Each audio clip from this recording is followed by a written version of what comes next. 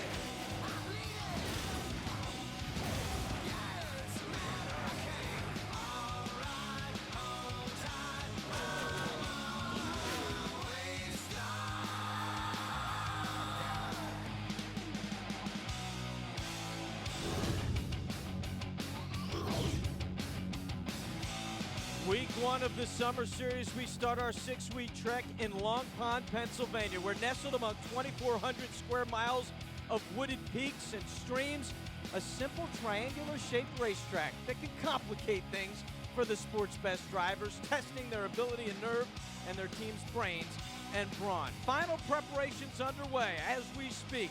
Jimmie Johnson, the three-time defending champ, has won twice already this season, twice in his career here at Pocono. And how about Tony Stewart, the two-time series champ, sits first in points. He won here in Pocono back in 2003. The fans, just like each and every week, by the time we get this close to green flag racing, they are more than ready. And our TNT crew, well, we're already at full speed. NASCAR on TNT, live from Pocono. And welcome to the place we'll call home for the next 6 weeks, the TNT set high above pit road. I'm Mark Fine alongside the crew chief and the driver. Man, it is good to see you guys. I enjoy watching on TV, the first little run there, but it's good to see you in person. Kyle Petty and Larry McReynolds, great to see you guys. Great to be back. Yeah, great to be back, man. Good to see you. Yeah, looking forward to a good 6-week run, guys. We only get an hour for the show. We got to dive right into it. We're got a lot of work to do. Yeah, we're going to start with a very big story. Story of the week: double file restarts, shootout style. NASCAR announcing early in the week that Pocono would be the first track for the new rule. This, an idea long in coming. Here are the basics. Every restart is going to look like the start of the race. Very simple, right? Lead lap cars out front. Leader gets his choice, inside or out. Then odd cars will be on the inside, even cars on the outside. Lap cars will follow the lead lap cars, and then penalty cars will come after them. Okay, let's get to it, guys. Larry Mack, we'll start with you. Your thoughts on the new rule. Well, I'm excited about it. You know, when you look back at the All-Star race, we have the double file restarts there every single May, and it's exciting. It's exciting for the fans, and it's going to be a learning process. It'll be a learning process for the teams, for the drivers, for the broadcasters, for the fans. But I'm excited about them doing it. But here's the thing, that we can sit down and break it up for hours. I talked to one crew chief in the garage area this morning, Greg Irwin, crew chief for Greg Biffle. He said, me and my engineers, we have studied that piece of paper and studied it, and there's just no way to dictate what's going to happen until we encounter these different situations. Got to wait till it actually happens out on the track. Yeah, well, let me just say this. If crew chiefs and engineers don't understand it, it's for dang sure drivers don't understand it. We just put our head in a bucket and get in a car. But I agree with Larry on this. We're going to have to wait until it plays out in a couple of different cases to see what it is. I give NASCAR huge kudos for changing something. You know, they had their town hall meeting, everybody talked about it, but now they've stepped out, they've made a change on the racetrack. And let me say this, I compare this to another sport, to the NBA. This is like when the three-point shot was implemented in the NBA. It was a game changer. This is a game changer. This is on the same level as that. Our sport as we know it will be different from this day forward. All right, we've heard from our driver. Let's hear from the participants for today, what they think about the change.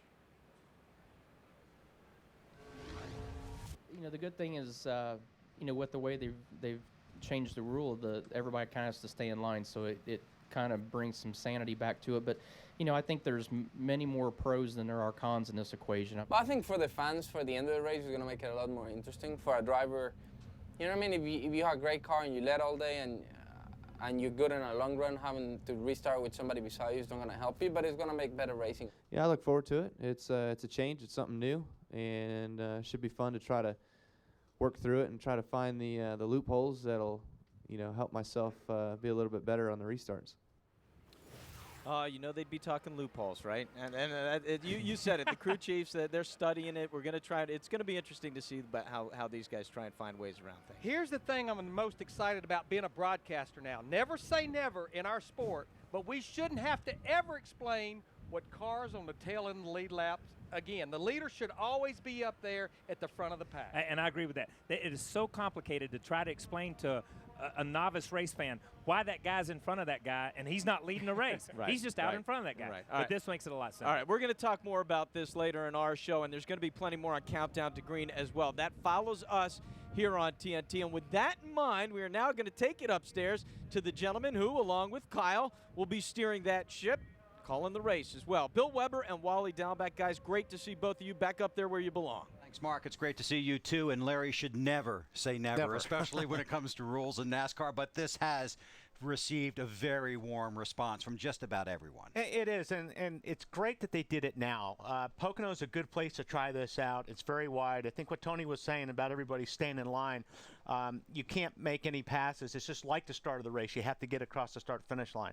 But, as a driver, when you're 8th or 9th in line and you've got those cars a lap down underneath you, it sometimes takes 4 or 5 laps just to clear those guys to go back racing with the guys you're racing with all day. So I think this is a big move, not only for the competitors, but I think the fans are going to love it. And this has always been a fun race to watch, but it's going to make it more fun to watch now and more challenging just because of the design of this racetrack and the challenges it throws toward a driver and the crew. It really does. It's not one of those places you can set your race car up perfectly. There's 3 totally different corners. So, and that's I think why the drivers like it so much, because you really have to drive the race car. You don't get it perfect. You throw a couple of corners away. You get, turn 2 you've got to get through really well, and turn 3 I think 1 is the throwaway.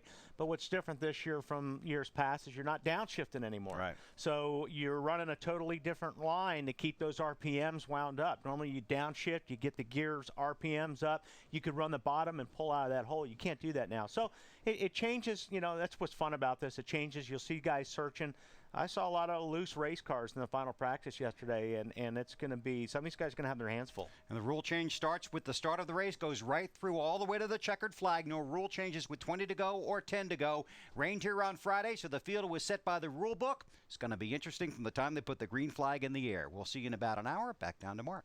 All right, thank you very much, gentlemen. We want to let you know that you at home can join us on the desk here. If you want to give us your input, questions, comments, thoughts, ideas, share them with us at Race Buddy, NASCAR.com. It's bigger and better than ever. Not only enhanced race coverage, but interaction with us as well. What you want to do, log on to NASCAR.com, click Ask the Booth. We'll get you involved, see what you have to say a little bit later in the show. And we are not done with double file restarts. We now welcome in the president of NASCAR, Mike Helton, up here on the set with us. Thanks for took that big climb up the ladder, man. Yeah, making us feel very good. That's quite a hike you guys go through. Hey. All right, I'm going to start. Makes me appreciate you all a little bit more. Obviously, you're in mid-season shape. We can tell. Go. Hey, 2 quick questions for you. Very simple. I think this is what the race fans want to know. Why and why now? The why is because the fans. Why now is we noodled it out for a good period of time and refined it. And Pocono's a good place to start because there's 2.5 miles to get used to all this, for not just for NASCAR but for the drivers and the crew chiefs too. Yeah, and I got to say this. I gave you guys a little grief last week on TV because you had your town hall meeting. And I said, don't give me any lip service. Show me something. Yeah. A week later, you guys are showing us something. Can we expect more to come out of that town hall meeting? I know a lot of things were discussed that are on the table and have come from the fan side and from the team side. Can we expect more in the future? I would say yes, Kyle, and it may not be visible to the fans necessarily or the masses, but certainly it should be visible to the car owners and the drivers, because what the meetings were in Concord, as much as anything, was establishing a newer, broader, better way of communicating with our stakeholders, and obviously car owners and drivers are huge when it comes to that. Yeah. And it's also a matter of explaining the circumstances of today. We're all in unique times, and And it helped for the drivers and the owners to hear the input we get from fans. We've got a fan council of over 12,000 fans that our offices talk to every week about things. And telling the drivers and the owners what the fans are saying from that is important. And that was a good opportunity to do that. And from that comes, well, what can you do for me now? And right now it's double file restart shootout stuff. You know, Mike, I mentioned earlier, it's going to be a working and a learning process for everybody, for NASCAR, the teams, the fans, for the broadcasters, and it's going to be different at 400- and 500-mile races, at half-mile tracks and road courses. But the good news is we have a little bit of history with the double file restart in the All-Star race each year. We do in the shootout in Daytona, and race fans and racers in general have been exposed to double file restarts at different levels of motorsports. And so, but what it does at the Sprint Cup level is compound and magnifies all the issues. And we've thought it out. I got to bring you my props here. This is what we did in Robin's bus last week. We used pace cars, and this was Cole Trickle's deal, I think. These are sugar packs that he's brought out. Different colors. These are my props to explain things, or to remind myself exactly what, or actually what to do. But the fact of the matter is that David Hoots, John Darby, Robin Pemberton, Mason Vincent, a lot of folks in the scoring and the operations and the race running of the sport have spent days and hours working on this to try to figure out what ifs. We went through one of the longest drivers' meetings we've had in our history that I can remember just now, showing and explaining. Surely the drivers didn't have any questions, right? No. Well, we didn't get off that easy. But the fact of the matter is, it's different. I've never seen a procedural issue that we implemented that has had the most wide-ranging support from the drivers and car owners, and that's because they know that this is something that the fans will like. Yes. And so they understand it's complicated. We understand it's complicated, and there's going to be some things that we're going to have to figure out on the fly.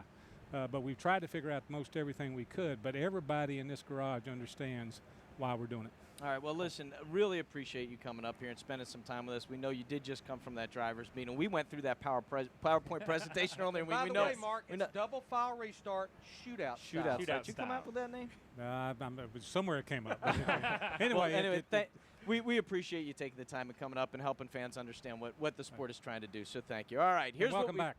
Thank you. Yep. Hey, here's what lies ahead on NASCAR on TNT Live. We'll continue our popular Pride of NASCAR series. Marty Snyder sitting down with Mr. Wingtips, Dave Marcus. Very classy walk down memory lane. And from a legend of the past to a champion in the present, Jimmie Johnson, the three-time defending champ, going to join us on set for a little chat. And later in Countdown to Green, a revealing talk with Dale Earnhardt Jr.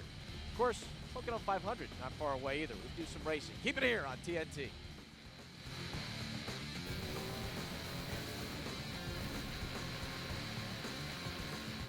NASCAR on TNT Live. Brought to you by Sprint. NASCAR Sprint Cup Mobile. It'll change the way you experience the race. And by McDonald's. I'm loving it.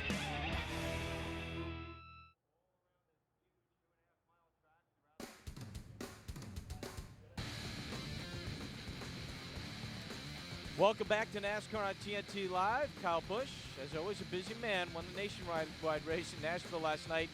Raised some eyebrows in the process. We will discuss that later in the show. He starts 6th today. And there's Junior, nowhere near the top 12 right now, but after a quality run last week with his new crew chief, 88 fans sure hoping he can turn things around. All right, now time for us to head across the track and check in with our pit reporters. You know, I say this every year. I'm a bit biased, but I believe they are the best in the business. Always on the pulse of the big news as the race fast approaches. We're going to start with Lindsay Czarniak. And Lindsay? Thanks, Mark. Today, keep your eye on Kevin Harvick. It's his 300th Cup start, but he doesn't care at all about that. These guys just want to win. In the past 9 races, they finished outside the top 10, but they made an adjustment in practice that had Kevin smiling, saying he could not believe how much his car had improved. The question is, how much can it improve on the track, Matt Yoakum? Lindsay, Pocono isn't a racetrack known to be a season's game changer, but Hendrick Motorsports, they sure have had a lot of good runs here in the past and hoping for more today. When you look at Jimmie Johnson, he's looking to back up his Dover win with another win here at Pocono. Then you've got Jeff Gordon looking to rebound from dropping to 2nd in the standings, and he's still battling that sore back. And no driver has come closer and more often going to victory lane here at Pocono than Mark Martin. 6 times he has finished second, had a very strong race car in final practice. And then there's the Twilight Zone season, which is what has been Dale Earnhardt Jr.'s 2009. New crew chief Lance McGrew. First full weekend with McGrew. Already it looks like the winds are changing. Could be an epic Summer 6 here on TNT. Ralph? Matt Brian Vickers came to Pocono feeling very confident. Why shouldn't he? He finished second here just a year ago. However, he lost a lot of practice time due to spinning out and then cutting a tire down yesterday. Talked to crew chief Ryan Pemberton this morning, and he said, now we're feeling a little lost. Marty. Well, Ralph, the weekend started well for Tony Stewart. On Friday it rained and he got the pole position because he's the championship leader. But on Saturday, at the end of the first practice, he spun his primary car off of turn 2, damaged the car to the extent they brought out the backup car. I talked to Tony moments ago. He told me honestly he feels like the backup car is as good, maybe even better than the primary car was for Stewart. He has to start all the way at the back of the field today, but it's going to be very interesting to watch and listen to. Tony Stewart today will be on top of all of it, Mark. All right, thanks very much, Marty. Tony, of course, twice in his career he has led in the points. Both of those times he went on to win the championship. Time now for a segment of our program that we take a lot of pride in, pun intended. For the last 2 years, our reporters and producers have gone above and beyond to bring you insight into the history of the sport through its legendary personalities. Proudly, Pride of NASCAR is back. We start the series with Dave Marcus. Marcus, third only to the King and Ricky Rudd in all-time starts in the sport's premier series. The track here at Pocono, also a big part of his history, as it was the site of a memorable crash back in 1999. Marty Snyder has the story on the last of the sport's great independent owner-drivers.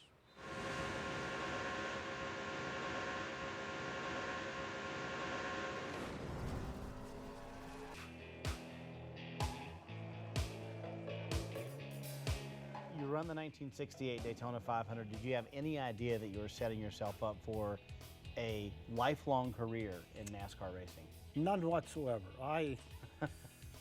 I wanted to race, that's what I wanted to do, and here I was, and I was there racing, and to me, it was a job, it was what I'd done to make a living, and it was fun. I mean, I enjoyed it. It's what I wanted to do.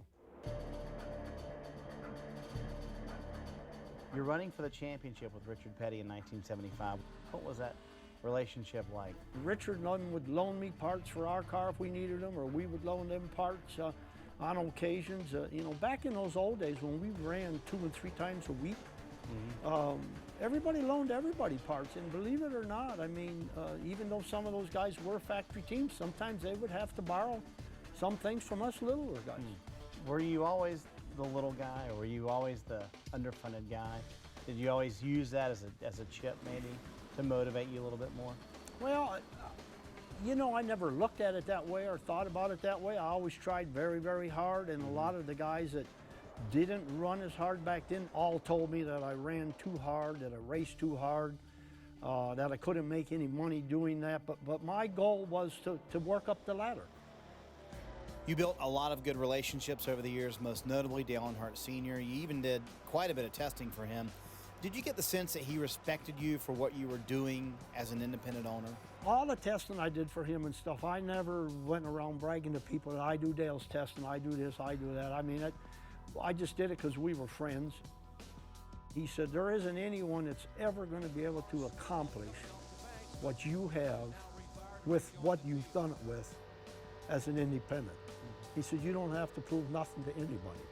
But I think that he respected me for as hard as I worked and as hard as I raced and what I accomplished and the way I did it. Pocono 1999, the big wreck there. After that, was there a consideration of saying, okay, that's enough, I'm done, after a wreck like that? No, not really. That one beat me up and I was sore, but I did drive the van home that night after the race. You drove the van home after the race. So my guys. I never knew that story. You did? Yeah. You know, it was a job. It was racing. It was fun, but it was a job, and it's what we did to make a living. And those guys had paychecks coming, and they needed to sleep. I needed them to be working. Do you drive almost until you're 60? Why did you want to stay in the car so long? I don't know. I guess I still wanted to race. I still wanted to try and win another race, but it became harder The hours and the politics and the money that it took to do it, it was becoming harder for sure. Not making the races and coming home, that was tough. That was difficult because I went for many, many, many years and never missed a race. If I had to say, Dave, what are you famous for? What would your answer be? Wingtip shoes. This dapper pair of basic black wingtips belongs to hard-charging Dave Marcus. And if Dave gets to victory lane, he'll be dressed for the occasion. How many pairs of wingtips have you had in your lifetime? Oh, I had, I guess, about 6 or 8 different pair. Most 2 or 3 pair all the time. Yeah. For driving shoes, and that began, years ago we had bad problems burning our feet. And my wingtips came about through David Pearson. We were standing around talking, and Pearson said something about, to me, he said, "Don't you have any leather shoes with leather soles, boy?" That's what he said. And I said, "Yeah, I got my dress shoes. They're in the suitcase in the infield there in the car." And he said, "Well, wear them." I went and got them and wore them that day and didn't burn my heels, and it became a trademark after. I just wore them all the time. And how many pairs would you go through a year in racing? Well, I actually had them repaired. So you only had, so when you say I had 6 or 8 pairs, that's not per year, that's period. Yeah. So these shoes you're wearing today, were these perhaps raced in at some point? Yes, they were. Oh, they were? Probably in my last race. There's a sign and a quote that you've lived by for so long. We've done so much with so little for so long that we can now do anything with nothing. Would you rather have done it with big time money and had everything handed to you, or would you rather done it the way you did it? I think I'd rather do it the way I done it because I learned a lot doing it. I mean, I can do about anything now on automobiles or welding or fabricating, and I learned it myself doing it that way, trying to make parts last or build them or make something different. And I enjoy doing it.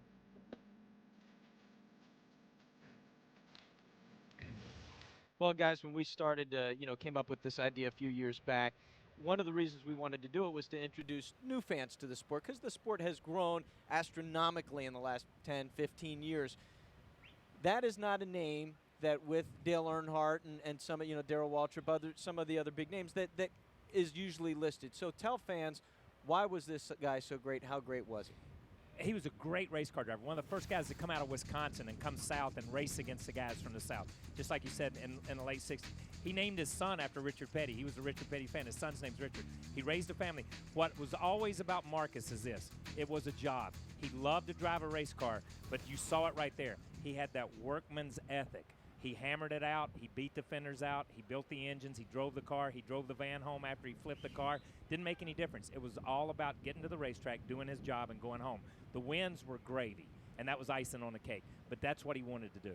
And I think you saw in the graphic, 883 career starts, third to Ricky Rudd and to Richard Petty. In 511 of those starts was driving his own race car. Yeah. And what I remember is even when he was up close to 60 or above 60 still driving a race car, when a lot of these young guys were being poured out of their race car in the summer months, old Dave Marcus would hop out of that car, go change clothes, and help them load the truck, and as he said in the piece, drive the van home. Okay, quick answer. Got to make you guys show your age. Your feet ever burn? Oh, yeah. Plenty of times, man. Plenty of times. Burning feet? Yeah, plenty of times, It man. never got that hot on the pit box.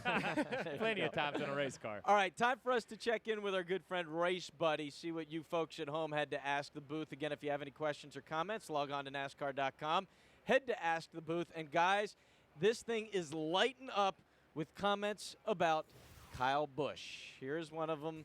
Was it disrespectful that Kyle Busch smashed the guitar in Nashville last night? Hasn't he caused enough controversy in his career? That was from Dustin in Virginia. And you knew we had to get to this sooner or later. I'll let each of you comment. Certainly, I think it surprised some folks when he got out of that car and smashed the trophy. You want me to go? Okay. Yeah. All right. Here's what I say. I don't think it was very well thought through. Okay. And let me just say this. I understand the mentality behind smashing the guitar because rock stars do it. Sorry, he's not a rock star. Okay. He's a race car driver, number one. Number two, that's a trophy. That is a trophy. that all those other guys that drive those race cars would have given anything in the world to hold in their hand, not to smash like that. I understand they talked about it before the race and said, I'll smash it, we'll give everybody on the crew a piece of it. I would rather see him take, and as he says, I'm going to buy some guitars to replace that one. I would rather see him say, I'm not going to smash this one, but I'll buy all you guys a guitar, and we'll get Sam Bass to paint it up special for you guys to commemorate it. But I don't think it was disrespectful, because I don't think he meant it that way. I just think it was poorly thought through. Maybe well executed, okay, from his side, but poorly thought through. And there's definitely more to this story because, yeah, his crew, actually I think it was before the spring NASCAR race. Right. They said if we win the race here, we want a piece of that guitar.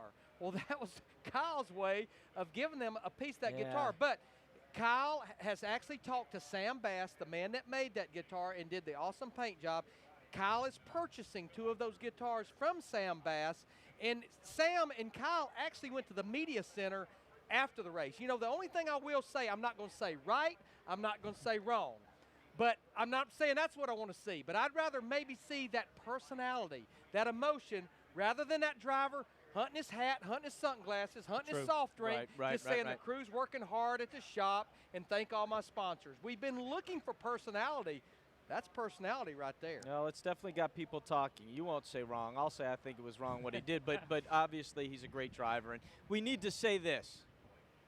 Kyle Petty plays a guitar, and he loves playing guitar, so you might have taken it a little harder than some other folks. But I didn't take it that way from the guitar. And let me say this. I had a house burned down and lost some of my original trophies. Ernie Irvin and those guys said, I don't like to see trophies destroyed, period, for whatever reason. We're going to come by.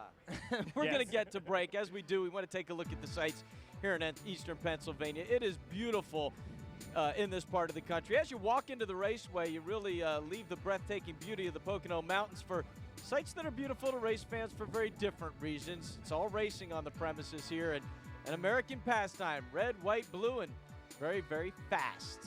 We'll be back very, very fast. Keep it here.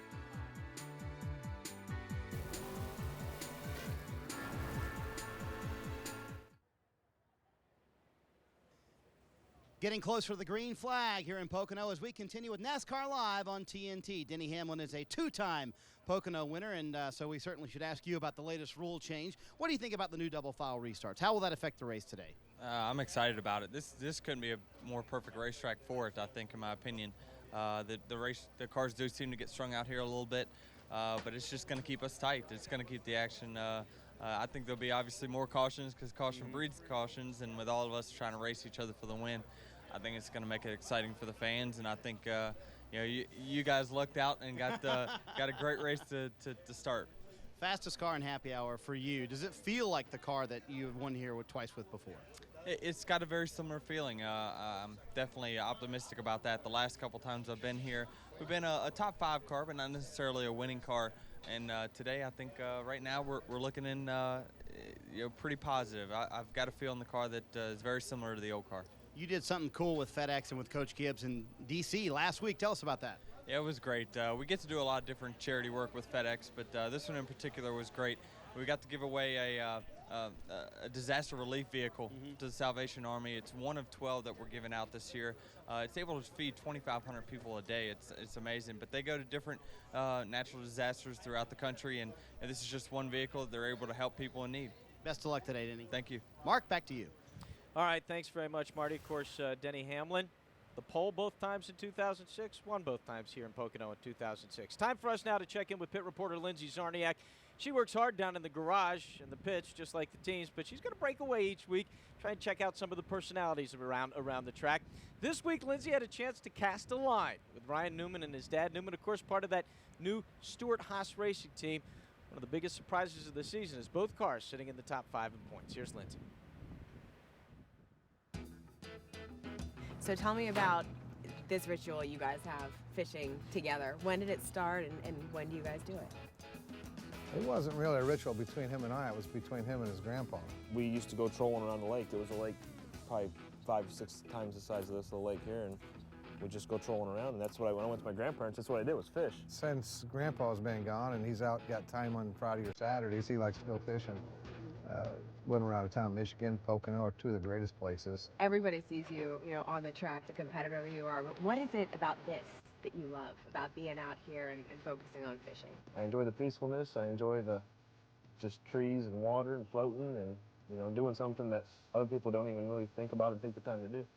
Tell me about the relationship between both of you guys. I mean, you being Ryan's spotter, that's a pretty unique setup. It's unique to us because I've watched him drive since he was 4 years old, so I kind of know what he's thinking, and then he knows how I think, or you know, and he can trust me. If I say he's clear, he's clear. I mean, he may only be clear by this much, but he knows what I say. If there's a hole he needs to get into, he can trust me that he'll get there. Your crew chief, Tony Gibson, tells me that you guys have a very big fishing rivalry. What is that all about?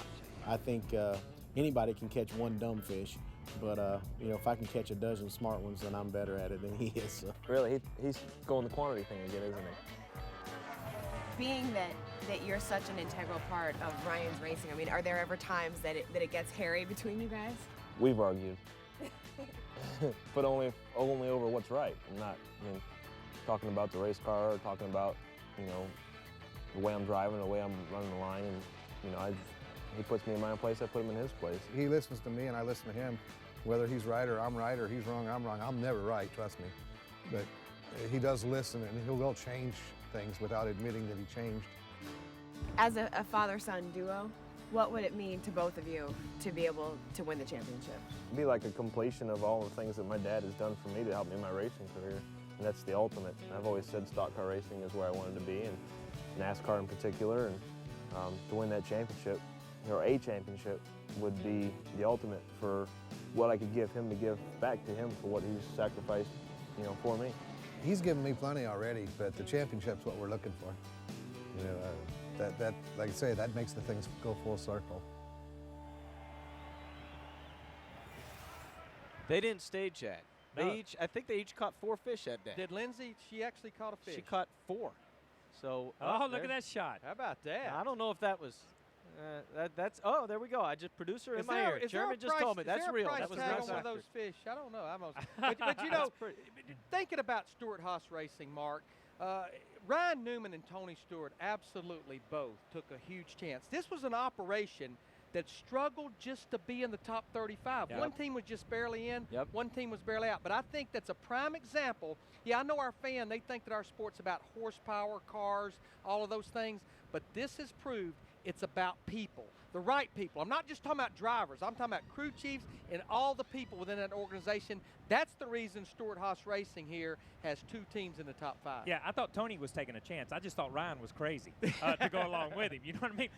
You taking a chance is one thing. Talking to somebody into coming along with you is something totally different. 2 teams in the top 5. And let me say this. A lot has been made because those are Hendricks engines and Hendricks cars, and they have a connection to the Hendricks organization. But just as Larry said, Tony and Eddie and that entire group had to put together a group with Stewart Haas that's able to take that product to the racetrack and perform, and they do it week in and week out. It's been one of the great stories to and follow. Mark, real quick, everybody thinks that Tony and Ryan, that this relationship was because they both came from open wheel. Tony told me had nothing to do with their racing background. They have a lot in common away from the racetrack. They enjoy the outdoors. Both of them are actually building the same type of house right now, so they have that relationship away from the racetrack. And you talk about the personalities, and part of that is relationships. Coming up, well, Jimmie Johnson's going to join us on the set, and then when we're done, it's going to be Countdown to Green. Marty Snyder, he had a chance to jump in Dale Earnhardt Jr.'s newest toy. You are not going to want to miss this adventure.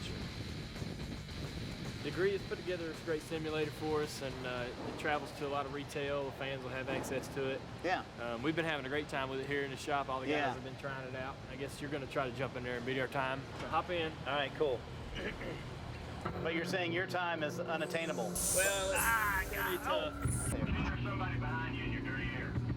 Is that you talking to me? Yeah, that's me talking to you. What happened? Well, you're heading over to the house. I see. I'm hitting a farmhouse. I see that. Took a shortcut. I did? Yep. Is that good? You really messed that up. You're going to have to do better if you expect to get your victory. I failed. Yeah, you ran into some too much stuff. I did. When they were done with the fun, Junior opened up about his current situation, the expectations that come with being Dale Earnhardt Jr. and driving for a team that's been so dominant. When things are bad, you can do a lot of things on gut feeling, and you can damage you know, you can damage a lot of relationships that are, once the bad stuff is past you, it's hard to repair those things, you know, so you have to kind of be careful when things aren't good, not to upset everybody around you because you're cranky, you know, and so you got to pull a lot of punches and watch your mouth.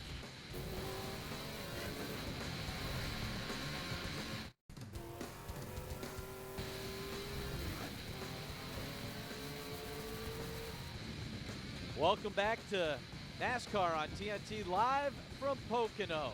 Beautiful day for racing here, about 70 degrees and sunshine. All right, time now for us to send it down to the man and his machine. They gave him new stuff again. Larry Mack, you're at the new TNT off-track robotic car that is Torque for short. That's what the bosses have been calling it. Larry Mack, I'm going to go with Torque for the rest of the season, if that's all right with you, instead of that long name. Maybe Robocar. Either way, pretty cool stuff you've got down there.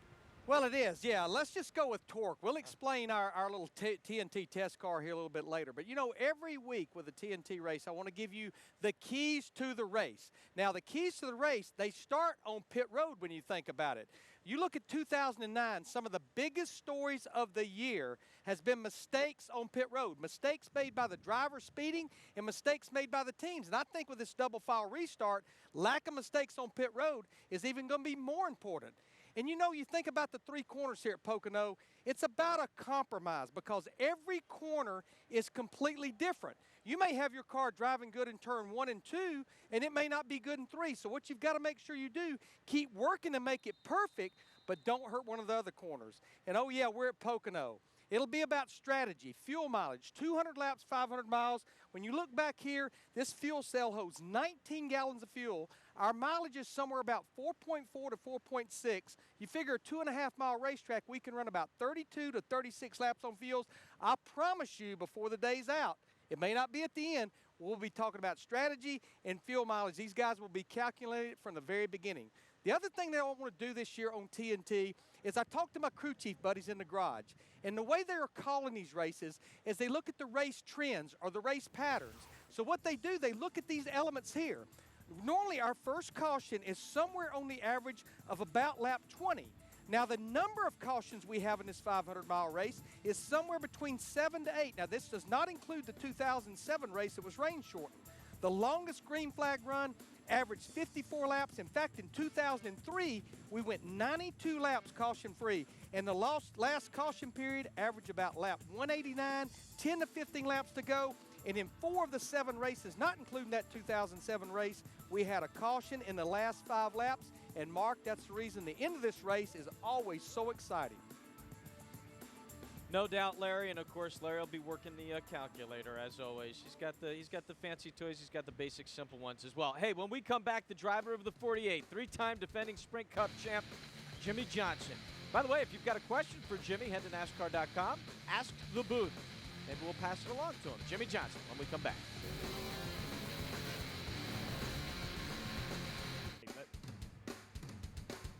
Welcome back to NASCAR on TNT live from Pocono, Long Pond, Pennsylvania. Again, beautiful day for racing today. Beautiful days is what Kyle Petty likes these days because he is driving his riding. I'm sorry, Right. not driving. It's kind of driving. Riding his motorcycle from race to race for our 6 races. They are going to log this entire thing on NASCAR.com. We want to give you a little peek right here. 6 races, 6,000 miles, 2 legendary American names, Petty and Harley Davidson, and 1 crazy sidekick. Woo! Put it down! Come on!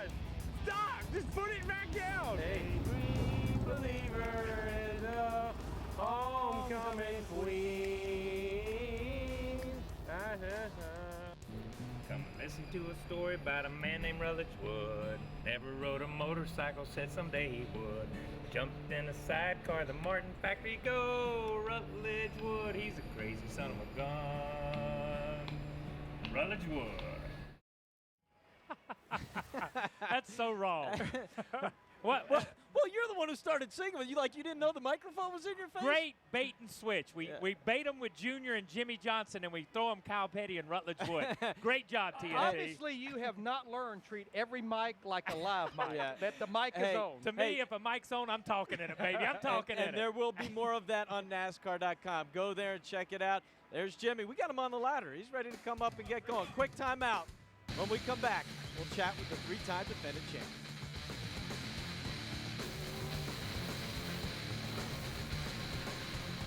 NASCAR on TNT Live. Brought to you by Sprint. NASCAR Sprint Cup Mobile. It'll change the way you experience the race. And by McDonald's. I'm loving it.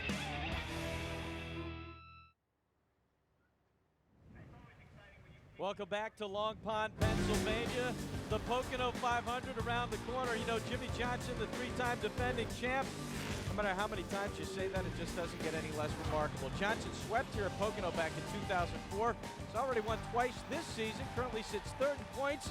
It's actually a little bit scary for the rest of the field since the 48 team usually waits until a little later in the season to hit its stride. And joining us now on our set, the driver of the number 48, Jimmie Johnson. Jimmie, thanks for being here. Excuse us as we papers. Good catch. The wind's picking up. Hey, I mentioned there briefly at the end of your introduction, you guys seem to be hitting your stride, obviously earlier this season than last season. We got that right? Yeah, I mean, we're trying the whole time, so it's not like we're all of a sudden putting the effort forward. This year versus last, I think our cars are in much better shape. We have much more speed and pace in the cars. We've just made some mistakes. I've made plenty of them. We've had some different things take place during the course of the season that has kept us from winning more often and leading more laps and being up front. But it's a team sport, and I've got a great group of guys, and we're behind each other, win, lose, or draw. And last weekend went as good as it could possibly go, and I feel that this weekend we have another great race car, and hopefully we can do the same.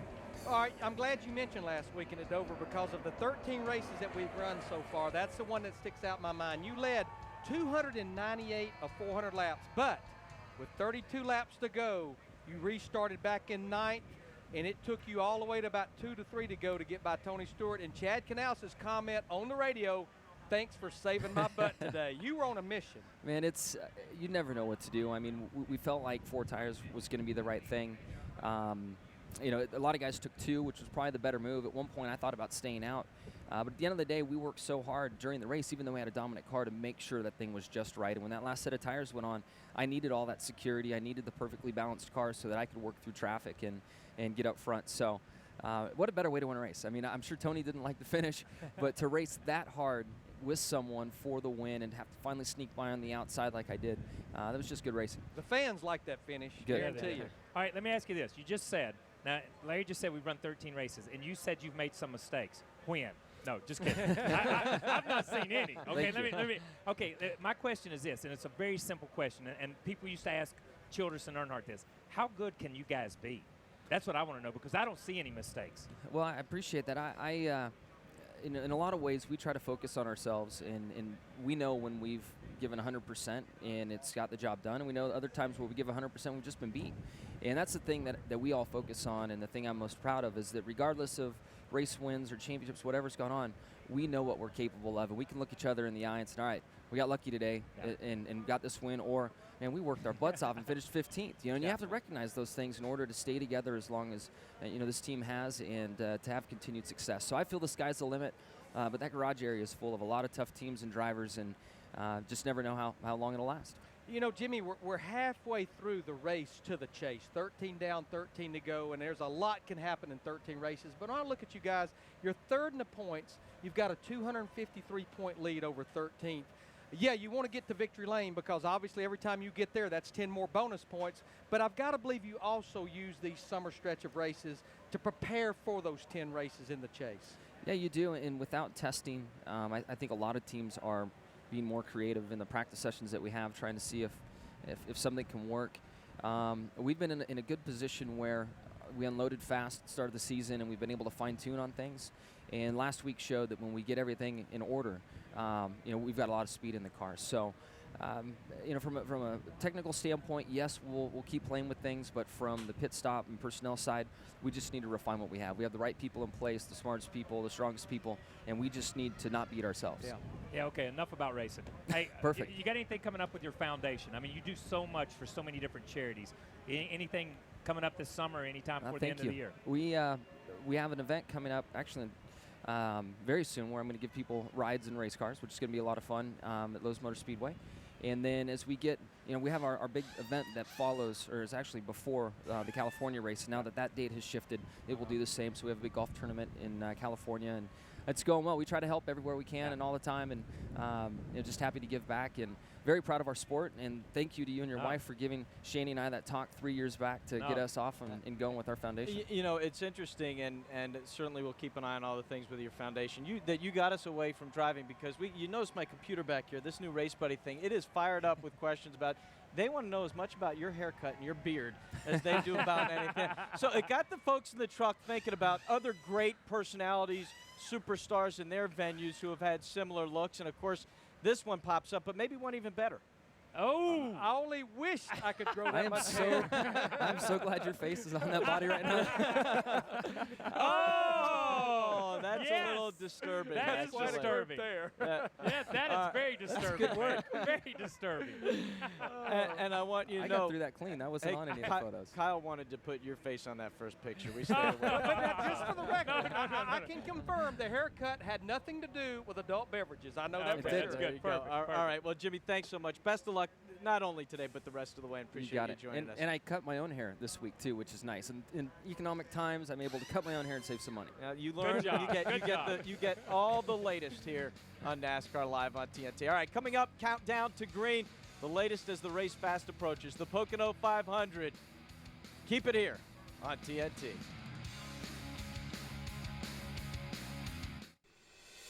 Since 1974, it has been a goal of NASCAR teams to unlock the mysteries of Pocono Raceway. Early this morning, the final preparations began in the Sprint Cup Series garage, knowing 500 miles are just ahead. Meanwhile, outside the garage, these fans have waited nearly a year for the stars of the sport to return to this daring Pennsylvania track. Everybody is ready for some summer fun and the Summer Series. Some teams are feeling the heat. And one thing we know for sure, it's only going to get hotter. Today, the next chapter in some of the most surprising stories of the season and some of the most baffling. Time to light the fuse. NASCAR is back on TNT, and this story starts with a bang. For the next 6 weeks, TNT presents clashes of pavement and steel and contests of will and character. Racing in a 43-car pack, cars 3 wide, door to door, 200 miles an hour. You really know how fast you're going. It's just really intense. It's hot, it's slick, sparks flying. It can get really exciting. It begins in Pocono, the treacherous 3-turn test of talent. Halfway to the chase, NASCAR's finest are battle-tested. Points and pressure are in full supply. The Hendrick team continues to reign over the field, with Jimmie Johnson's wheels bearing the imposing load of 3 straight championships, making the 48 the heaviest car on the track.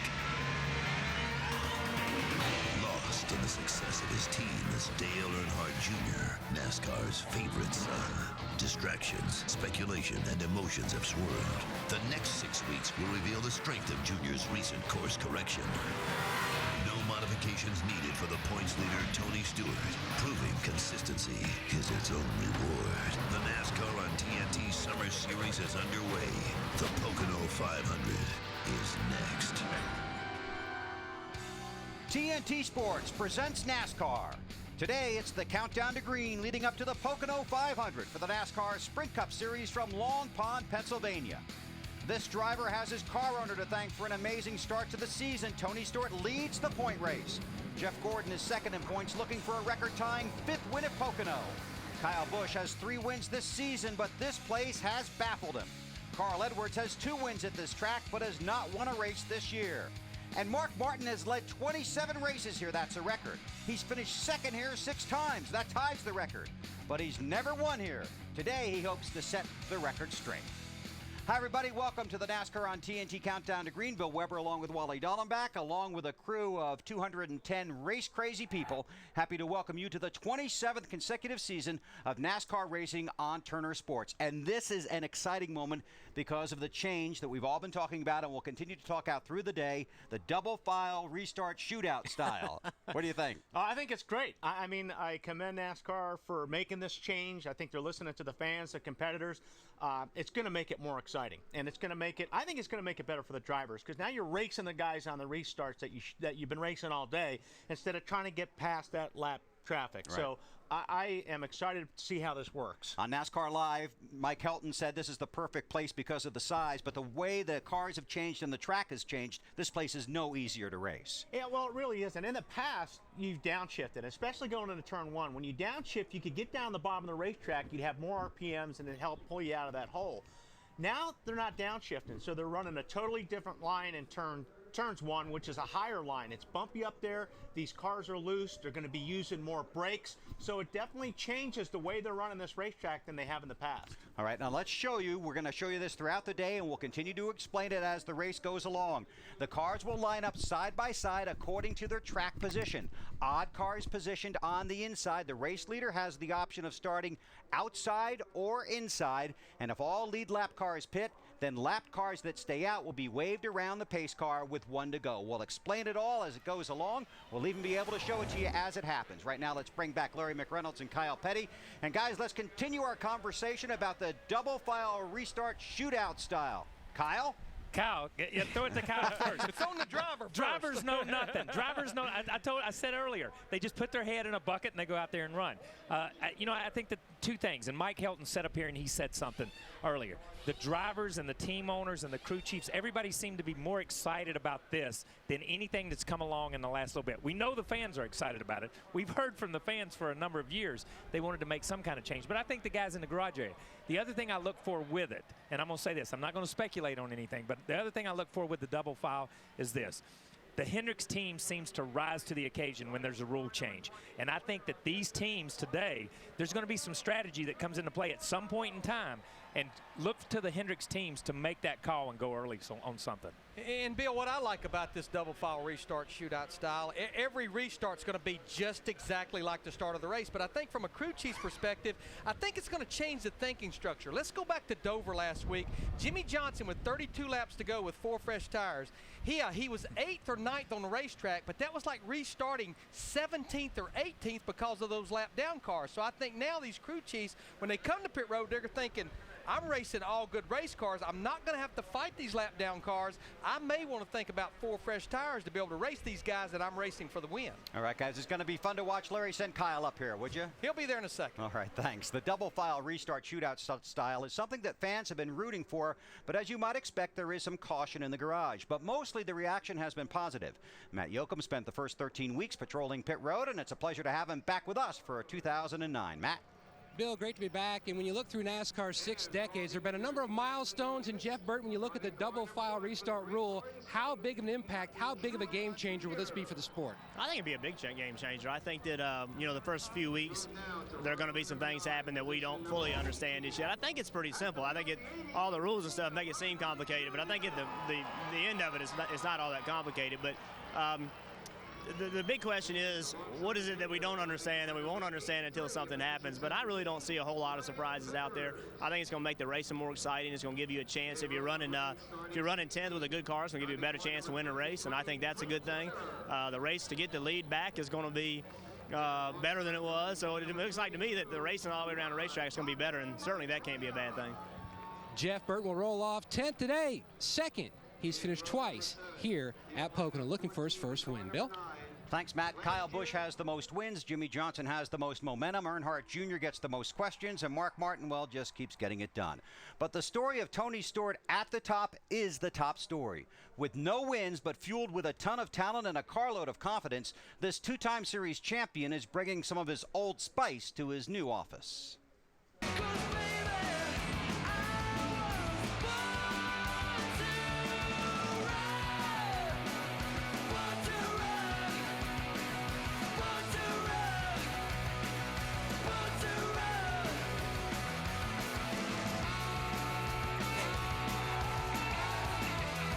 Tony Stewart has a lot of challenges as a new owner driver, and one of your biggest challenges is starting from the tail end of the field, trying to get a win. How do you form a strategy for that? Well, I mean, we got a good race car, which is that's the first part of the equation. And Darian Grubb and all of our guys on our Office Depot Old Spice team did a really good job yesterday of when I got us behind.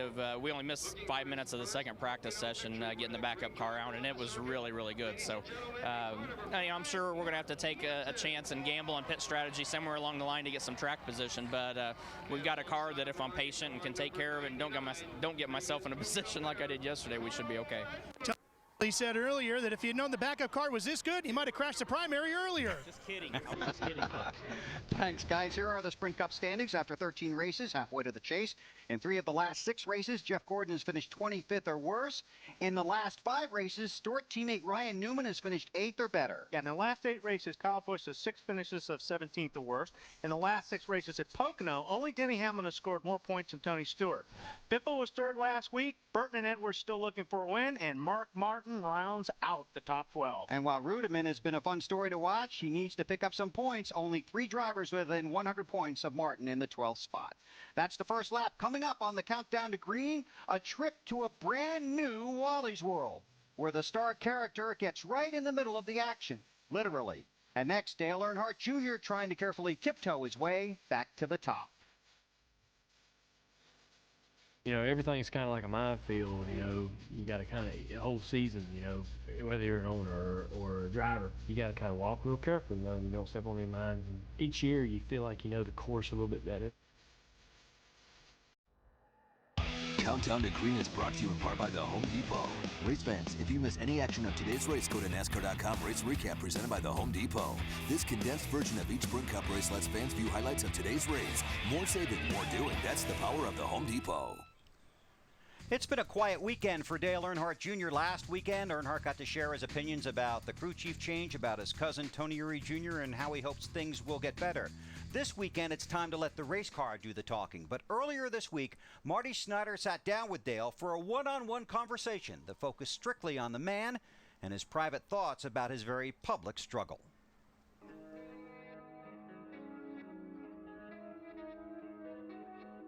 Are you under more pressure than you've ever been in your career, you think, as a driver? Well, the pressure, you know, it comes and goes. When I first came to Rick's, I knew all this stuff about this is the place where I'm really going to have to prove myself. Right. 90% of me was not even looking back, but there was a small percentage of me that was asking myself a lot of serious questions, like, you know, look, man, you know, you're putting yourself in the best equipment. You're not going to have any excuses. Is that what you want? We're in a definite rut that we're trying to get out of, and we're working really hard to do so. This is the type of situation that I kind of feared could happen, and I asked myself when I got the opportunity to drive for Rick whether I would be able to handle going through this type of thing, whether I even wanted to, you know, because I always had excuses before.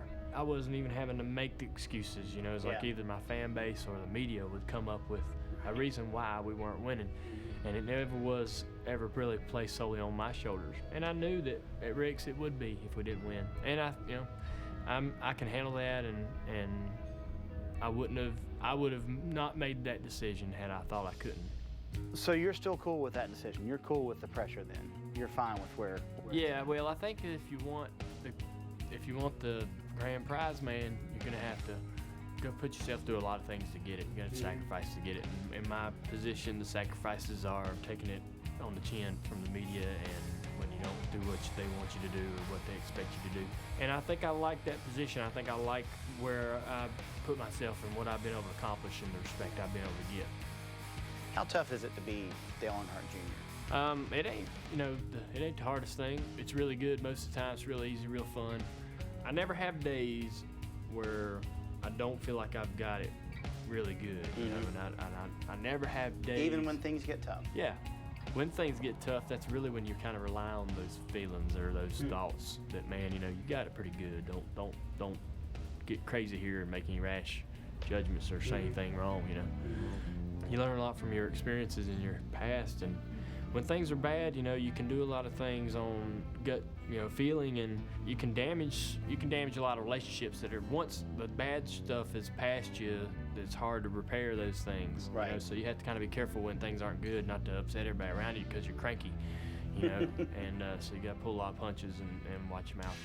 Sounds like to me, bottom line, even with all that's going on, this still hasn't become a job to you. You're still a guy that's out there having fun. Yeah, I think so. I mean, there's parts of it that are there's parts of it you got to take quite seriously and quite professionally, and there's a lot on the line. There's a lot of money put on the line for us to race. It never feels like a job. It's a race, and it always has been. And that's initially the first part you enjoy from day one, and that never changes.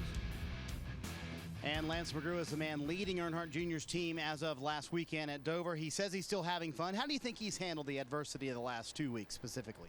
Well, I think it's been hard on him. I mean, I definitely have seen a change in him over the last month, and he has seemed to have been a little bit more at ease the last 2 weeks, which is nice.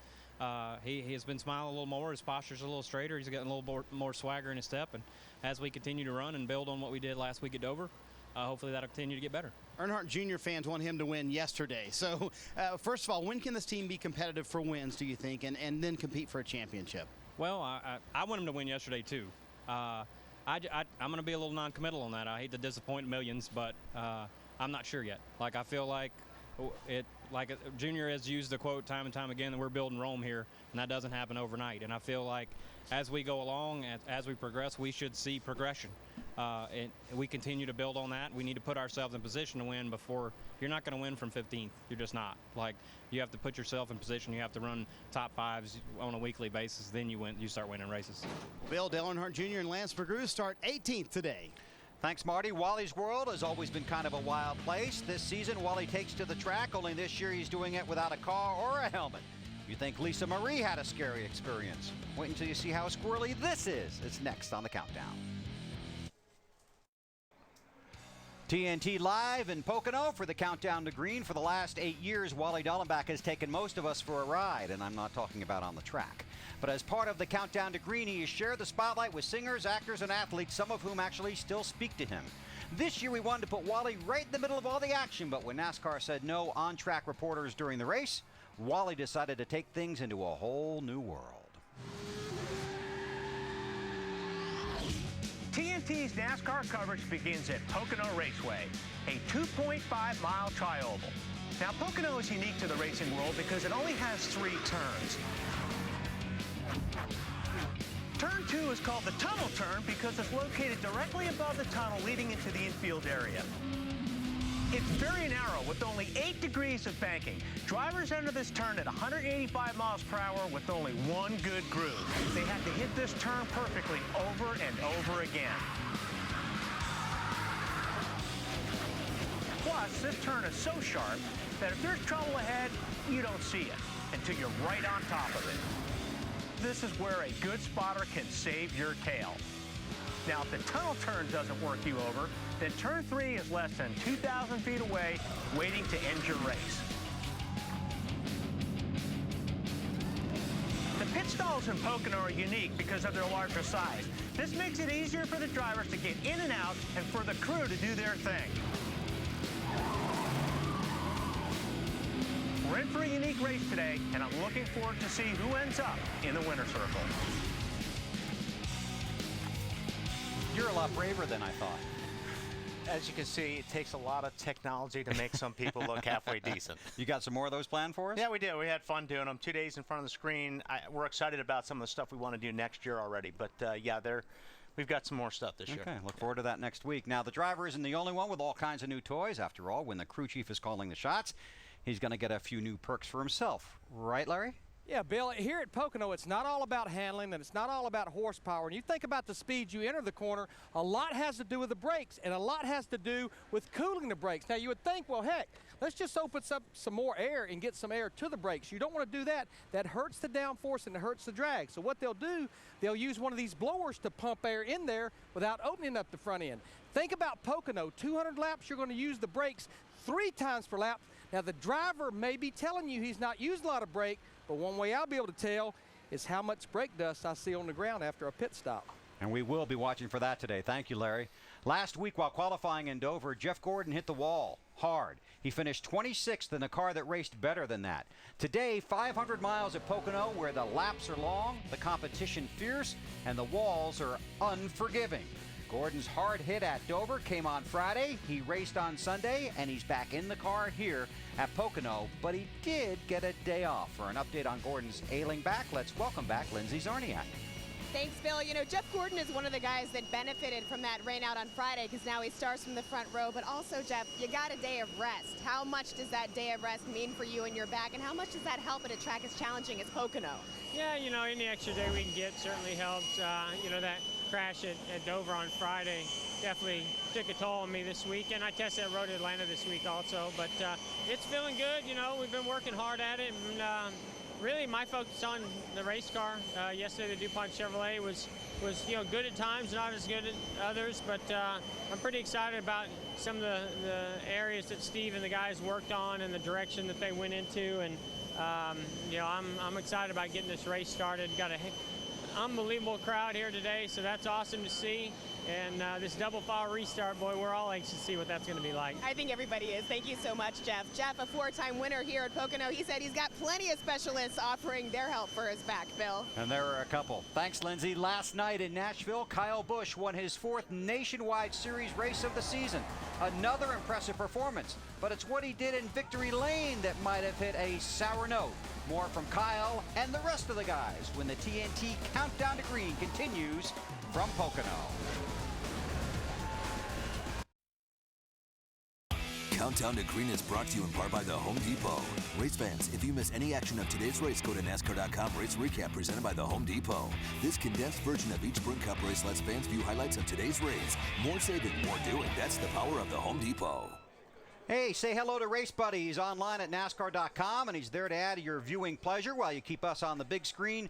Race Buddy gives you a number of different ways to enjoy the race on your computer. He hangs out at NASCAR.com, and he'll be there all afternoon. And he even works weekdays, too. Down to Matt Yoakum. Bill, what a resurgence of the Blue Deuce. Kurt Busch last year just outside the top 20, this year inside the top 5. You went to Victory Lane at Atlanta. Two-time winner here as the jet dryers trying to get some of the water off the track. What's your biggest challenge today? Well, I feel like we have to have a good car at the beginning now with double file restarts and then not get too loose as the car progresses throughout the run. It's hot, it's going to be slick today, but every time there's a restart, you're going to be bunched up. And so it'll be an interesting new day for all of us in NASCAR, and I'm pumped up about it, and I hope our Miller Lite Dodge is able to come out on top. He's chasing win number 3 here at Pocono, his 2nd victory of the season. To Ralph Shaheen. Matt, more controversy surrounding Kyle Busch after last night in Nashville. Kyle, how do you feel about this latest round? What are your thoughts? About what controversy? The guitar last night in Victory Lane. Do you not see that as controversial? No, that's not controversial. That's just a guy showing true emotion in Victory Lane. You know, it's great to be able to go out there and win races and stuff like that. And, you know, I talked to Sam and I talked to the Gibson people. They all thought it was great. It was fine. And so, you know, what it was to me is it was to give the pieces to the team, you know. And so, unfortunately, it didn't break on my part. But fortunately for Gibson, they've got a great product in their guitars. And so, you know, I ordered up 2 more of them actually for myself and for my crew chief. And the one from last night, it'll be going to the bandsaw tomorrow. We're going to cut it up and distribute. I'm going to sign the pieces for all the guys on the team last night, share it with them. They never get a chance to get a piece of the trophy after we win races, you know, so that's the best opportunity for them to get that. He's going to shoot for another one starting 15th today, Bill. Thank you, Ralph. This is the first time the Pocono 500 has been held on June 7th. In fact, it's just the 3rd time since the modern era began in 1972 that the Sprint Cup Series has raced on June 7th. In 1992, Ernie Irvan won in Sonoma, and 28 years ago today, a former series champion and Daytona 500 winner went to Victory Lane in College Station, Texas. It was June 7th, 1981, and the man celebrating in Victory Lane that day was Benny Parsons. Come on, you didn't think we'd come back on the air without a salute to old BP, did you? Now, you don't have to look it up because we already did. The countdown is at 0, and the Pocono 500 is coming up on TNT. Today, it's the NASCAR Sprint Cup Series in the Pocono 500 from the Pocono Raceway in Long Pond, Pennsylvania. It's the 14th race of the 2009 season. Mostly sunny skies, temperature about 74 degrees. And it should stay dry most of the afternoon. Good crowd on hand to see this race, the first of 2 at Pocono this season. Casey Kane comes in as the defending champion. Carl Edwards won the 2nd race here last year. Kyle Busch won the Busch race, the nationwide race, yesterday, and now he's trying for a weekend sweep here in Pocono. Jimmie Johnson has the experience to get back to Victory Lane, also trying to climb up the points ladder. It should be an exciting afternoon, a new rule change, and lots of excitement on the track. Denny Hamlin is a two-time winner at this track. Looks to get back to victory lane here this afternoon. It should be one wild afternoon here in Pocono, and we'll take you for the whole ride. Right now, let's take you trackside and join the ceremonies. Let us pray. Lord God, we thank you for this beautiful day here at Pocono. We ask your special blessing on our drivers and teams. We pray for a safe and good race. May the Lord bless you and keep you, make his face shine upon you, be gracious to you and give you his peace. Amen. Thank you, Father Phil. And now, ladies and gentlemen, for the singing of our national anthem, Clark Lewis.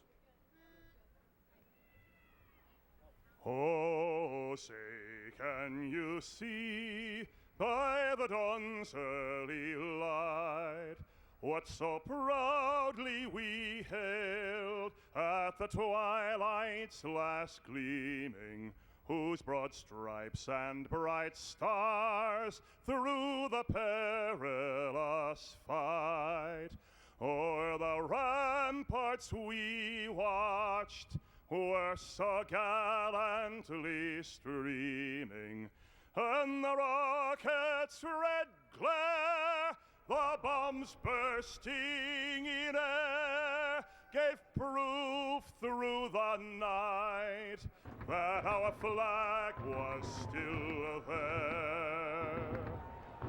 Oh, say, does that star-spangled banner yet wave o'er the land of the free?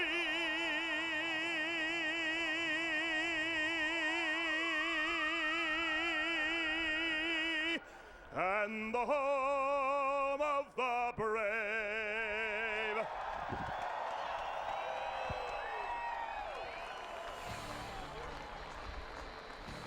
43 teams, 43 drivers, one dream, to drive into victory lane at Pocono. The command is next. TNT Sports live at the Pocono Raceway in Pennsylvania, getting ready for the Pocono 500. Stories from pit road. Here's Ralph Shaheen. Bill, believe it or not, yesterday Jimmie Johnson told me his car might be too comfortable. They thought the track would change a lot between the two practice sessions. It didn't. Chad Knaus told me this morning they're a little concerned about that. Matt Yoakum?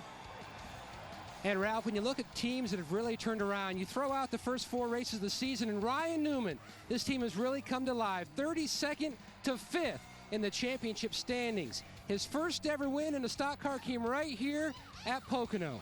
Today, this team really feels like this could be their first win in Cup together at Stewart Haas Racing. He starts 5th. Lindsay?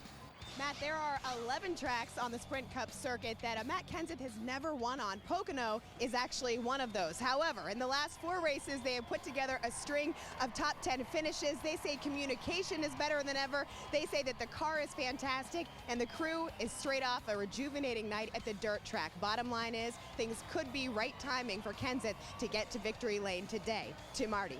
Well, Lindsay, one of the cars I'll be talking about on pit road today is Denny Hamlin. He admitted to me earlier this week that his 2 Pocono wins may have come too early in his career. He told me, quote, I may not have appreciated those wins like I should have at the time. Now in the midst of a bit of a dry spell, some bad luck last week at Dover, cutting a tire while running second. He said, I would do anything for a win. Talked to Denny moments ago. He told me this might be one of the best cars I've had all year long, maybe even good enough for his 3rd Pocono win.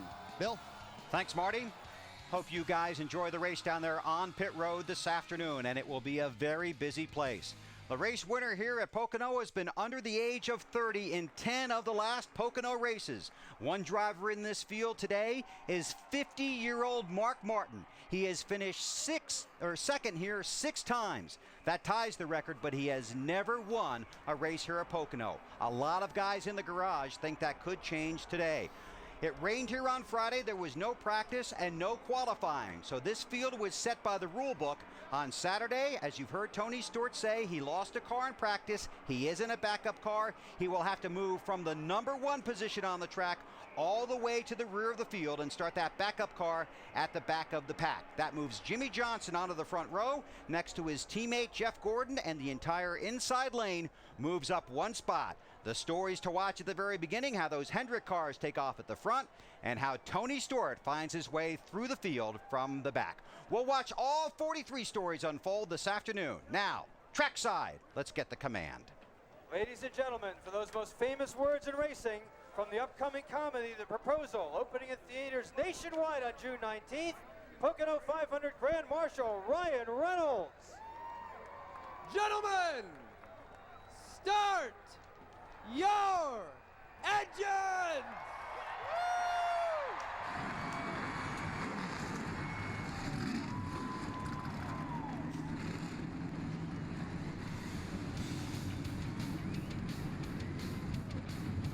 The fans on their feet as the field roars to life. I don't care how many Sprint Cup races you've seen.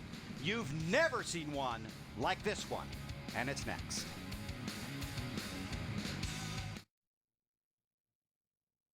NASCAR Sprint Cup Racing from the Pocono Raceway is brought to you by the Home Depot. More saving, more doing. That's the power of the Home Depot. By Burger King, who reminds you to have it your way. And by Off Track with Tony Stewart, presented by Armor All, an exclusive video series that puts you behind the scenes with racing superstar Tony Stewart. To watch now, go to NASCAR.com/ArmorAll.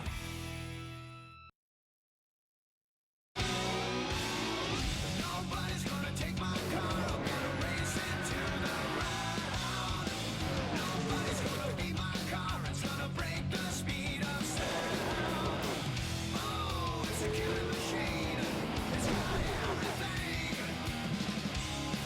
Like a driving power, big fat tires and everything.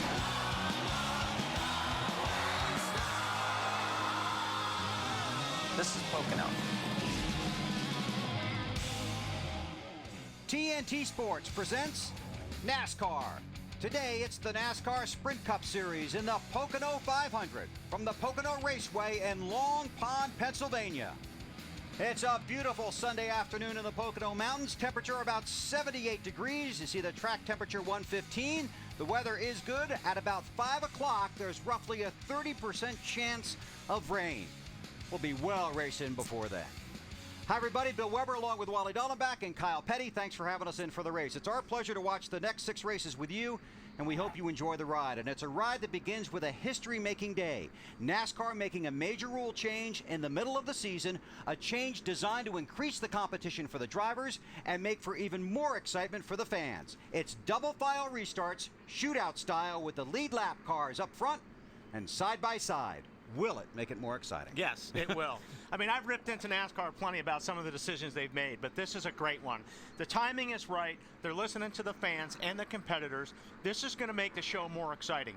You're going to be restarting with the guys you're racing. You don't have to get past those guys that are a lap or more down, which sometimes takes 5 or 6 laps, and by that time, the leader's gone. So, yes, this is a great move on NASCAR, and I definitely congratulate them on that. And this is a great place to try it here at Pocono. It certainly is, but it's going to change the strategy for not just the drivers, but for the crew chiefs as well. And if you screw up on pit road, you're going to get stung. Yeah, and I've talked to a few crew chiefs downstairs already and some drivers. And here's the deal. Here's what they've told them. If you make a mistake, finish the mistake on pit road, because if you have to come back to pit road, you're going to have to go all the way around, get back in at the back of the line. Here's what I think.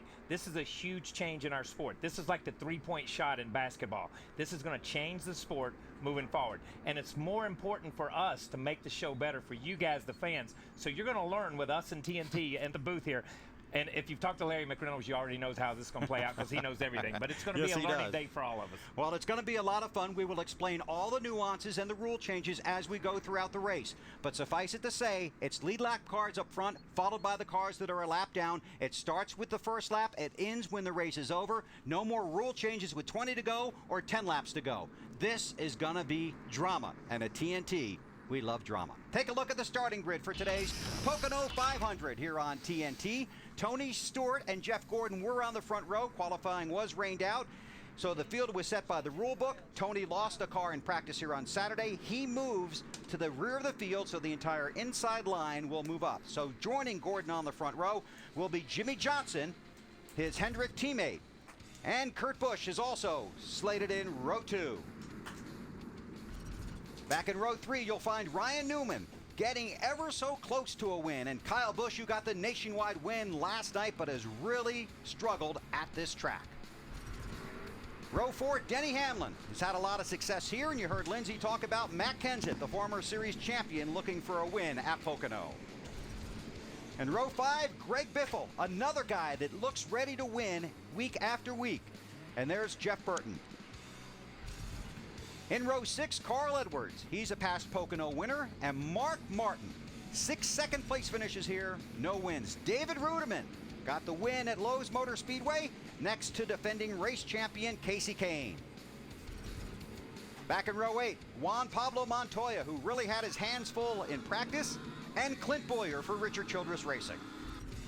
Row 9, Brian Vickers. Ryan Pemberton is crew chief, and there's Dale Earnhardt Jr. We heard from Lance McGrew on the countdown to green. We'll be watching that car as well today. Martin Truex Jr., his car is green today. We'll show you that. Marcus Ambrose, one of the good stories from 2009 in row 10. Row 11, Casey Mears, a driver that Kyle says is getting better and better every week. We'll see how he does here. He's back there with Jamie McMurray. Row 12, the rookie, Joey Logano, won the ARCA race here yesterday, and Kevin Harvick. Row 13, Reed Sorensen driving the 43, and Sam Hornish Jr. for Roger Penske. Elliott Sadler is in row 14, next to the veteran, the former series champ, Bobby Labonte. Row 15, David Stremme and A.J. Allmendinger. You take a look at the rest of the starting grid for today's Pocono 500. Wally's going to jump on the radio. Yeah, let's see if we can get a hold of Mark. Hey, Mark, this is Wally up in the booth. Do you hear me, buddy? Hey, Wally. Good to have you back, man. Good to be back.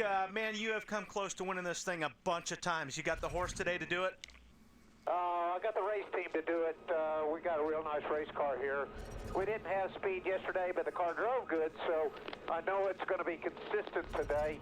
And, you know, we'll take it to a dogfight and see what we got. You know, you and I have known each other a long time. We used to be teammates, but after spending a little bit of time with you in the garage area the other day, I don't think you've never had more fun driving a race car than you are right now. Wally, I'm having a time of my life, man. Just really feel fortunate to be out here doing this and driving for such an incredible team. Kellogg's and CarQuest behind us, and Chevrolet, and everybody at Hendrick Motorsports, just making this a dream come true for me. Good luck, buddy. Maybe today's your day. Thank you. Mark Martin looking for his first Pocono win. Let's go down to pit road. Here's Larry McReynolds. Well, Bill, Hamlin is a premium here at this 2.5-mile racetrack, and you would think with it being as hot and as slick as it is, any chance these guys get to come to pit road, they're going to get 4 fresh Goodyear tires. But I think early in the race, there may be some crew chiefs test the waters with just 2 tires to see how it works for late in the race. I think Ralph Shaheen, he's with a crew chief trying to get his first win in 2009. He may be one to test those waters. Well, that's right. That's Greg Irwin, crew chief for Greg Biffle here today. And let's talk about this with the tires and the double file restart here today. Does it affect your 2-4 tire strategy? Probably a little bit as the day goes on. We're going to take the opportunity here to try and get some clean air with a 3M Fusion car and see how it plays out. There's going to be some guys in the back, obviously, that are going to try and make a few moves on those first couple caution stops. We'll pay attention to what they do. We'll kind of track that up and sort of get a game plan for the end of the race. They're going to start 9th here today. Thank you, Ralph. Keep an eye on those guys today. Field has gotten the 1 to go. They're working out of turn 1, and we work our way down to Marty Snyder. And Bill, you see Tony Stewart assuming his position towards the back of the field. That's where we'll start this race today. I cannot emphasize to you enough how proud Tony was of his race team. He missed 5 minutes. That's all. 5 minutes of practice in happy hour. Darian Grubb, the crew chief, echoed those sentiments before the race to the team on the radio.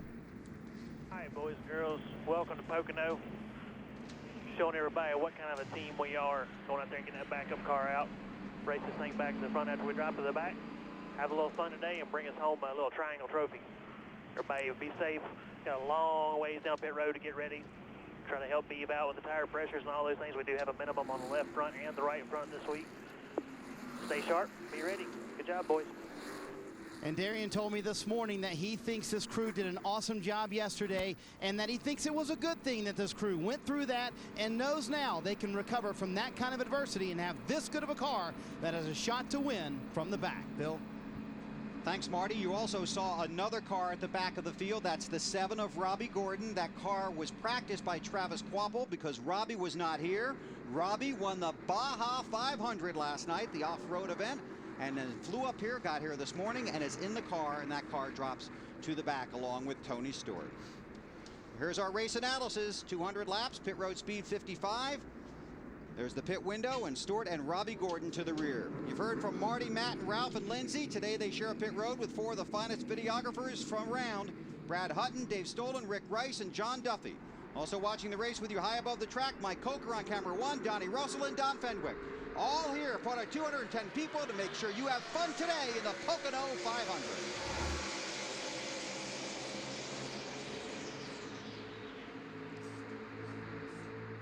Something happened there at Denny Hamlin, boy. You saw a pump of smoke there when he shifted, so he's got trouble. Well off the pace. The gauges were out. The gauges were out in the car. The motor's still running. Yeah. What did he say was out of the car? The gauges. I flipped the battery and ignition. Marty, you know a little more? He initially thought it was the engine, Bill, but now he's saying it's the gauges.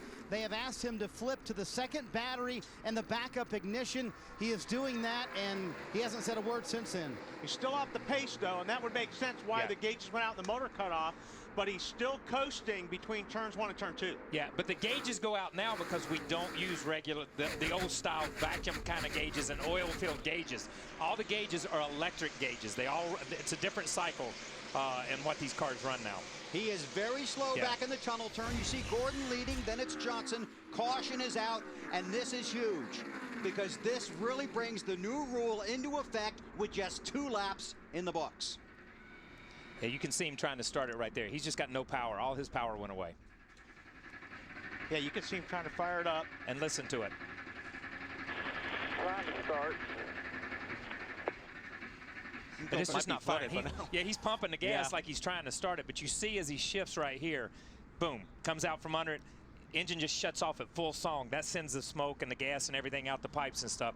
And that's why he said the gauges was out. So the gauges were out. He was conveying to his team that he had no power. Listen. Wow, where did that come from? That was from a car in front of him. That's crazy. Pit road is closed. The caution car trying to catch the field. Hamlin has come to a stop, Marty. Yeah, Bill, and now he's saying it seems like it's kind of like it's running out of fuel. It does not feel like to be an electrical problem to him, but I just want to relay the emotions of this young man. Dover was a devastating race for him. Running second, had the car to compete with Jimmie Johnson, lost a right front tire there. And when he and I talked on Tuesday, he just seemed so down. He said, I don't know how things can get worse. Obviously, it does here today. And to top that, Bill, he had a car he honestly thought could win this race. You know, you just want to have some Denny Hamlin to have a little bit of good luck here sometime soon. How many times, Kyle? How many times would you have a really bad car to racetrack or something like that happen? It never does. Never happens. When you're out there begging for the thing to blow up because you're 40 laps down, you can clutch it and it won't blow up. But he has been excited. They talked about him yesterday when we were able to do one of the practices, and they talked to him a little bit. And he was genuinely sincere, excited about having his shot at this race. Okay, now let's set up the double file shootout style restart. If this race was last week, you would have 43 cars in a single line coming to the green flag. Today, you'll have 43 cars, if Denny comes back out. If he doesn't, it'll be 42 side by side coming to the green flag. I think this is kind of early. This is just like another restart. This is just like they just blew the first start, I think. Yeah, this is a little bit like, and that's a valid point, just like Bill just said. Used to, if this was the way it was, you would be starting 42nd or 43rd in a straight line. That's Right. a long way back. You just picked up, if you're 42nd, you just picked up 20 positions on the grid, because now you're starting 20th or on the outside or inside, wherever that may be, 21st, 22nd, but you're closer to the front. And I think that's a big step in making this thing more exciting, because it's going to be better for these guys and better for the fans barreling off in turn one. Denny Hamlin came in here 7th in the championship standings. And already he has fallen to 12th. And that's just with a handful of laps complete. Field will get the 1 to go this time by. If you look right now where the pace car is, if they do the green now, there's 8-9 cars still in turn 3. Right. So that gives you a pretty good perspective of you gain a lot of track position on these type of restarts too. And this is a good shot from overhead here that they just switched from, but you could see the guys fanning out and getting in line. Left, right, left, right, left, right. You see these guys. This never happened before. So this is a first for these guys. So they're trying to figure out, okay, who do I go behind? And it's not the car in front of you. You basically get in line with the car that's 2 cars in front, or 1 car and 2 cars in front of you. Dexter Bean, Robbie Gordon, and Michael Waltrip are making stops on pit road. Pit road is open. Let's go back to the start of the race. Let's look for one thing here. Watch the 48 car. I think we're going to look at the right rear. There's a puff of smoke that comes off. Wow. That was really, that looked like it came from underneath the right rear tire. It did, but that's almost where you're shifting too. You know what I mean? So that was a funny place. I mean, we saw a couple of things on the inside line. You saw that. You saw water come out of the 39 car because he was the car that was in front of the 11 car, and you see the 11 car brake. So maybe the inside line wasn't a line to be in this time. Here's today's Aflac trivia question. Which drivers have had 6 second-place finishes at a track without a win? Now, we mentioned that Mark Martin is one of them. 6 second-place finishes without a win here. We won't hold you in suspense. Bobby Allison, 6 second-place finishes at Martinsville. Field working through turn 2 toward turn 3. Tony Stewart started the race at the back of the field next to Robbie Gordon. He's already moved his way up to the 34th position. Now, some of those guys did come in the pits. Right. But he'll be able to pick off another 10 of those guys probably in 3 or 4 laps. Leader of the race gets the lane choice. The Corvette pace car heads for pit road. Rodney Wise and Rick Monroe in the flag stand. Now you can't pull out, even on a restart, you cannot pull out the pass until you cross the start-finish line, which I think is also a very good rule. Yeah, and that's a change in the rule, because used to, once they dropped the green flag, you could pass to the right. But now they took totally that away, so every restart is like the first start of the race. 3 wide through 1. They head for the tunnel turn. And there is not a lot of room back there. Look at those trees up along the edge as they go by, man. That's a lot of force coming down through there. Yeah, especially with these new rear wings like they are. They're throwing some air up. Mark Martin in the 5 car. Behind Jeff Burton in the 31. Brian Vickers in the 83 dives low. Meanwhile, up front, a couple of Hendrick cars. Jimmie Johnson might want the lead back.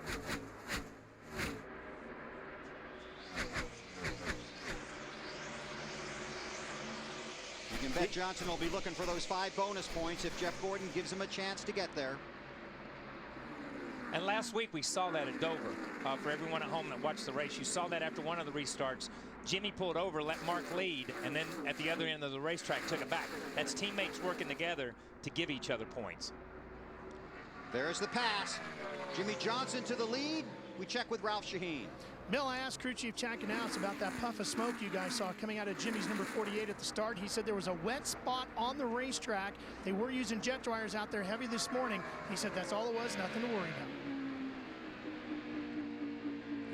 Keep an eye on that. We also saw some moisture on Denny Hamlin's windshield as well.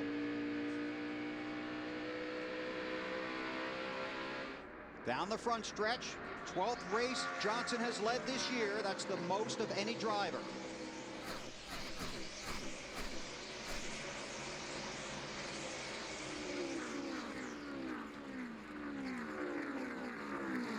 Edwards in the 99. Vickers in the 83. And you see, you know, a couple of shots ago, we saw Vickers dive to the inside in turn 3 and drive by about 4 of those cars in front of him. But the inside is just not ready to hook up right now, coming up out of turn 3. And those guys on the outside just train back by him. And it, you know, again, we mentioned it earlier that they're not downshifting anymore. So these cars are going to run up higher, especially in turn 1, to keep those RPMs up. And, woo, boy, it looks like it's slippery up there. But, yeah, you can see someone's always going to try to bottom. Yeah. I mean, you're going to see if there's going to be any grip down there. You see Kurt Busch giving it a shot. But you see, just exactly like you said, Wally, you see the 24 power back on the outside because he's got the momentum. Kurt's car's pretty stout down that front stretch, though. This will be a good indicator right here to see go through turn 1. You see the high side right there. You keep the RPMs wound up, but you know what? Yep, looks like the 24 is going to get off the corner. I'll tell you what, you're right, Kyle. That 2 car's got a pony in it. Yeah. Now, you saw him go through 3 and 4, or through turn 3 side by side. You saw him go through turn 1 side by side. Nobody likes to go across the tunnel side by side because it slows you down so much. You can do it on restarts, but it really slows the lap time down. Jeff checked up a little bit, let him get in front, and you see here's Ryan, who caught up to him when he checked up a little bit. Ryan Newman in the 39 for position. Can tell you Tony Stewart has worked his way up to 25th. Had to start at the back of the field in a backup car. Wow, right out to the wall. Biffle is right behind the 24, Greg in the 16 car. And you'll actually have the draft does come into play a little bit here at Pocono because these straightaways are so long. It does help if you've got somebody pushing you down that straightaway. As you see, Biffle did give the 24 car a little bit of help. You know what? The 24 car may be struggling a little bit handling-wise right now. I think he's struggling to go the gas up off the corner because they're pulling him up off the corner, and there's not a lot of cars out here that are stronger than a Hendricks car up off the corner. But once again, Jeff gives up the position to the tunnel turn. Biffle pushes Newman through and then falls in line behind Ryan. Early laps here in the Pocono 500. Matt Kenseth in the 17. Now looking at Gordon as we look at Jimmie Johnson, the race leader.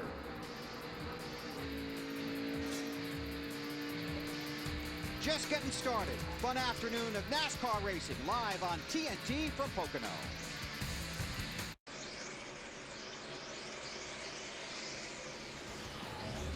TNT Sports live at the Pocono 500 in Long Pond, Pennsylvania.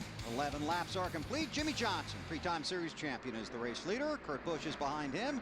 Then it's Greg Biffle, Ryan Newman, and Matt Kenseth. That's Mark Martin in the 5 car inside Kyle Busch in the 18.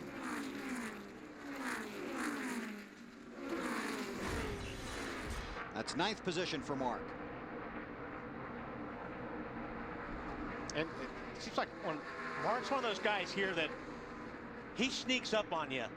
As far as when the end of the race comes, it's like he's always there. And he likes running this track. And his car looked good across the tunnel right there. You saw as he got across the tunnel, he kind of pulled a car length or 2 on the 18 car. Denny Hamlin has come out of the garage back onto the track, but again, very slow. Just stay low. I just told him. Yeah, and once again, it's not running. Yeah. Matt. Bill, they were trying to diagnose what the problem was for Denny Hamlin. First, they thought it was the Waterman fuel pump. Then they started looking at other options, and then they finally thought it was the fuel pump. They changed that. He went back out, Larry Mack. Now, they're not exactly sure what their issue may be, but you are at our cutaway car to show us that system in the back of the car. Well, Matt, the first thing I want to say, this is not the first time that the 11 car has had fuel pressure problems. They no longer run a mechanical pump up on the front of the engine. This is the check valve that goes right here on the top of the fuel cell. And what these teams are running is called a Waterman system. It's a cable-driven system. This cable here is driven off the back of the engine with the rotation of the camshaft. What's been happening to a lot of these teams over the last couple, 3 years since they went to this system is this cable has been breaking, and you actually have to change that cable out. Larry. Yes, sir. Why would they go to that system? Well, it's a safety thing as much as anything, Wally. Just think back to all the days when we had the mechanical fuel pump up there on the side of the engine, and you'd hit the wall and shear that pump off. Right now, when the engine stops running with this cable, there's no more fuel being pumped to the front of the engine. Got it. You can see the caution is out. There is no free pass. Denny Hamlin gets another push.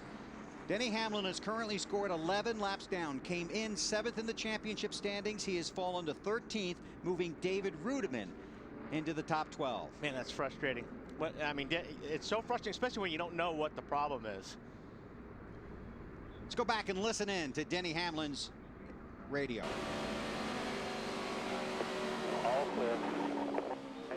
Again, because of another caution. I'm done, Curtis. I'm far.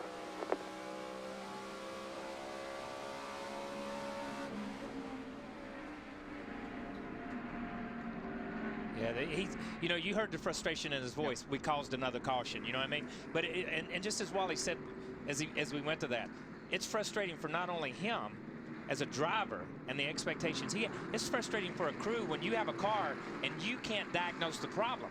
I mean, we've talked electrical, we've talked switches, we've talked gauges, you've talked a little bit of everything so far. That's the car that was the fastest car in final practice, now being pushed back to the garage for the second time. Pit road is open. Here they come. Let's start with Ralph. Jimmie Johnson's going to have the first pit stall after the entrance to pit road. He's going to dive down in. The car's got pretty good balance, a little free in turn one. They're just going to take 2 right side tires. This is our first look at pit strategy with a new restart rule, Matt. Kurt Busch pitting in the stall right before the start-finish line. He said his car started off tight and then got much tighter than what they had expected. Chassis adjustment and also an air pressure change to fix the blue deuce. Matt Menkenza is doing the same thing with pit strategy with this new rule. They gave him just 2 tires. He was worried about losing that track position, but Drew Glickensdorfer said this is very important. You follow the leaders, Marty.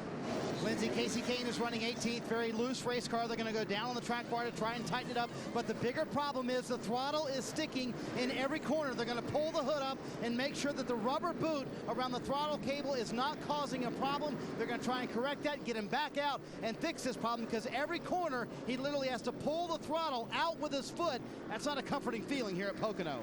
Certainly isn't. You saw the race off of pit road. We'll reset the field and the starting positions, and we will tell you 6 cars did not pit on that lap.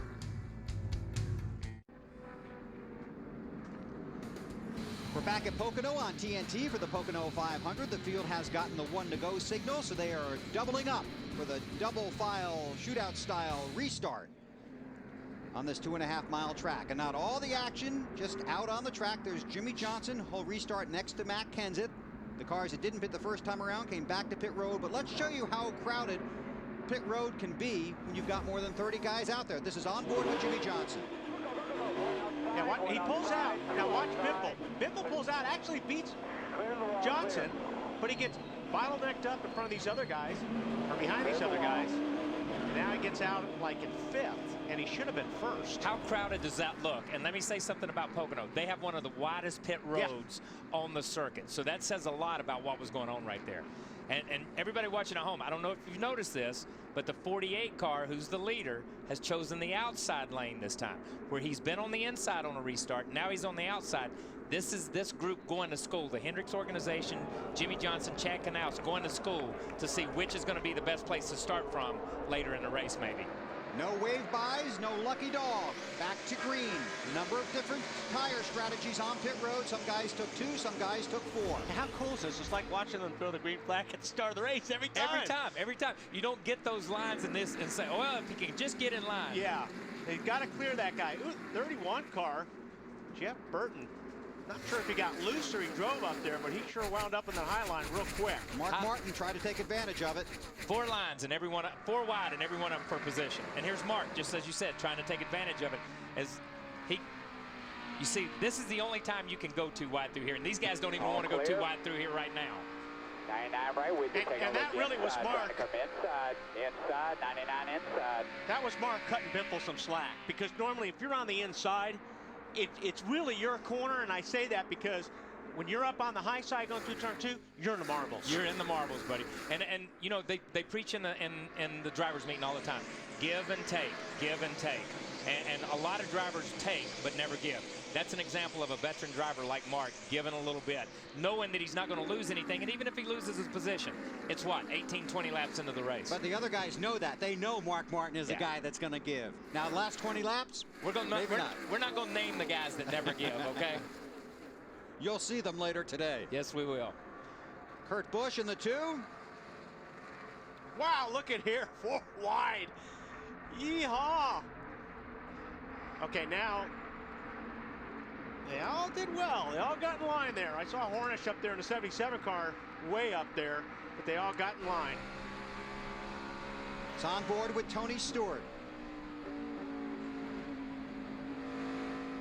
Looked like Tony took 4 tires on pit road, but he's still in the 18th position. Or you can hear him working that throttle too, going through turn 3. It's not just mashing it and go. You keep go down a little bit, come off it, go down. So many people think. Go ahead. So many people think you just drive the race car with the steering wheel. You drive the race car with your whole body. You feel it in the seat, you feel it in your hands, you feel it in your feet. And you heard a great driver right there, the 14 of Tony Stewart, feeling it in his feet and in his hands at the same time and just giving a little head up off the corner. I'll tell you what, that 14 car is strong right now. How about it, Marty? He's one of those guys that took 4 tires, Bill, as you mentioned on that stop. But in 10 laps, he gained 21 spots today. In the car, he looks very comfortable, doesn't he? He said the car was a little too tight for him, especially through the tunnel turn, so they made an air pressure adjustment on that last stop. Darian Grubb told me with this double file restart, he thinks 2 tires maybe not the way to go. He thinks it's half the advantage it used to be because you don't really gain as much track position as you used to when you can start double file. Yeah. You're going to see a lot of these guys try this out, Marty, which we already have.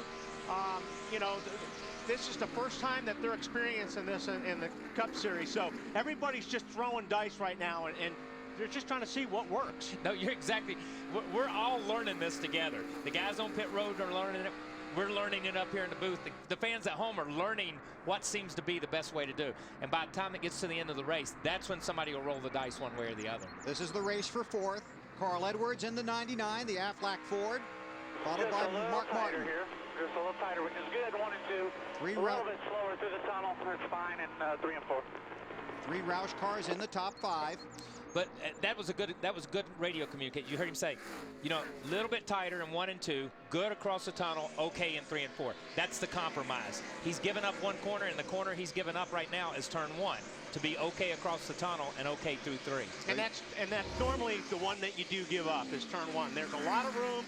There's a lot of banking up there. It's a lot more forgiving corner than turn 2 or turn 3. Kenseth, Biffle, Carl Edwards, teammates chasing that Hendrick car of Jimmie Johnson. 20 laps are complete. 180 to go in the Pocono 500 on TNT.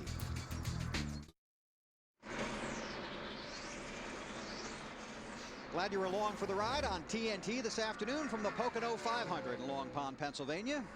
Jimmie Johnson, the 3-time series champion, drives for Rick Hendrick. He's out front. He's got 3 Roush cars right behind him.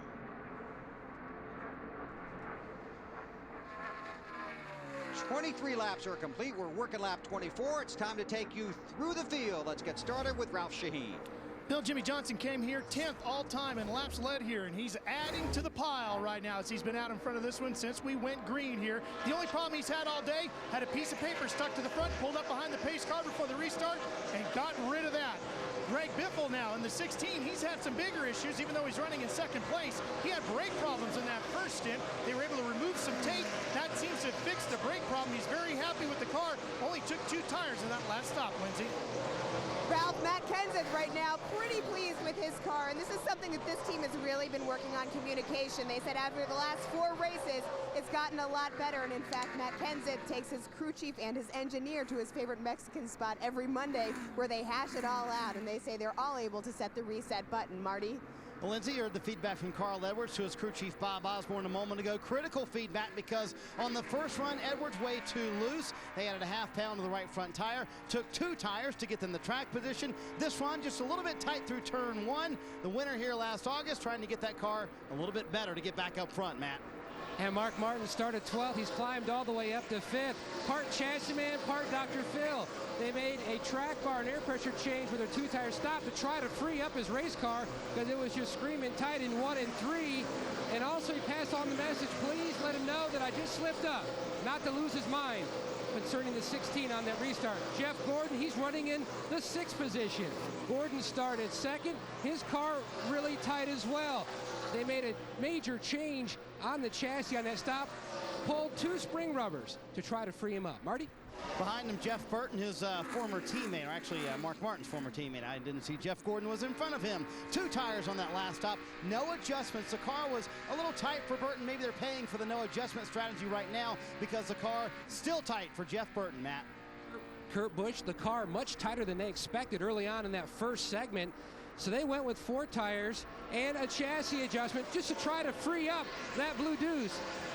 He has 4 tires, and he's currently in the 8th position. Meanwhile, the 39 of Ryan Newman, he started 5th, running just inside the top 10. He was super tight across turn 1. Now he says he's just tight in 1. He's decent in 2 and 3. He lost a little bit of time on pit road, not because of the stop, Marty, because he was pinned in trying to get to his box. Matt, Kyle Busch's quote after the first run was, quote, "We're plowing fields out here." Old racing terminology for the car. Way too tight for Kyle, so they did a host of changes. 4 tires for the M&M's team, a spring rubber in the right rear, half a round up on the track bar, everything trying to loosen that car up. Kyle says much better on this run. In fact, maybe a little too loose in turn 1, Ralph. Well, David Rudimann's car has been free on the exit. They made a 2-tire change and made some air pressure adjustments to help that, but they can't cure his biggest problem. It's apparently either aero or horsepower, because he said over the radio, "I'm getting absolutely crushed down the straightaways." And Marty, if you got a racetrack, you don't want to have problems on the straightaways. This is it. Ralph, yes, this is Tony Stewart, and no, this is not an error. He started last. He is running 12th after 4 tires on that last stop. That's how good that 14 car is. He said we need to go a little bit further. I need the rear end of this car under me a little bit better, but clearly Stewart flying right now, Matt. Back in the countdown to green, Lance McGrew said it wouldn't be like flipping a switch. It would be a work in progress. Turning around this 88 team, currently Dale Jr. runs in the 13th position. His biggest concern now, the car just way too free. No grip in all 4 tires. He says just very slick on that right rear. Martin Truex Jr. getting closer to the front of the field. Maybe an announcement in a couple of weeks about where this young man will be heading. Maybe Michael Waltrip Racing even 14th right now. Car has been tight on that first run. They did make a chassis change on this last run, trying to get a little bit better. Ralph? Ryan Vickers is crawling his way up into the top 15. The car's still not exactly perfect, a little bit tight, a little bit loose, as it tends to be. And remember, this is a type of racetrack where these guys, as they said earlier this morning, were really searching for the handling of their machine. So they're starting to come to grips with it. They got a long race here, hoping to find the perfect setting. Now, A.J. Allmendinger back in 16th position. Talked with A.J. this morning. He said, boy, this race car is not very good. It's getting better, however. He's been able to make some adjustments, Matt. He's worked his way into 16th. Casey Mears, who almost won this race a few years ago, in the 07 car running 17th. The only complaint from Casey when he started 21st, the car was tight, but he said as the run progressed, it got looser and looser. Ralph? Marcus Ambrose might like this racetrack, even though he's never been here before, because it's very similar to a road course. He's had 4 tires, tight in turn 1, free in 2 and 3 in the last round, made a bunch of air pressure adjustments. He's getting used and very comfortable with this brand new racetrack, Lindsay. Ralph, Juan Pablo Montoya has made no joke about this. His car, he says, is a complete handful, and in fact, right now he's saying it's lost all of its grip. Montoya yesterday in practice was really struggling. Right now, they're just trying to do anything they can to pick up some speed, Larry Mack. Well, Lindsay, the team that started this race in the 14th position, in fact, the last trip to Victory Lane was here 1 year ago. Casey Kane in that 9 car. Remember, they had the throttle problems, but since that last restart, about 14 or 15 laps ago, they have now cracked the top 20 back up to the 20th position. And Bill, there's your top 20 through the field. Thank you, Larry. David Reagan runs 21st, then it's Kevin Harvick, followed by McMurray, Sam Hornish Jr., Reed Sorensen is 25th, Bobby Labonte, Clint Boyer, Elliott Sadler, David Stremme, Robbie Gordon is in the 30th spot. Denny Hamlin has returned to the track. He scored 22 laps down. Joe Nemechek has taken his car to the garage.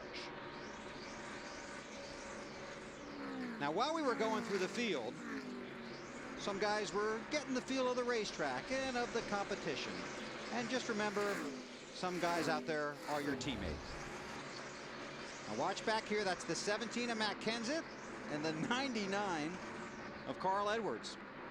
Well, I think Matt just got loose getting off the corner there, and you saw that Carl was tucked up underneath them. I don't know. They didn't touch each other. He just got loose, and it was close, but it was close. Those things happen. That happens. I think Matt just stepped out. But we saw earlier, before we went through the field, we saw the 16 step out the same way when Matt was behind him.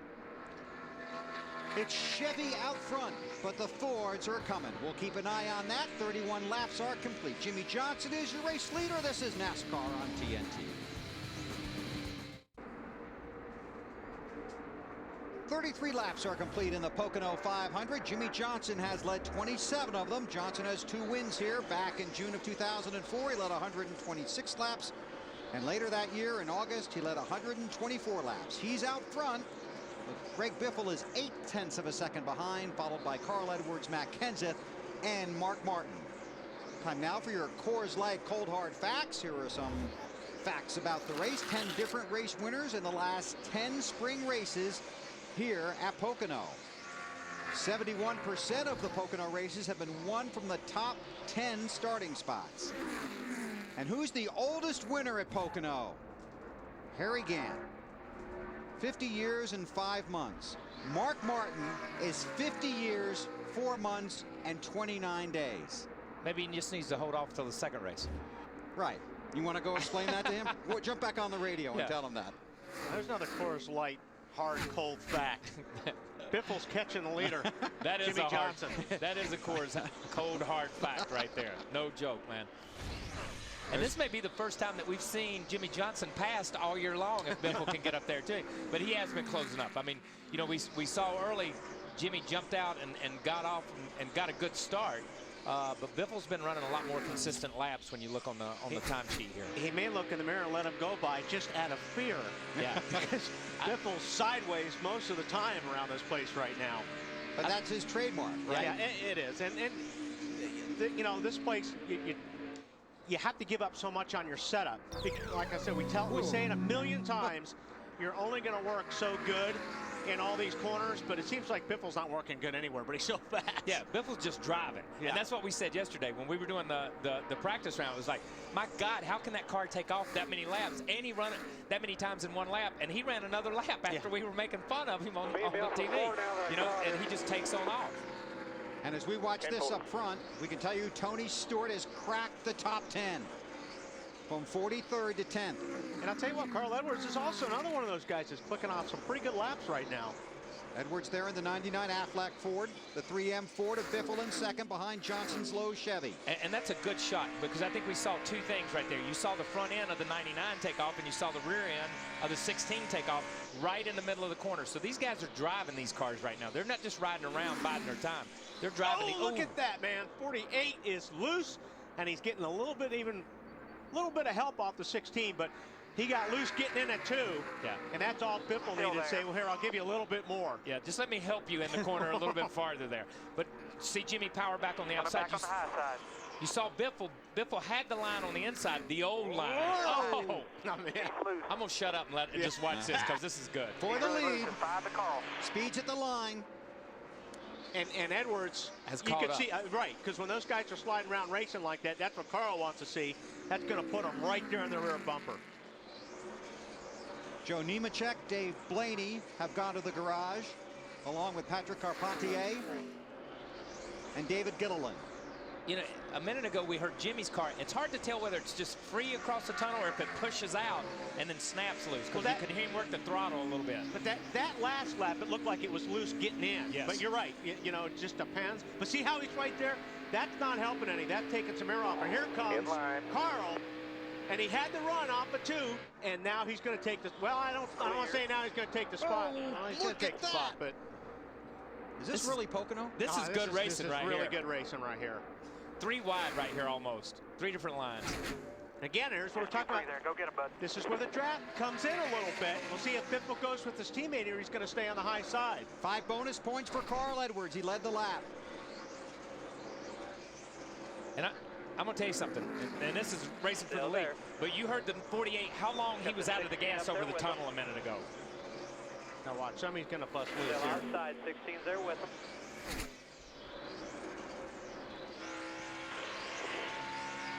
Hello, Biffle. Now Jimmie's sitting duck. Yeah.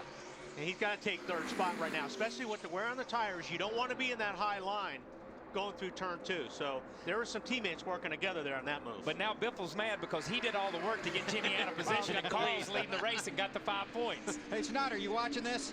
I am, Weber. It's a lot of fun to watch these guys duel it up like this. Carl Edwards loves his car, especially right here. He told Bob Osborne, I need to be better off of 3, and that's exactly what he did. He said, I think we hurt 1 and 2 a little bit. I'm a little too loose through 1 and 2, but 3, it's perfect, and that's what I wanted. Getting close to green flag pit stops. 37 cars are on the lead lap, and Carl Edwards is the race leader. Back to Pocono in a moment. You're watching TNT.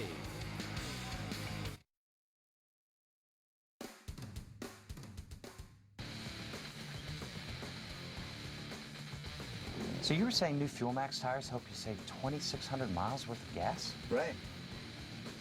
That's the distance from Daytona to Bristol, to Pocono to Michigan, and then Chicago. Well, that would be a fun trip. Especially if you're doing it on a motorcycle. That would be a fun trip, yes. Carl Edwards is the race leader. Listen to this all-star roster of drivers. Greg Biffle, Carl Edwards, Jeff Burton, Tony Stewart, Ryan Newman.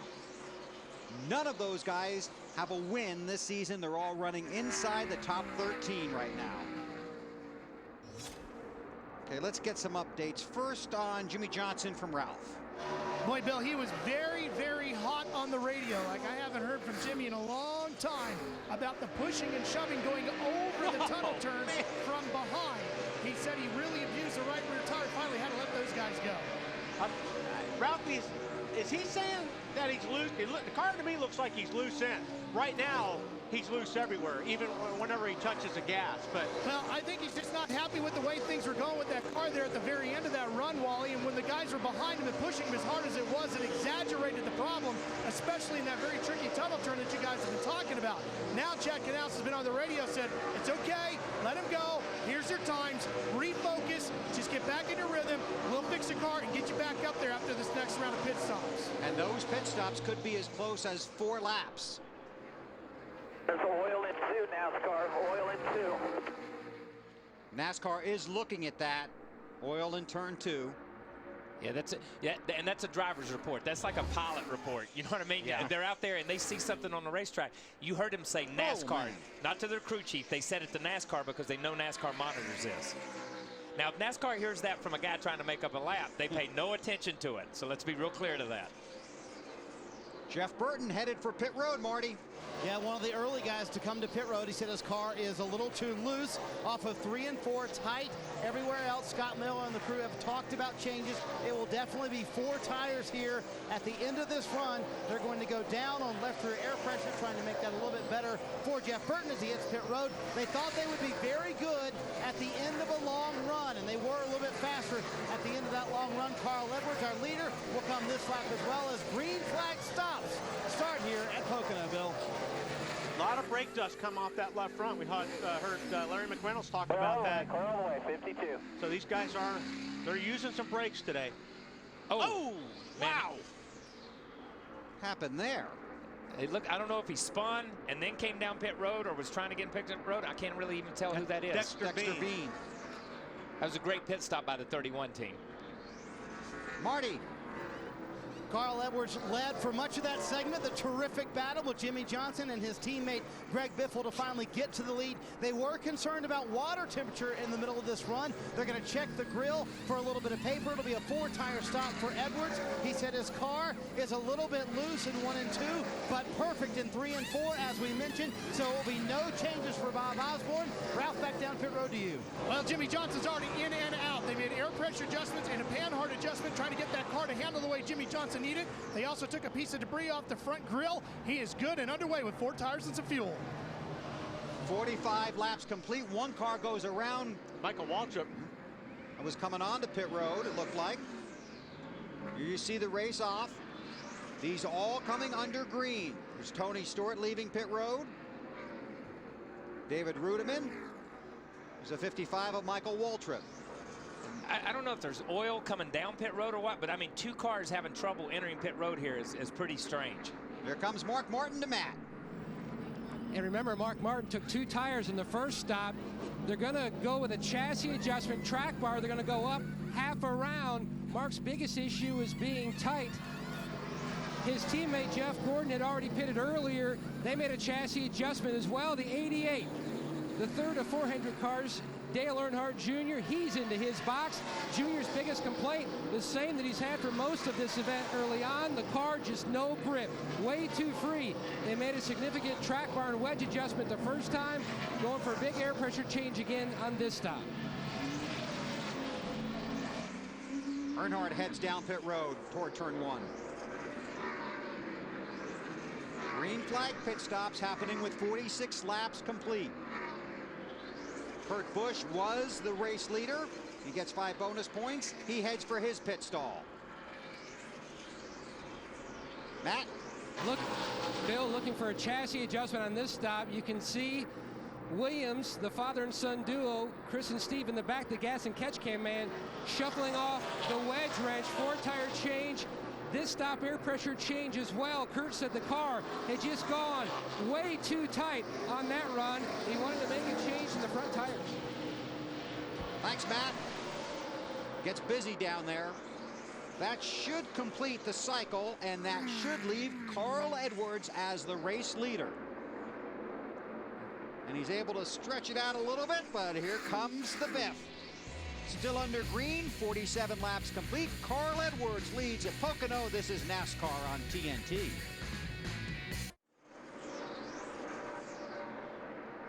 Carl Edwards is the race leader in the Pocono 500. There he is in the 99 car. It's Michael Waltrip right in front of him. Edwards leads teammate Greg Biffle, then Jimmie Johnson, then the Roush car Matt Kenseth. Jeff Gordon runs in the 5th spot. 50 laps are complete, 1/4 of the way through the Pocono 500 here on this 2.5-mile track. Now let's go back and review some of these actions from pit road. First of all, this is Dexter Bean making his Sprint Cup Series debut in the Livewire Energy car. This is obviously a situation where the crew's like, no, pit now, this lap, this lap. So he comes blowing in there late, and he hits the cone. So now there's no cone. And Michael comes in and goes, I wonder where the cone is. There is no cone. So he jumps on the brakes. So he's not too fast entering pit lane. But that cost him 7 or 8 seconds right there. So he's about to go down a lap now. Exactly. He's about to go down a lap because of this. Yeah. John was right in front of him. The 34 car was right in front of him, and he's gone down a lap. But the 34 car was right in front of him. Now there's almost 10 seconds between them on the racetrack, between John Andretti, the 34 car, and the 55. That was a pretty dang good recovery, though, to spin that thing around and get it back in your pit box that quick. Because he's coming down the whole time looking for that cone. Yeah, there's that blend line. We have the lines, and they explain it. There's one coming in the pit road, one leaving pit road, and that's where they bust you at, is coming in. And they've not, obviously, we've not had a caution, so they haven't reset the cone yet. Right. It's just laying out there. Michael Waltrip moves over. Greg Biffle comes by. So a couple of Fords at the front. There's Johnson. There's Matt Kenseth in the 17. Jeff Gordon and the DuPont Chevy behind him. And Jimmie Johnson's car, obviously they made some changes to it on the pit stop, but his car is really fast right after they put tires on it. Now, what they're trying to do is get the car to work better, longer into the run.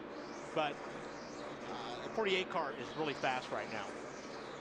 Yeah, you know, the funny part is he jumps out there and leads, like you said. The 17, the 99, the 16, they're just steady. They just keep clipping them off, clipping them off. And eventually they got in front of him before that stop. He's coming back on them right now, but how long this goes green will dictate whether he gets farther behind or whether he catches up to him and passes him. Johnson has led 31 of the 52 laps. Carl Edwards has led a dozen. Jeff Gordon 5, Kurt Busch a couple, Ryan Newman led a lap.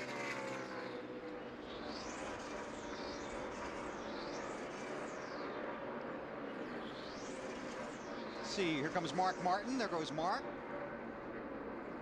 And Jeff Burton looking for the 44 car here. A.J. Allmendinger. Practiced well. Had a decent starting spot. Currently runs in the 11th position, Larry. Well, Bill, I've got to say, probably one of the most pleasant surprises in the top 15 right now would be A.J. Allmendinger, who's sitting in the 11th spot after starting 30th.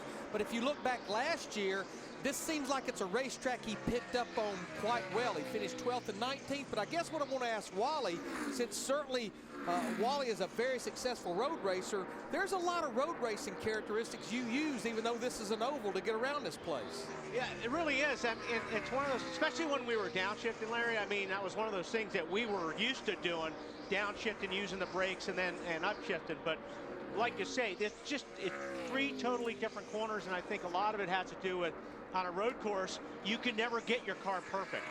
A driver really had a lot to do with the way the car goes around a road course, and I think that's why these guys, come from road racing. They come to Pocono, and this is just one of those places that it's a fun racetrack for a road course guy, and they pick up on it quick. Well, you know what we like to say. It's not really a road course, but it's hard to call it an oval, so we'll just call it a roval. Call it that, baby. Call it whatever you want. I'm going to call it aggravate from a driver's standpoint, man. It just aggravates the rear end off of you. Let's drop back a little further here and find the 9 car, Casey Kane. He runs in the 17th spot. He has gained 16 spots since we had the caution flag pit stops. And you were talking about some of the stuff they might have been doing on this car other than working under the hood. Yeah, they were working under the hood. Remember, so he lost a lot of positions because they thought the throttle was hanging on it. So they took it off to make sure that they got that part fixed. Now, whether they got it fixed or not, I don't know. If they didn't get it fixed, he's my man to drive that car at Pocono with a stuck throttle. But at the same time, I know they made some adjustments this morning with sway bars and some stuff that may have not gone right the first part that they adjusted around. Have you been investigating that, Marty? I have, Mr. Weber, and so far, Mr. Kane is happy behind the wheel, and the throttle is fine now. He's not had a problem with it. They did fix it on that first stop, to answer your question, Kyle. Been dealing with a loose race car, passed for position on the racetrack. Casey, very happy with his car, though. Thanks, Marty. You saw the Busch brothers, Kurt in 8th, Kyle in 9th. Carl Edwards is the race leader. Then it's the Biff, Jimmie Johnson, Matt Kenseth, and Jeff Gordon.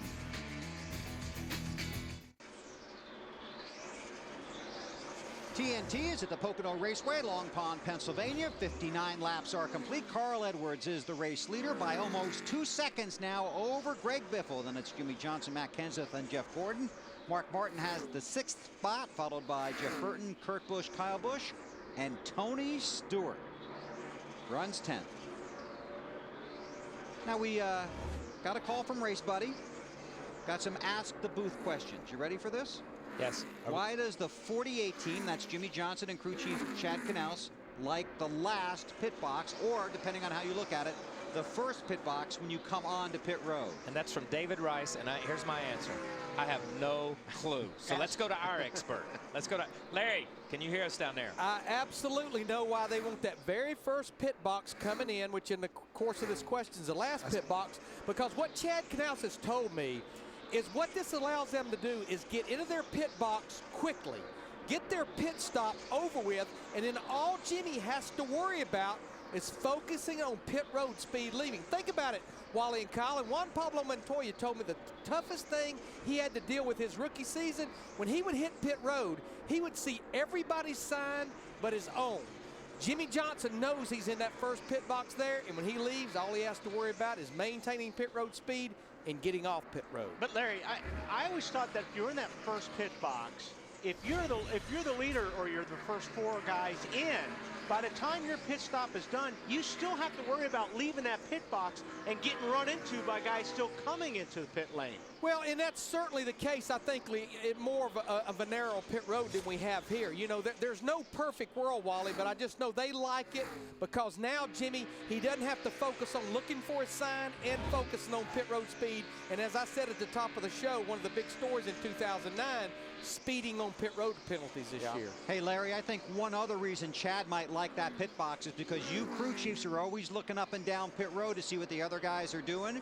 If he's got that pit box and he's running up front, he gets to dictate what a lot of other people do. I can guarantee you with Chad Knaus, there's always other hidden agendas. Yeah, and we're going to beat this horse to death. Another reason that's cool pitting on that in the pit road, especially at a place like this, you only slow down that one time and then never have to pick your speed back up. He comes off of turn 3 running wide open. gears down, shifts down, stops, and then goes. Yeah. Where a lot of these guys come down, slow down, and then they pick the throttle back up to their pit road speed, and then they have to maintain. So it's one in, one off. And that helped. Look, I qualified 43rd here 20 million times. I know what it's like to pit in that box, and I enjoyed it. Hey, guys, one last thing. Before they, you know, the entering pit road speeding area, it used to be much closer to that pit box, and that would be a disadvantage pitting there. But now that commit cone and that speeding line is way back, that part is no longer a disadvantage being in that box. Jimmie Johnson runs in the 3rd position, 3 seconds behind Carl Edwards.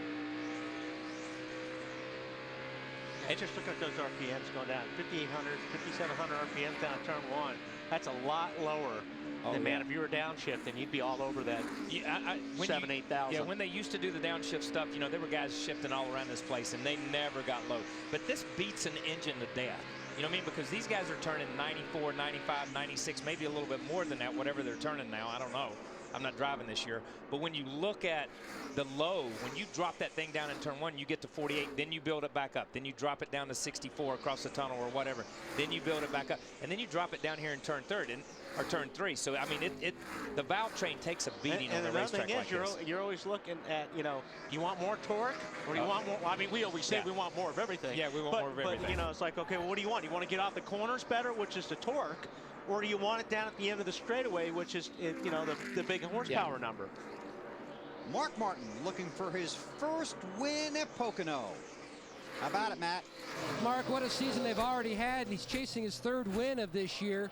Like you mentioned, still looking for his first, though, here at Pocono. 6 times he's finished 2nd.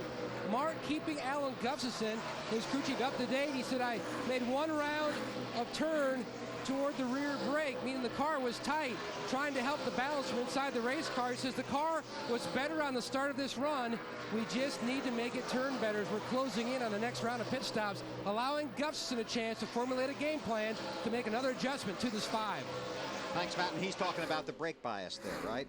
Yeah, if what he's doing, the car is not turning when he's on the brake. So if you put a round to the rear, you give it more rear brake. That's actually going to take the brake off the front. It's going to make the car turn a little bit better because you've got more rear brake. See Jeff Burton, the 31. Driving for Richard Childress. On board with Jeff. Man, they are just playing with that throttle. Just really being careful, getting after that. And it's really bumpy over there with these cars being loose. You know, if you jumped on the throttle with a loose race car with those bumps over in 1, you would be backwards so fast you wouldn't know what hit you. You know, this would be an interesting place to compare sound-wise a qualifying lap to a race lap, to hear how much longer you're out of the throttle on a race lap compared to, because these guys on a qualifying lap, they're like, and then they jump off and they're right back in it wide open. Now they're just feathering into it. Carl Edwards getting ready to run down a couple of rookies. Carl in his last 5 races, 24th at Talladega, 26th at Richmond, 32nd at Darlington, but then 4th at Lowe's and 7th at Dover.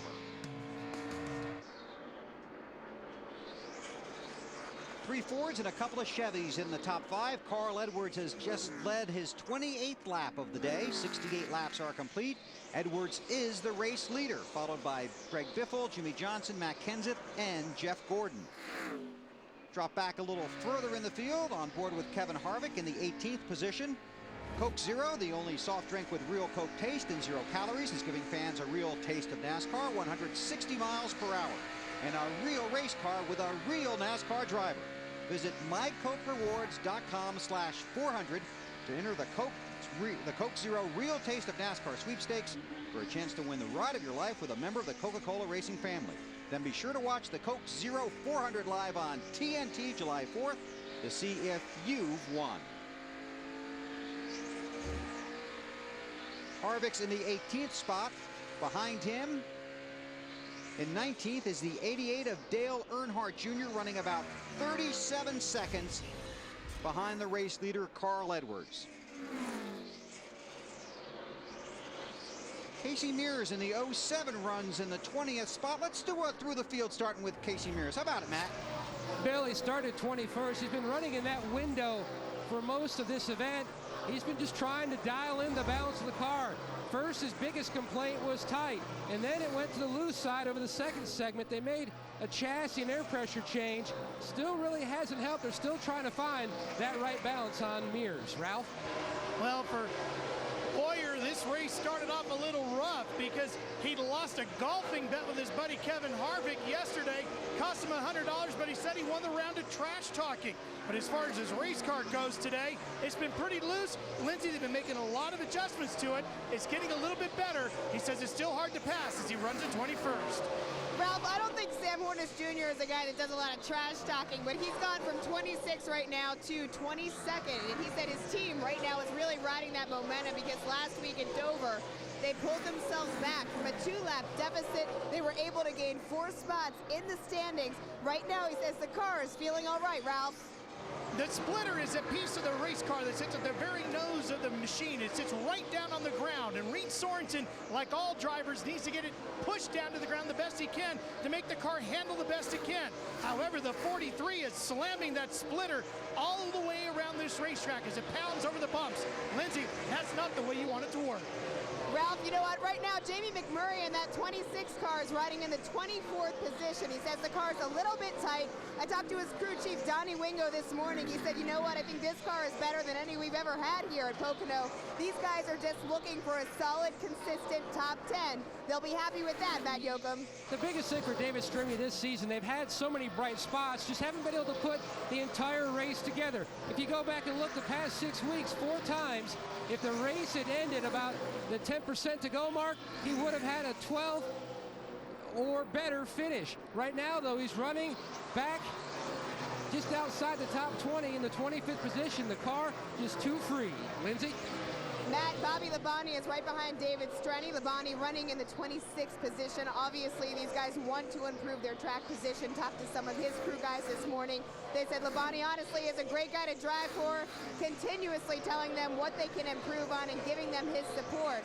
Guys, next behind him is Elliott Sadler. Sadler in that 19 car right now riding 27th. Elliott's crew chief Kevin Buskirk from right around the corner at Nazareth, Pennsylvania. Man, would he love to get a win in this race. Right behind him, we've got David Reagan in the 6th car. He's 28th currently. David Reagan looking for some more success in this NASCAR series because obviously it's been a very frustrating season. Paul Menard, Lindsay, started in the 33rd position. He's climbed up to 29th, just stuck back in traffic. His biggest issue, just too free. Like a lot of other drivers at this segment of the race, complaining about the track just being so slick.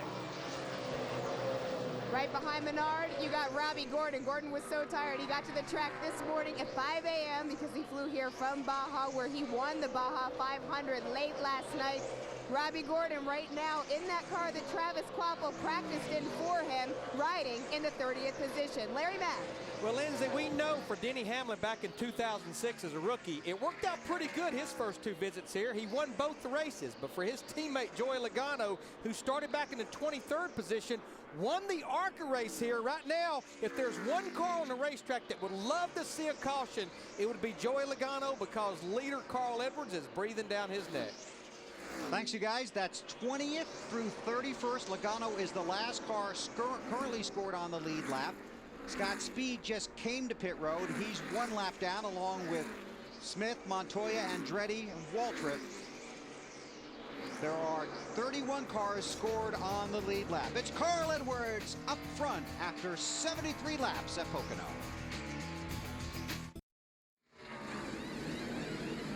Race leader Carl Edwards is on pit road in the middle of green flag pit stops.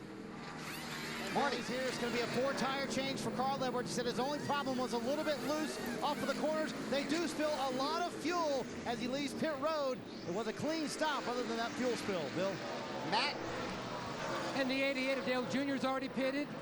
His teammate Mark Martin looking to try to free up the race car too tight, especially down in turn 3. They made a significant air pressure change on this stop. Now what happened here is Matt Kenseth was the first car on pit road, and he actually came a little bit earlier than we expected. And then when Matt came down pit road, everybody followed. So they're still working through this. Tony Stewart has not yet pitted in this sequence, staying out on the track. He is now gone from 43rd to first. He is the race leader, but he's going to have to come to pit road.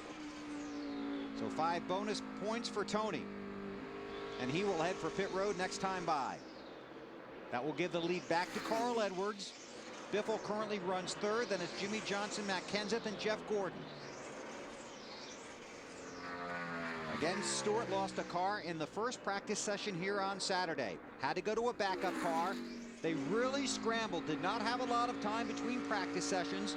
Got that backup car on the track 5 minutes. 4,400 second gear, 4,400 second gear. Cupcake Baker knows you're coming in. The cone's gone. Just a yellow line's all we got now. Talking about the cone that was knocked down by Dexter Bean earlier. This is actually going to be for position, for the lead, I should say. That 99 had a sloppy pit stop, and I'm not sure they got that thing full of fuel. It's going to be interesting to see, because that guy was still trying to jam that fuel in when they took off. I think Haas was wearing about 5 gallons of fuel there when he left. That was bad. Marty Stewart coming to you.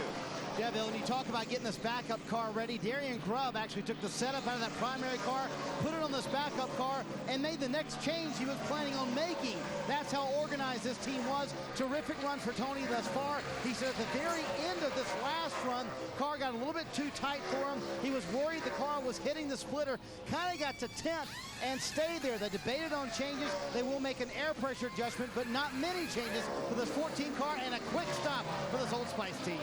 He's on his way. Let's check on his teammate, Matt.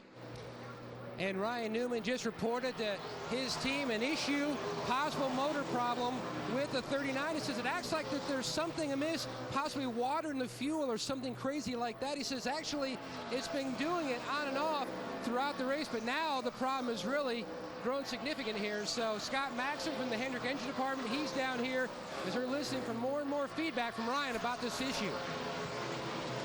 Part of the race, it did it just a little bit. It was like the floats were rolling over. Now it's almost like it's fouled a plug or something crazy like that. It phased into 7, then come back to 8, then it phased into 7, come back to 8.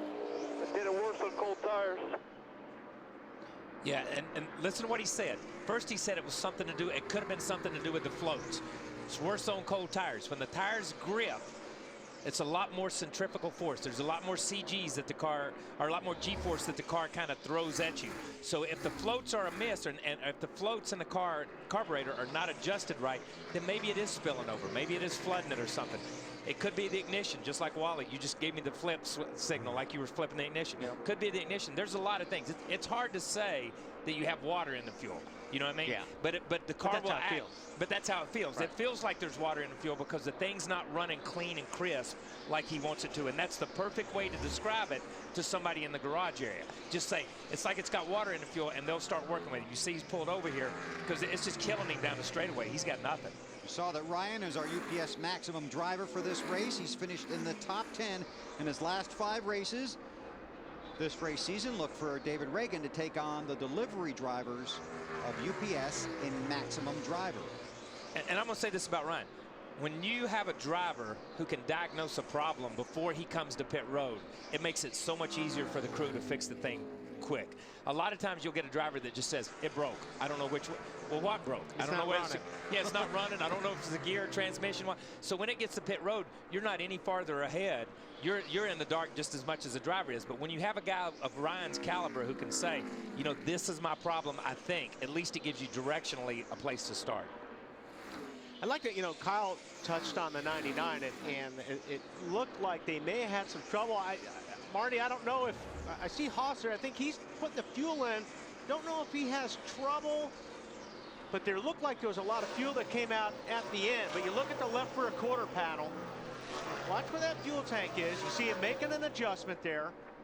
Now they're going to go for the second can. And he missed it right there. Did you see the he fuel? just had a little bit of trouble there. I'm not sure if he tripped on that hose or what's going on. I'm just curious if they think, you know, they got all the fuel in. And Wally, I did check with those guys, and they do not think they got all the fuel in that 99 car. Bob Osborne doing the calculations right now. What they actually do is they come back, weigh the cans. It should weigh a certain amount if they did get all the fuel in, but they did not see any fuel go into the catch can. And that's one of those things where Haas is one of the best in the business as far as I'm concerned as fuelers go. But that's just one of the things that you just never know. When you hit pit lane, you've got to be perfect. You got to be perfect. And here's the deal. I know they're weighing the can. There's a lot of fuel on the ground that didn't go in the car, came out of the can, so they really don't know where they're at. But the big signal is that that catch can man isn't waving, because he knows when that overflow is coming into the catch can. Edwards leads. A lot happening at Pocono. Race leader Carl Edwards just knocked Joey Logano off the lead lap. There are 28 cars on the lead lap. Edwards leads Greg Biffle, Jimmie Johnson, Matt Kenseth, and Jeff Gordon. Those your top 5 cars with 85 laps complete. NASCAR fans, AT&T has been following the top pit crews throughout the season, and you can continue to play your part by voting for the AT&T Fastest Pit Crew of the Year. TNT will reveal the standings each week, so you make sure you vote for your pit crew from your AT&T phone. Simply text in the car number for the pit crew you think is the fastest and most valuable in each race to 2258. The AT&T Fastest Pit Crew of the Year award delivered by AT&T, the nation's fastest 3G network. Did I miss something? Just sideways. Carl? Everybody. It's frustrating when I'm reading that card and you're making noises over here. I'm just saying what he said. 7 laps. 7 laps.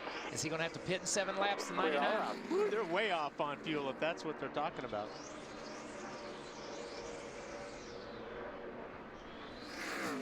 Wow. That's huge. Let's listen.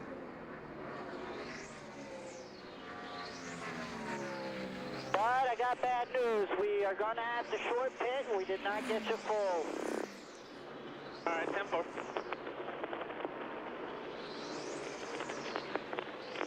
You might want to just think of something that'll just make it turn just a little better. Roll in the center. The 1 and 2 where it's compressed. I'm going to get as much. Marty, can you follow up on that? Yeah, I can, and that 7 laps was when Carl Edwards will have to pit. That was the number to him from Bob Osborne. They calculated it, and we told you Bob was working on it, trying to figure out when they had to pit. Very dejected crew, and this is a crew that traditionally has been very good for Edwards, but they're a little down right now. Obviously, they'll have to come in way earlier than everybody else in about 6 laps now for Carl Edwards. Okay, very dejected crew. Not a dejected driver, though. You heard him come back. He's still fighting. He said, okay, we might want to take this adjustment. We might want to do this. If this had been Kyle Petty in the car, I'd have cut somebody's head off. I'm telling you, if I'm leading the race and something like that happens, I mean, you just go crazy. But, I mean, Carl handled that incredibly well, and I think Bob and those guys in the pits did also. Yeah, that's right, Kyle. Yeah. No, I don't know how he's being so calm about it. Here's a good shot of Carl right now, and the man at work right there. And his car, if you watch him, I mean, he's obviously leading. His car's probably working better than anyone else, but you're still going to see him working that steering wheel. This is off of turn 3. Going to take a little bit of a drink. Took his hands off the wheel. Yeah, you're driving with your knee. You can do that. You drive with your left knee.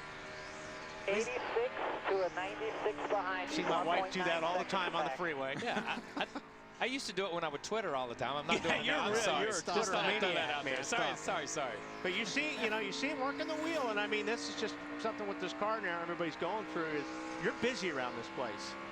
Now, just a couple of things. Obviously, they got very little fuel in that car. Very little fuel. If they're pitting this fast, they got that 1 can in, but they obviously didn't get hardly anything from the 2nd can in. And we've gone about 62 laps now of green, make that 72, and this is the most consecutive green flag laps here at Pocono since June of 2003 when we went 92 laps. You know, here's the other thing. The first TNT race would be good without some drama here. All right. Chad 4. How does he have the presence of mind to think of that? Thanks for the tagline there, Carl. But I tell you, the thing is, you know, at least he knows he's got a car that's capable of A, getting in position to get his lap back, and B, outrunning these guys, or at least running with them. So he's not crazy thinking he's going to lose something he can't get back, because we're only 90 laps into a 200-lap race. This is 6th place here. Jeff Burton taking a spot away from Kurt Busch. Good run for Burton. And a season that has seen the Childress teams really struggle. There's that Mark Martin guy.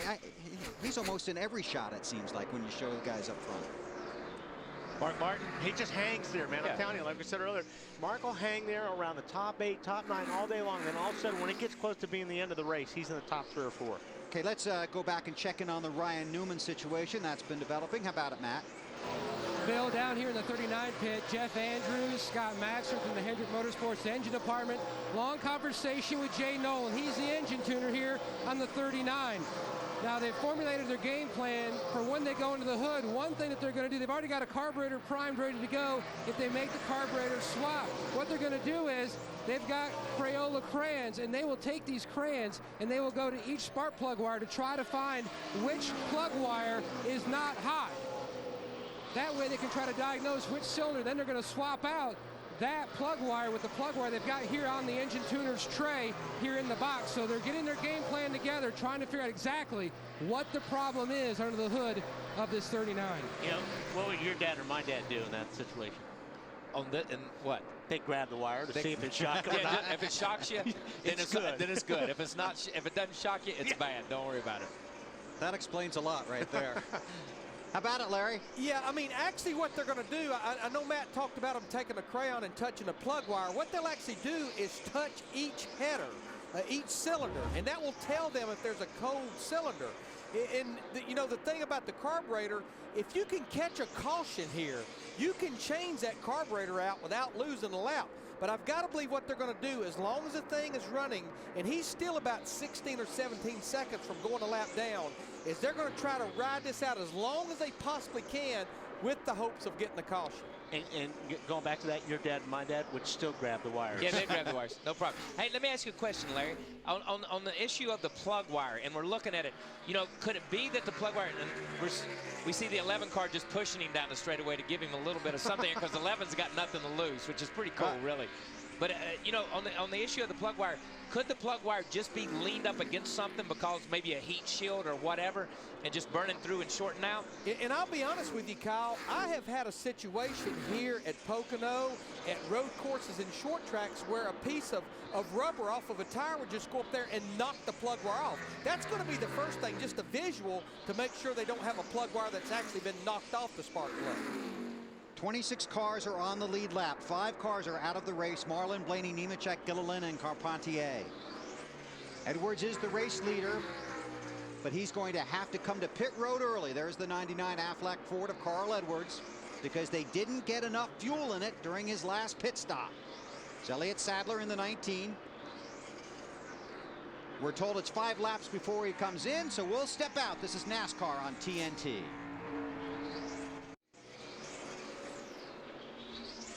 The drama is building for Carl Edwards, and he knows it. He's the race leader, and he's got a very fast car. He just does not have enough fuel. He's going to have to short pit, and that could come any time. Here's today's Burger King field summary. You see we've had 7 leaders, 10 lead changes, and the 5 cars are out of the race. Edwards has led the most laps, 53. Jimmie Johnson has led 31. Gordon, Kurt Busch, Tony Stewart among the leaders of the race today.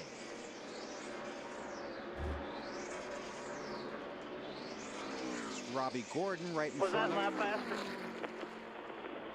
That was a 157. At 4:27, last lap was a 34.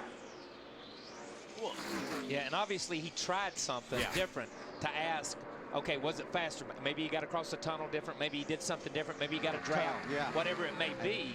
But he's trying to figure out what I did that lap. Was it faster? And if it's yes, then he'll do it again. Or try to do it again. How many times do you run a fast lap and then ask if it's faster, and then you never hit it again?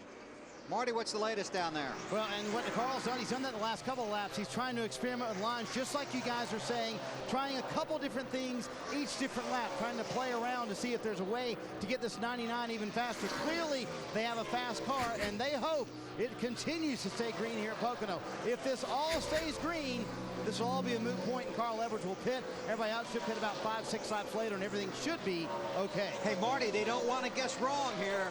Yeah, exactly. They don't want to calculate it wrong, Bill, because if you run out of fuel here, forget about it. You can't get back to pit road, especially as long as this racetrack is. So they want to calculate it correctly. Bob Osborne has given them a couple different numbers a few times, but right now, looking maybe about lap 97, 98 in that range. 97 complete now, 3 laps from halfway. Yeah, you never run out of gas in 3. No, never. Never, ever do you run out of gas at Pocono in turn 3. It's always going past the pit entrance or turn 1. Larry.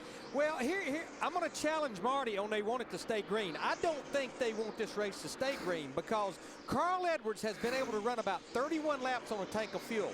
He pitted on lap 76. If they had have gotten it full, he could go to 107, which would make it a 2-stop race. But if he's going to pit here about lap 98 to 99, he's still going to have to make 3 more pit stops, and when everyone else pits, it'll be a 2-stop race. So he's going to have to make an extra stop should we go green to the end of this 500-mile race. There is smoke coming out of that calculator. I can see it from up here. Hey, and that's an excellent point, Larry, because last time we had a guy get out of sequence and out of cycle, the rain came halfway through the race, and Jeff Gordon won it because he was out of cycle. Now, what you're saying here is because he's out of cycle, if the race goes the way it is right now, he'll be 1 more stop than everybody else, and it'll go the wrong way. It's Greg Biffle, currently second. Jimmie Johnson runs behind that Ford in a Chevrolet. Ralph, can you talk Jimmie Johnson now? You know, when you're getting in your car and you want to have a little fun stepping hard on that accelerator and smoking the heights can be a good time if you can deal with the tire bill. However, when you're trying to drive off the corner and keep in front of the guy behind you, it doesn't help you at all. Take a listen to Jimmie Johnson and the problems he's having today.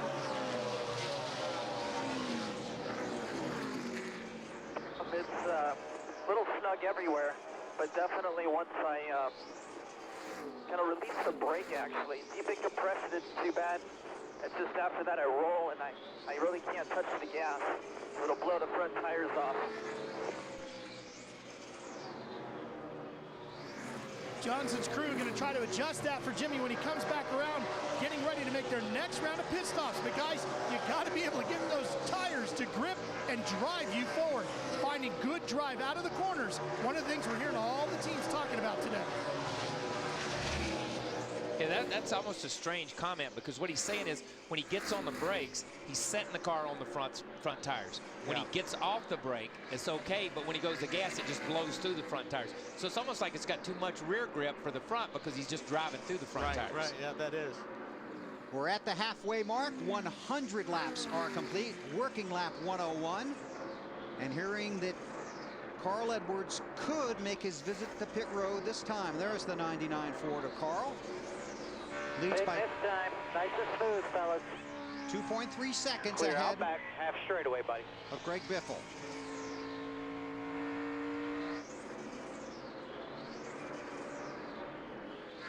Again, during the last pit stop, the pit crew for Carl Edwards did not get the fuel tank full. So Carl's going to have to pit a few laps earlier than everybody else. You heard Marty talk about it. So Carl Edwards comes to pit road as the race leader. Long drive down to you, Marty. And Kyle mentioned it, Bill. They've been encouraging the crew the entire time. Carl on the radio telling the guys, listen, smooth stop. We are not in a hurry. Don't worry about it. Hopefully everybody else will have to make a green flag stop here, and everything will sequence back the way that they want it to. He said the car, very good in turn 3, a little too tight in 1 and 2, which is backwards of what they were before. So they're going to go halfway on the adjustment they made last time and take 1/2 round out of the left rear wedge. 4 tires, very smooth stop this time, as they do take their time and make a nice stop. Yeah, they got it all that time. Yeah, that was a good stop. How good is that sound? You can hear that guy pull the tear off the window. I mean, and I'm deaf. I can hear it. Did you see the catch can man waving? Oh, yeah. He was on top of it that time. So Carl Edwards returns to the track, and we'll see where he falls in. Hey, guys, one good thing about being the leader at Pocono and having to make an unscheduled green flag stop, he's still going to be on the lead lap. It's the benefit of a 2.5-mile track. There's Greg Biffle, the race leader.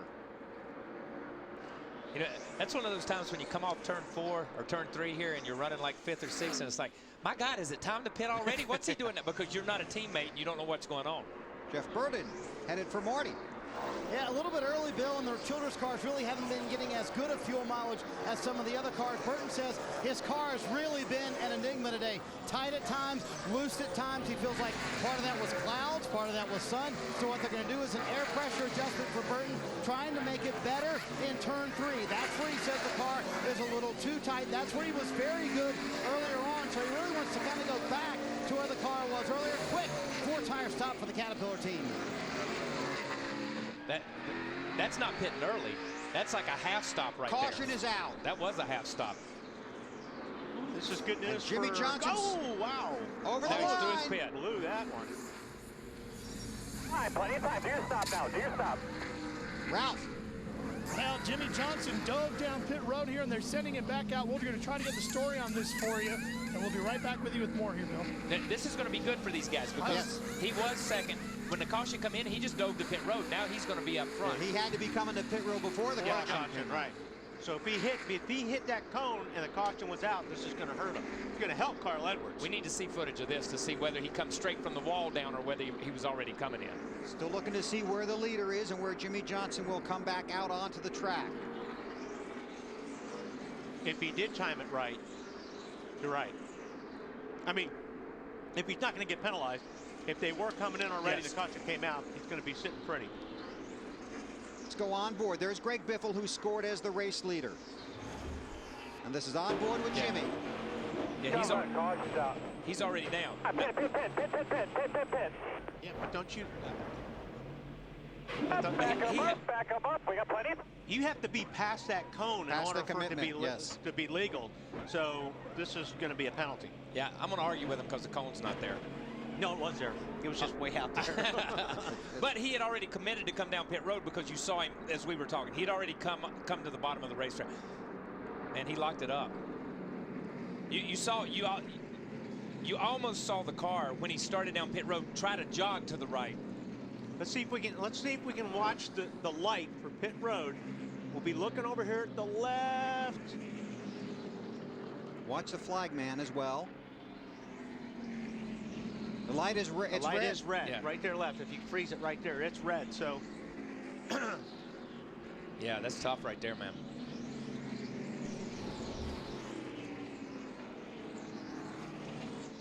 So we're under caution. 104 laps are complete. Greg Biffle is scored as the race leader. Then it's Matt Kenseth, Jeff Gordon, Mark Martin to 4th, and Tony Stewart in the 5th spot. Then it's Kurt Busch, Kyle Busch, David Rudiman is 8th, A.J. Allmendinger 9th, and Casey Kane to the 10th spot. And don't forget, we're going to have a double file restart shootout style. Now, if you go back and listen to that, if I heard it right, they said the caution is out, but then somebody said pit.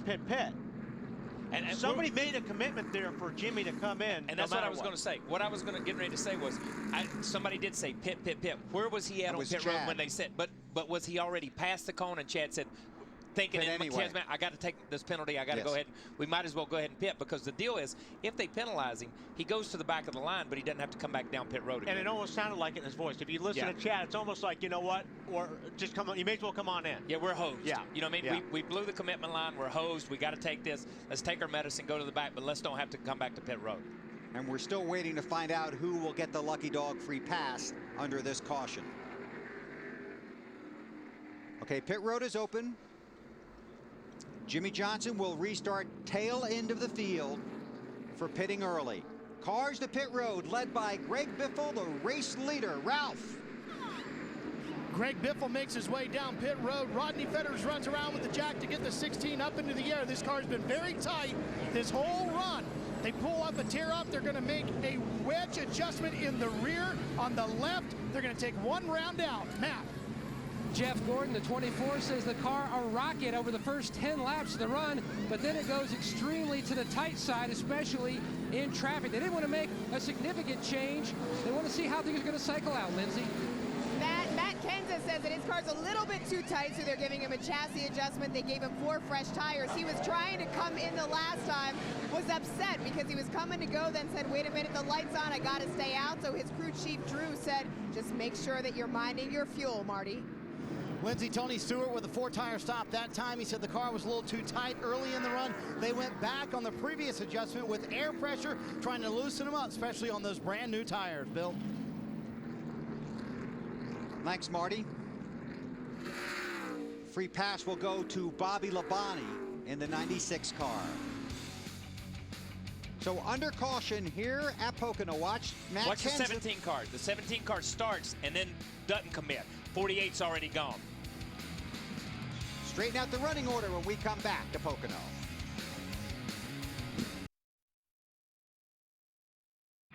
NASCAR Sprint Cup Racing from the Pocono Raceway is brought to you by Toyota. Moving forward. By Coors Light.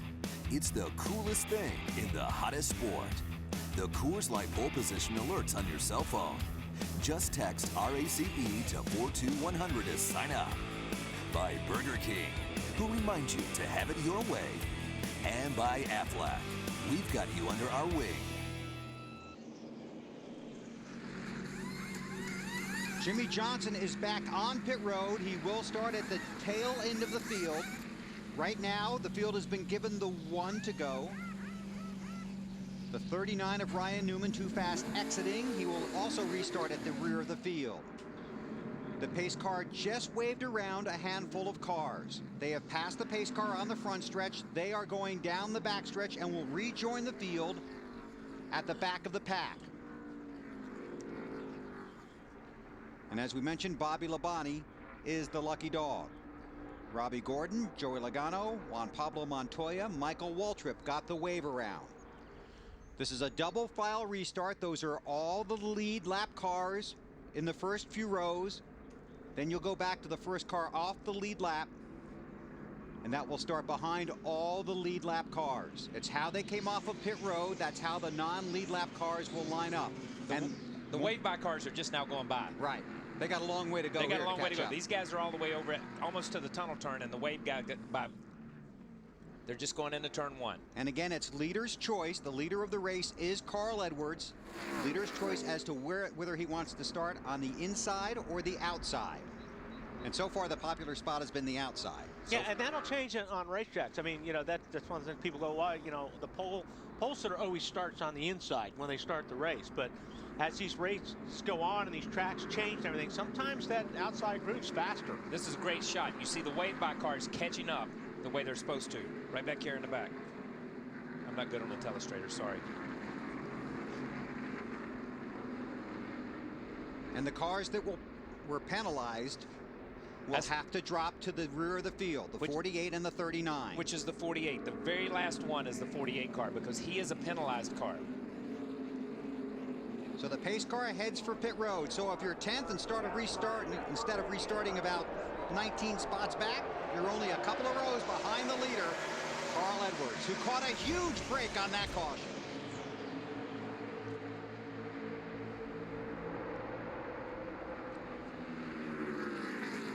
So now you've got one of the fastest cars at the rear of the field in Jimmie Johnson. That 31 car struggles on restarts. Yeah, he really does. He goes down and just goes straight up the racetrack. Look at this. Wow. And remember, these are lead lap cars up here fighting 3 and 4 wide now, not the lap cars on the inside. That's what's cool. The part I like about this rule is that it puts the best against the best on restarts from the first restart all the way through the last lap of the race. Is that Kyle Busch down there? No, it's Ambrose. Yeah. Looked like Ambrose. Well, he down went on right the to the inside. bottom and picked up a few spots. Yeah.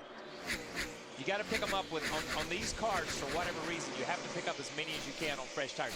You see the cars that got the wave around. Now they're on pit road. You can see them to the right side of your screen, right up here. These cars got the wave around. Now they can pit. That's the advantage of the wave around. Now they got to get in and get back out. Okay, but at least they had an opportunity to come around and pit. They're back on the lead lap. If you're a wave by car, you cannot pit. You must take the green on the racetrack, which is where these guys are.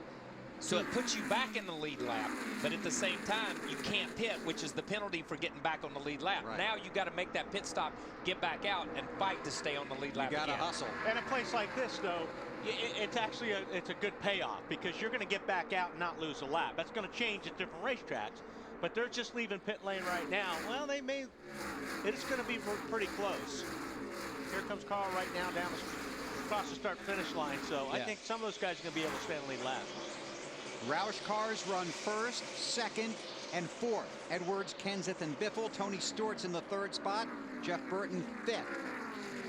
That's Kyle Busch in the 18. Rudiman in the 00. Jeff Gordon in the 24. Oh my. I think Jeff wants by. Yeah, Jeff's wanting to get back up to where he was in the top 4 or 5, and he's back here racing with guys that he's not been racing with all day. Even though these guys are lead lap cars, he's not been racing with them all day. It's 8th, 9th, and 10th. Then it's Kurt Busch in the 2. I'm going to ask a question here because I really wasn't paying that much attention to the race, even though I'm sitting here in the booth. What was that caution for? Debris in the tunnel turn. Thank you very much. I'm sorry, I'm an idiot. You were twittering. You were busy. I must have been doing something because I was not paying attention. Caution came out. We were so concerned about Jimmie Johnson being on pit road. I didn't really catch it. I apologize for that. We're here for you, Kyle. I'm sorry. I am so sorry. Some things never change, does it, Weber? Never. How long you and I been doing TV together? Forever. Mark Martin in the 5. And here comes AJ. 7th spot right there, that 44 car. Inside of Jeff now he's in 6th spot. Yep.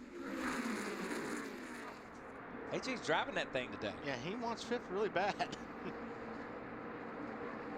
Nice job, bud. Nice job. Well, the Roush cars now run first, second, and third. Trouble with the 12 car. Yep. David Stremme. We'll check on that when we come back to Pocono on TNT.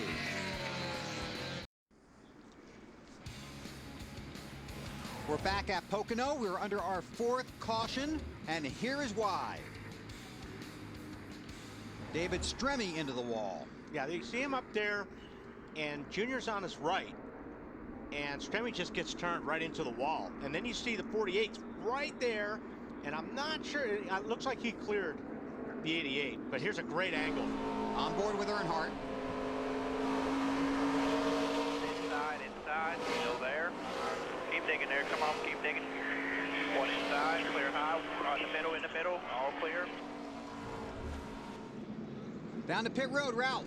Chad Knaus wants to take advantage of this yellow to put some fresh tires on the car, make a small adjustment to the chassis through some air pressures and a chassis adjustment. They filled him up with fuel and he's ready to go back out, Matt. Service already complete, Ralph, on the 2 of Kurt Busch. The previous stop, they put a spring rubber in the right rear and made a wedge adjustment. Too tight, still too tight that run. So they brought him back again, made an air pressure change in the right rear. Marty. Matt, Kyle Busch already gone. 2 tires for the M&M's car. He said his car a little bit too tight up half around the track bar. He said, I think it's worth it right now for 2 tires and a little bit of help with the chassis. Most of the leaders at the front of the field opted not to come down pit road. Carl Edwards leads. We'll reset the running order when we come back to Pocono. This is NASCAR on TNT. 85 laps to go here at Pocono, working our 4th caution of the day for contact with the wall by David Stremme. Dale Earnhardt Jr. Again, here's the replay of Stremme getting into the wall. Yeah, and I think a lot of this, in my opinion, is that the 88's frustrated right now. And he could have cut the 12, a little bit of slack right there. All he had to do was get out of it just a little bit and avoided that. And the reason why the 88 is frustrated is because he blew his pit stop. Now, this is on lap 105. Sorry, right. Wally. Comes down in, and he smokes through the pit stop. He gets a car up against the wall.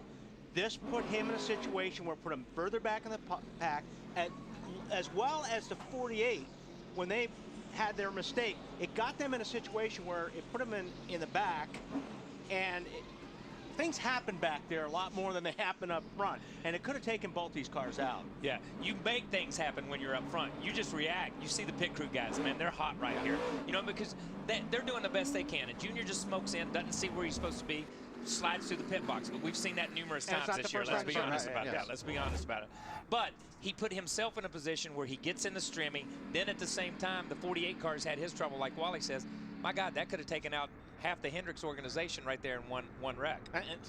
And really the moral of the story, since we say this all the time, you can't, if you make one mistake during a 500-mile race, it can take you not only out of contention of winning, but out of the race. And there's an example where we see the 99 make a mistake and they catch a lucky break. Yeah. These guys make a mistake and they got a lucky break too, because neither one of these cars were taken out of the race, but they were in a position where it could have been catastrophic. Ryan Newman and David Stremme too fast on pit road. They'll have to start at the rear of the field. Fans, Off Track with Tony Stewart, presented by Armor All, is an exclusive video series that puts you behind the scenes with racing superstar Tony Stewart. To watch now, go to NASCAR.com/Armor All.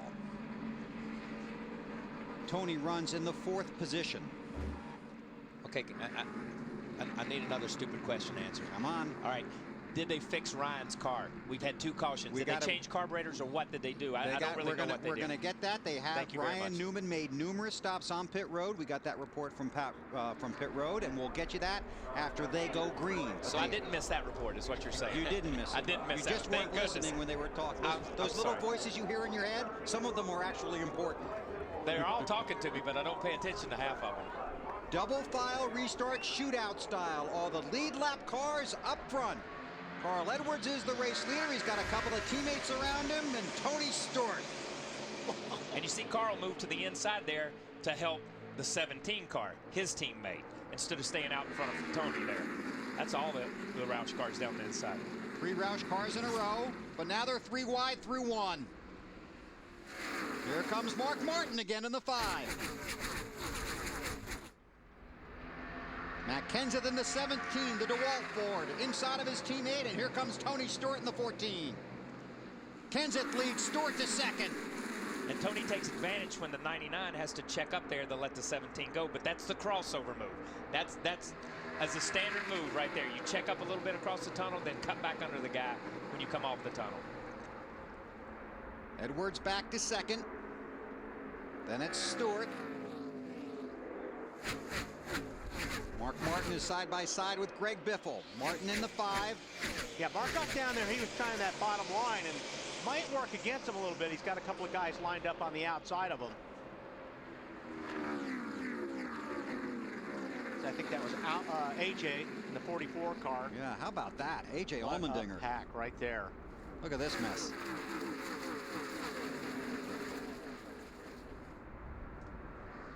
There's the 48 there. Yep. Jimmie Johnson. Casey Kane in the 9. McMurray in the 26. On board with Johnson, looking back at Kane. And Martin Truex Jr. in the 1. And like we're talking about, you want to get out of this as quick as you can. Yeah. I mean, right now, Jimmie Johnson is trying to be careful, but he's also trying to get it past as many of these cars as possible. Down on the low side. Yeah, this is the most cars Jimmie has seen in front of him all day long. Right. You know what I mean? He's been in a position where he's had clear racetrack or at least 1 or 2 cars in front of him. So to get back to that clean air and to get back to a place where he's comfortable and safe, he's got to work his way through this pack pretty quick. And you can't run your line here. I mean, because somebody else may be in your line. Your car is going to react a lot different in traffic than it does, like Kyle said, when he's out front and he's stealing all the air for his car, getting that downforce. So yeah, it's a lot trickier in traffic. This is 6th place. Brian Vickers in the 83, the Red Bull ride, and here comes AJ Allmendinger. Back with the crossover again. These 2 guys are having a good run today. Both these guys deserve a good run and need a good run, but both cars are running good today. Ralph, how about that 44 machine? Oh, you guys are right. He has been driving the wheels off of that thing. At one point in time today on the radio, he said, I'm literally just hanging on. Ryan Pemberton and the crew have been doing everything they can to give him something to work with. They've gone up and down on the setups. And they're finally just getting that thing to where they think he can actually drive this car. See Ambrose there in the 47 car. He's right up there, 8th spot. Oh! Right up there I in don't know if he's 8th. going to stay 8th, but he got up there anyway. And I'm going to knock 9th, 10th, 11th, and 12th out of the way. Rudeman in the 0-0. Allmendinger. Here comes the 33 of Boyer. But these last two corners with the 47 car right there with Ambrose and with the 44 car, they get in the corner, they lose their momentum. Look how many cars drive past. Right. Just like Wally said all day, this is a momentum racetrack now with these cars. The 33 and the 31 are teammates. They were working together briefly there. Now up front, Carl Edwards trying to get the lead back from teammate Matt Kenseth. And he does. Clear, all clear. Edwards has led 71 of the 121 laps so far today. Then it's Biffle, then Stewart, then Martin. There's Jimmie Johnson looking to the inside of Ambrose.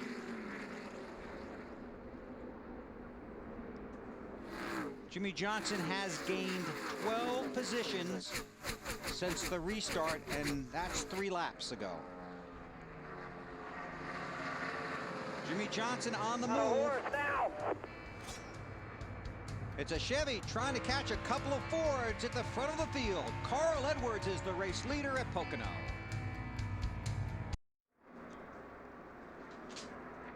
.124 of 200 laps are complete at the Pocono Raceway in Pennsylvania. Carl Edwards is the race leader by 1.2 seconds over Matt Kenseth. Then it's Tony Stewart from 43rd to 3rd. Biffle is 4th. Mark Martin is 5th. There's a pack. Kyle Busch, the 24 of Jeff Gordon, and the 39 of Ryan Newman. And I think if Matt's not busy, he can probably give us an update on that 39. How about it, Matt? Bill, Tony Gibson called Ryan Newman to pit road, count him 6 times. Through a process of elimination, they diagnosed the issue as a bad spark plug in the number 7 cylinder. They changed all the spark plug wires before that. Then they changed the spark plug. He is now good to go, and he is quickly flying back up to the field. He has gone from 26 all the way up to 17th and still knocking off cars. Back in contention, and Bobby Hutchins, the team manager, said to Ryan once they got the car fixed, patient and smart. 2 words that'll get us back up to the front, and Ryan said, and showing just where his humor was, he said, I might not be smart, but I might be a little crazy. And while you were doing that, he got another spot, got one from Kyle Busch, so Ryan Newman up to 16th. He's gained 12 positions since the last restart. Jimmie Johnson has gained 14 and currently runs in the 9th position. Look at this pack. Harvick, Gordon, Bobby Labonte's in there, Montoya. All right, now let's check out a fresh take brought to you by Subway Restaurants. Subway, fresh down to Larry Mack. Well, Bill, now that we're in the third 50-lapper of this 200-lap race, if you go back to the start of the race, we talked about our race trends or patterns. Now, average, this is the last 8 June races here at Pocono. The first caution has been average lap 20. Denny Hamlin had his problems, so we had 2 before lap 20 with Denny Hamlin on the racetrack. The number of cautions averaged 7 to 8. We've had 4, 2 for Denny Hamlin, 2 for debris.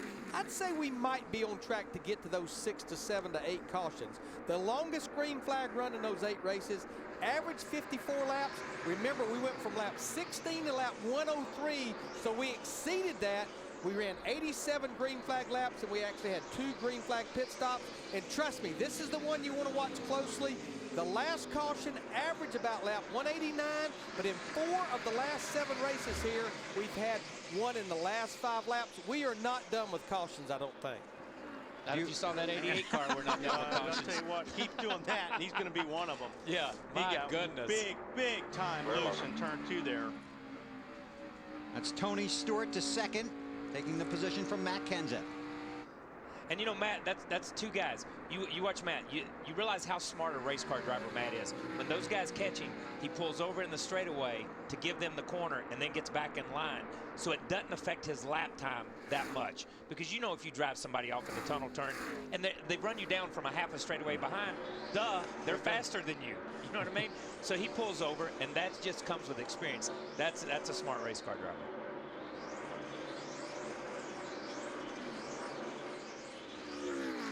Now, Bill, Wally, Kyle, I keep thinking about this 99 car that's out there a little over a 2-second lead. Remember, the last 2 cautions, he has stayed out. He has not been to pit road since he pitted under green at lap 101. Now, all the other leaders that pitted at 105, and especially like Jimmie Johnson, Kyle Busch, and Casey Kane that pitted at lap 114, I think all of those cars can make it on 2 stops. The saving grace for Carl Edwards and Bob Osborne will be the 9 caution laps that we've had since he pitted, but I think to be able to make it on 1 more stop, he's going to have to go to about lap 136, and it will still be stretching it for that 99 car. Hey, let me just say this. The saving grace for that 99 car was that caution they had a minute ago. He's already got his saving grace for the day.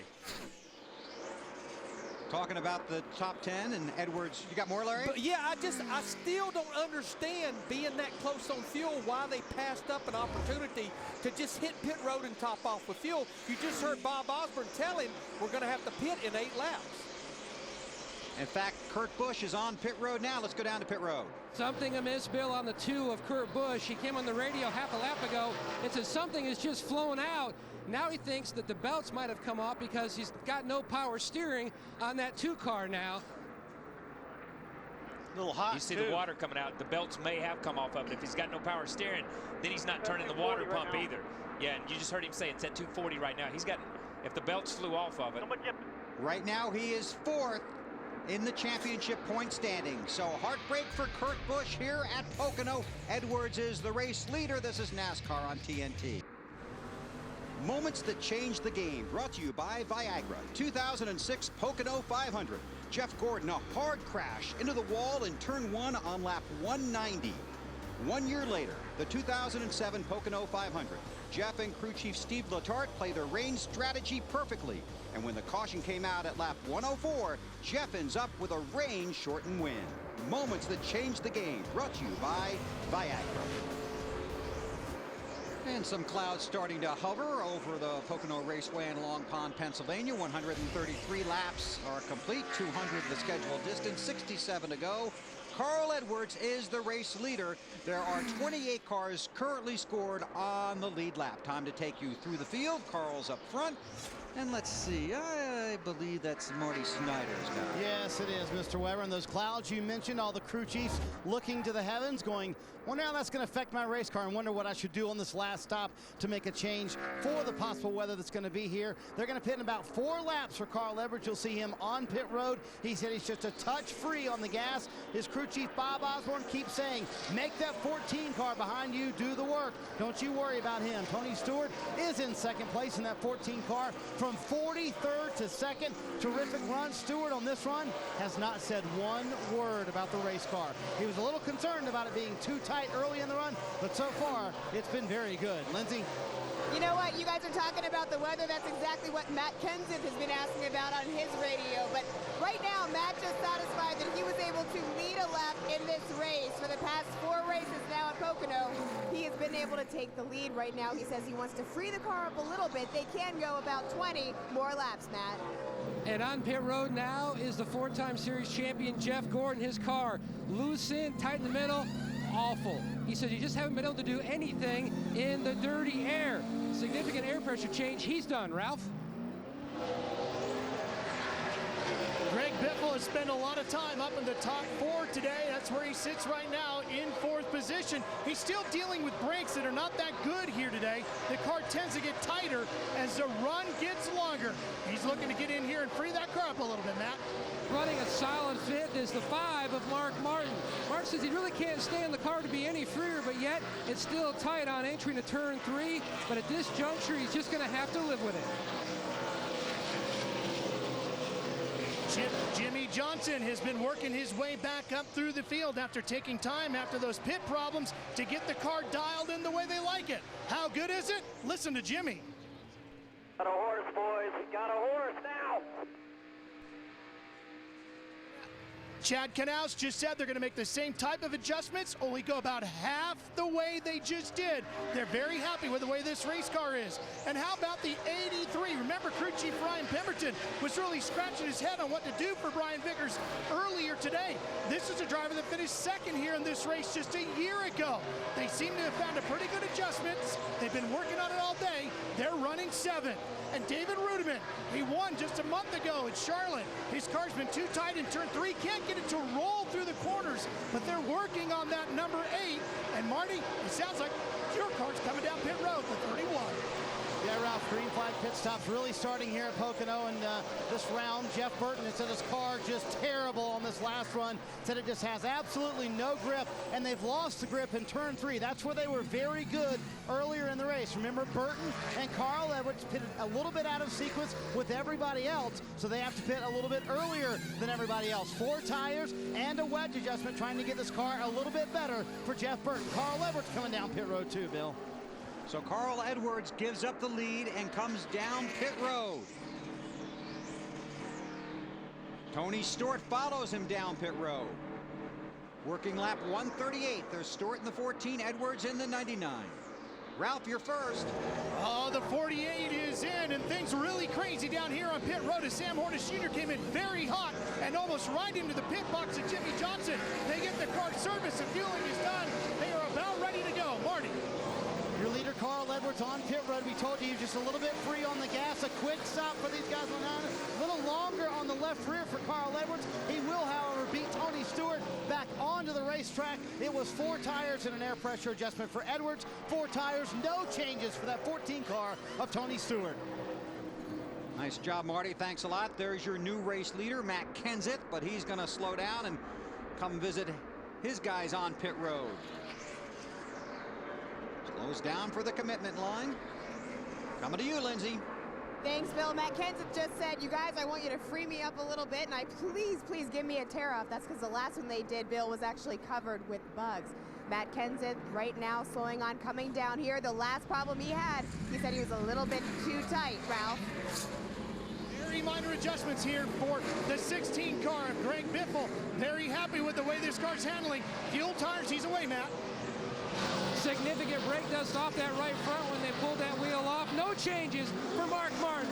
The car is good. We told you before, he just wants to live with what he's got. Marty.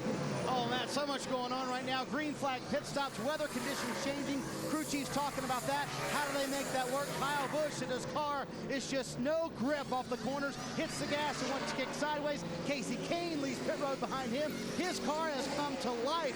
Much better than it's been early in the race. He's racing towards the top 10. Kyle Busch leaves pit road as well. Boy, we have seen a lot of crews make their cars better today, including this one, Ryan Newman, who is now scored as the race leader, but he's going to slow and come to pit road. We can tell you that for the second time today, Michael Waltrip spun trying to get into his pit stall. He has since been serviced and returns to the track. Ryan Newman headed for his pit stall. Matt, you got it. Bill, what a rebound for this 39 team. Like their sponsor through much of the year, Army Strong. Different colors here today, but boy, they are sure looking strong rebounding. Too tight in general was the complaint for Ryan.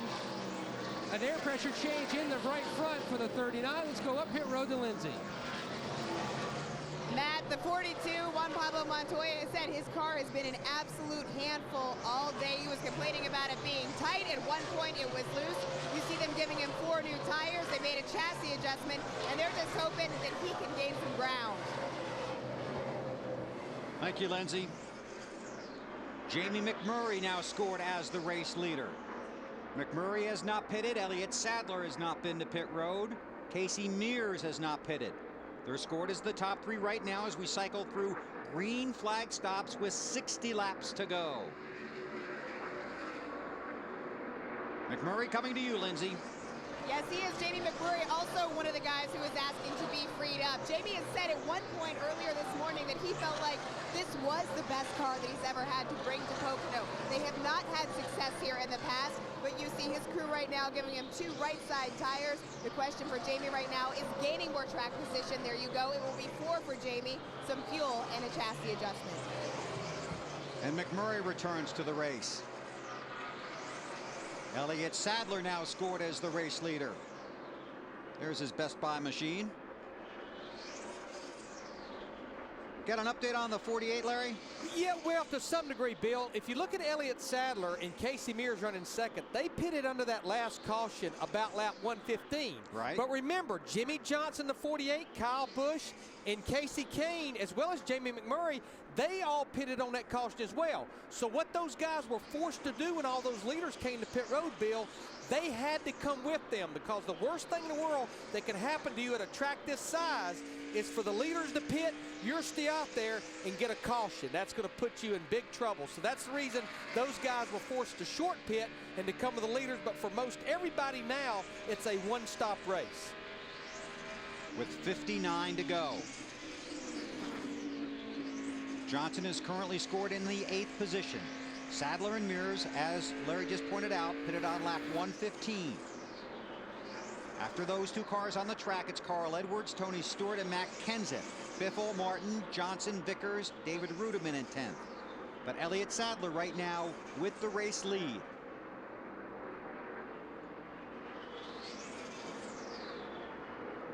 See how this works out for him. Here comes Sadler to pit road. So he gives up the lead. Mirror space out. Lindsay. Elliott Sadler, sad to give up that track position, obviously, but he pulls down onto pit road. Sadler has also been saying his car has been too tight. The guys getting ready on the wall. They're now jumping over. They're going to give Sadler 2 right side tires. He had been telling me earlier that he didn't know Pocono, obviously not one of his favorite racetracks, but Elliott feeling strong about the car they had. It will be a 4-tire stop for him. Bill? Thanks, Lindsay. You saw the 99 go around the 07.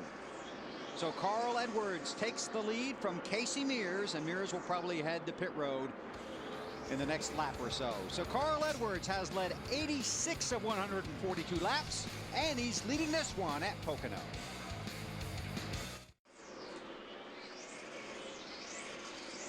Just 55 laps to go in the Pocono 500. Live here on TNT, Carl Edwards is the race leader, 2.5 seconds over Tony Stewart. Then it's Matt Kenseth, Greg Biffle, and Mark Martin, the top 5. Jimmie Johnson is 6th. Brian Vickers, David Rudiman, Clint Boyer, and Casey Kane are the top 10.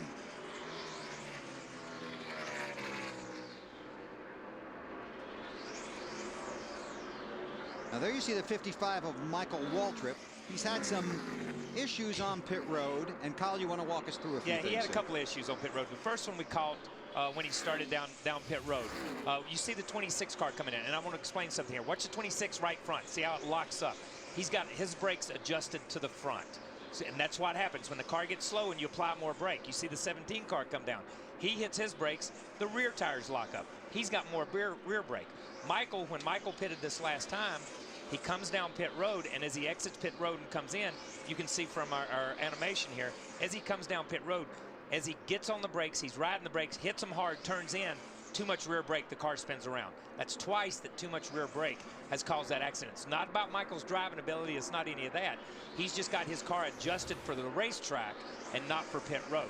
And when he goes to him hard, it just gets out from under him. That's our Race View 3D animation replay. Get that feature and more from NASCAR.com's Race View. Now for half the price. Check it out at NASCAR.com/raceview. Tony Stewart in the 14. If you weren't with us at the beginning, Denny Hamlin had all kinds of issues at the beginning of this race. Denny in that 11 car is still 22 laps down, but by the team getting it fixed and getting him back out there, he has moved back into the top 12 in the point standings. It was a water pump issue for the 2 car of Kurt Busch, and that Miller Lite Dodge team has worked on that, and Kurt returns to the track, and he has scored 17 laps down in the 37th position. Kurt 4th right now in the championship standings as the cars run on the track.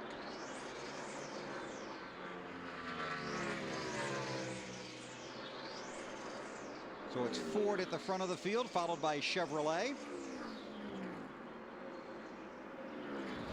Looking for our first Toyota, Brian Vickers, followed by Rudiman. Here's our Toyota driver update. Now you see Vickers in the 7th spot. Ooh. Now we saw Vickers around backwards almost right there. He caught that thing. That thing, that's loose getting in the corner. You hear Wally talk about being free getting in the corner and not really wanting to get it in the corner. That's free getting in the corner.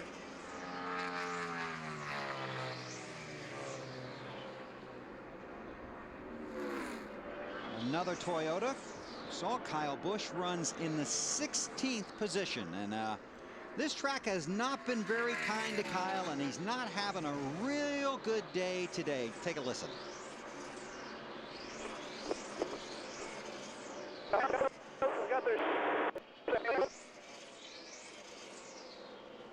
Well, we'll try that again. We'll work on that. Maybe he just beeped himself. Maybe that's what that was.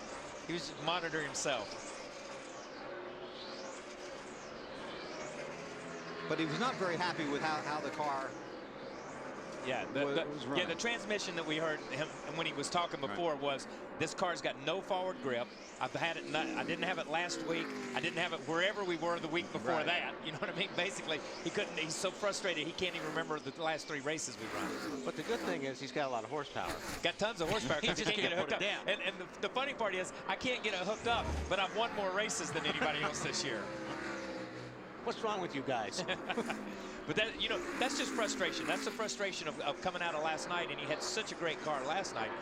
Look at 77 car swaps a little bit right there, but he, you know, that's just his frustration level at coming to places where he really feels like he's got a car that should be good and it's not. Ryan Newman in that 39 car. That's the 13th, 14th, 15th, and 16th back there, and that's number 1 right now. The 99 up front.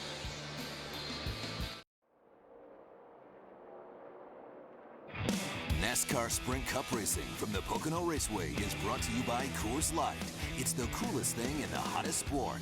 The Coors Light pole position alerts on your cell phone. Just text RACE to 42100 to sign up. By the Home Depot.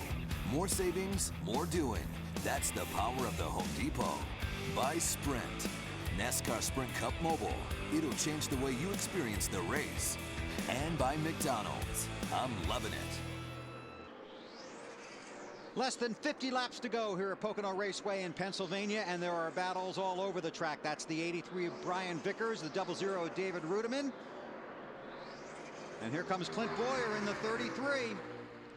That's Casey Kane at 10th too. Yeah, he's catching his crowd. The 83 and the 00 were side by side right before we went to this shot, which allowed Clint to jump up in the middle of him. So that, and you see that all the time. You get 2 guys, you get to dicing with 1 guy, and there's nobody in your mirror, and the next thing you look up, there's 20 guys waiting in line to get by you. That's 7th, 8th, 9th, and 10th on the track. Chasing Carl Edwards, who has a 3.8 second lead over Tony Stewart with 46 laps to go.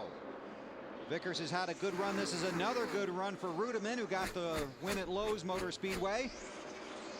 And a strong showing for a Childress car with Clint Boyer in the seat. You know, they call Rudiman the franchise guy, okay, and he's the franchise. The franchise means they can build something on this, and he is building a great foundation for Michael Waltrip Racing over there that they can move forward with.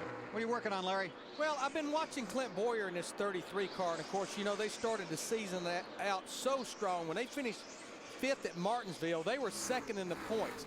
Their best run since Martinsville was last week at Dover when they finished 11th. Well, Kyle and Wally will relate to this.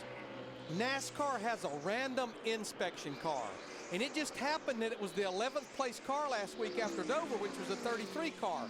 NASCAR took this car from Dover. This team did not get this car back until late Tuesday afternoon.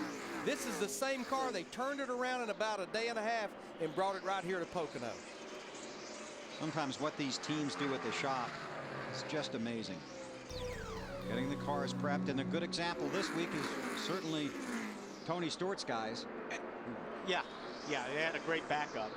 But, you know, a lot of times, too, and Kyle knows this, I mean, even though these cars have to fit a template, and they're almost exactly the same, you're always going to get in a race car that feels better than the other cars. And it's like anywhere you take that car, it's a top 10 car or a top 5 race car. And even if it's not, in your mind it is, which makes you drive it, work on it, and everything you do with that car you handle different. You just get favorite cars. I'll tell you who's got a good car today is Carl Edwards. This is the 8th time Edwards has led 95 or more laps in a race, and in the previous 7 he has finished the day in victory lane. He's 3.5 seconds ahead of Tony Stewart. coming out of turn 3.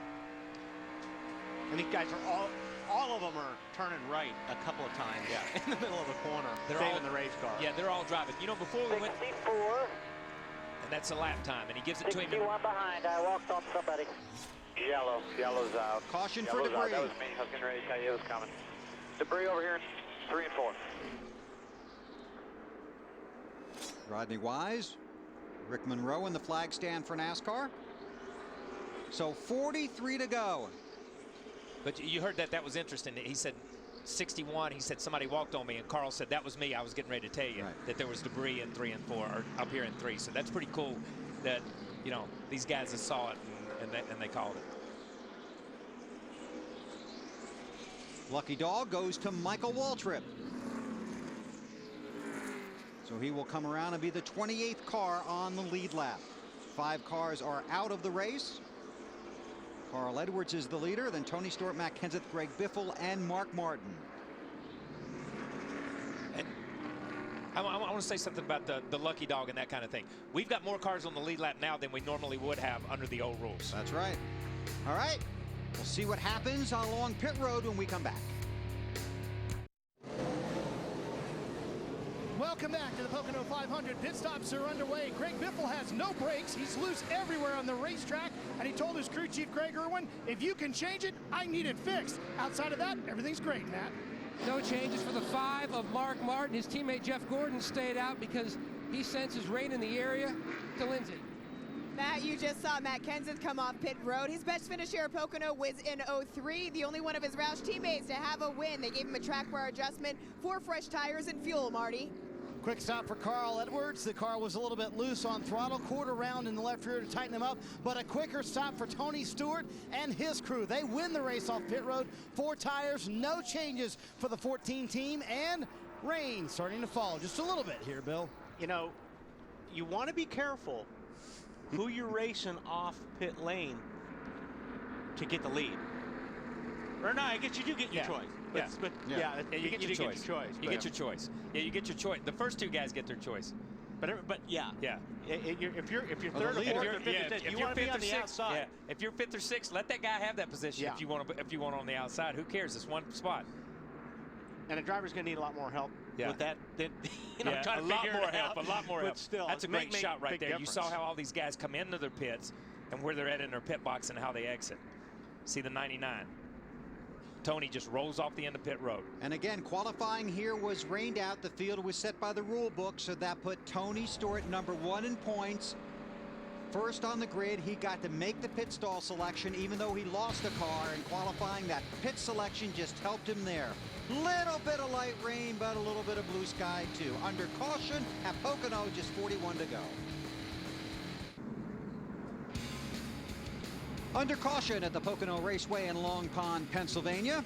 Brought out by debris, and now a little shower over one portion of the track, but there are blue skies right above the infield, so hopefully we'll get back to green flag racing soon. There you see the 24 of Jeff Gordon. Last pitted on lap 134. We're working lap 162. So Jeff did not pit under this caution. He is scored as the race leader. And as we told you about a little earlier today, 2 years ago, he won this race using rain strategy. Love Steve Letarte and Jeff Gordon, man. Hey, you got to love that call. Guess who's back? TNT's Race Buddy.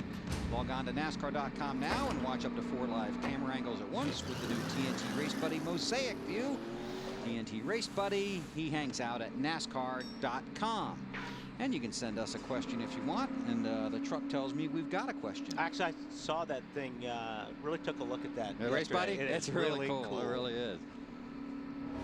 Here comes a question. Is regular air or something else used to inflate the tires? It's helium. What? Helium. No, helium. It's not. That's actually nitrogen. What are you saying? What is that? It's that stuff you think out of a balloon. Yes, that's exactly right. And the reason for that, it's more consistent heat-wise. It's more consistent air. The air that we used to use has moisture in it, and as the moisture gets hot, then the tires build up a lot more. So they went to the nitrogen to keep the build-up in control, and that was Goodyear did a lot of work on that to come up with that for these guys. And you can also get that now for your tires in your passenger cars nowadays too as well. That's what I hear. I didn't know that. You can? I went to that NASCAR garage. That's what they say at NASCAR garage. Oh, boy, it's going to be a long 6 weeks. Under caution, Jeff Gordon scored as the race leader, but Tony Stewart won that race off of pit road. We'll turn off the rain and hopefully go racing soon. Hey, look at that. The sun is shining on the Pocono Raceway in Pennsylvania. The field got 2 to go last time by the starter's stand. There is your race leader, Tony Stewart. Jeff Gordon has been to pit road for service, so he gave up the lead, and he will have to restart behind the cars that are not on the lead lap.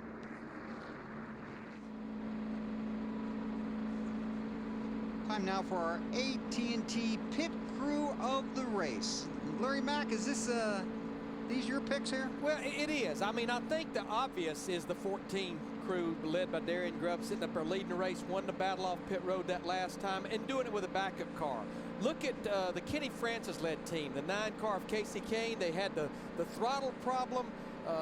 Now they're sitting there running up in the top 10 and 8. And then think about Ryan Newman, Tony Gibson, the 39 car. Change the spark plug under caution, and they're still on the lead lap, solidly up in the top 15. Well, how about a pit crew interview?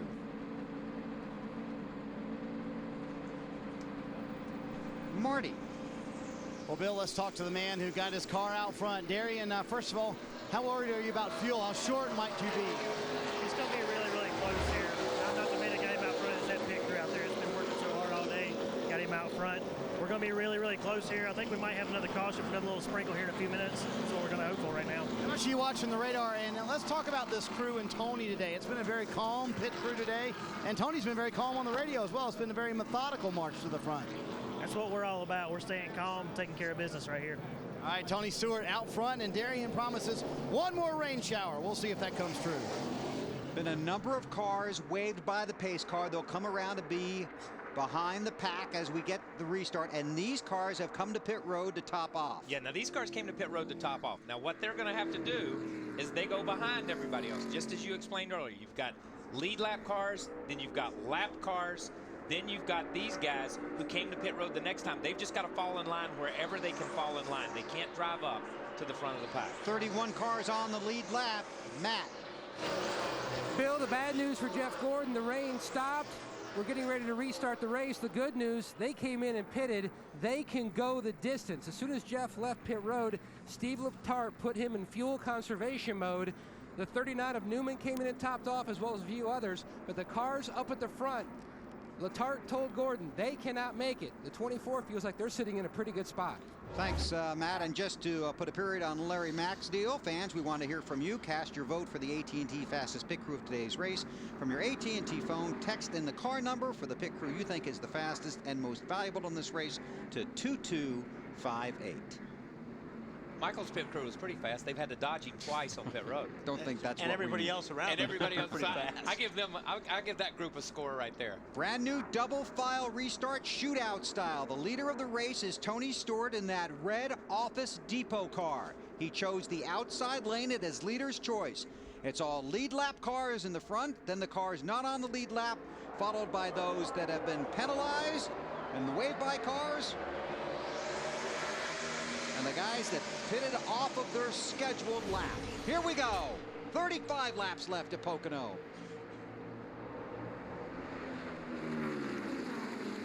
Okay, and what I was trying to explain earlier before I was tripping over my tongue, Greg Biffle raced Kenseth really hard, but came out third. He had to start on the inside. Look where he's at now. The outside is where you want to restart on these races.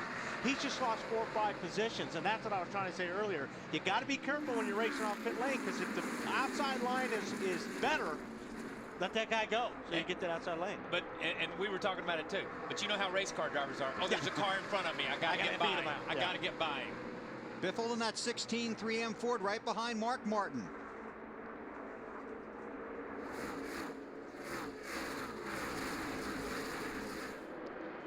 Look at this.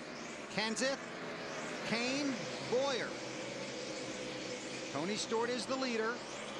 Carl Edwards runs second, then it's Jimmie Johnson. Then this 3-wide battle as they head for one.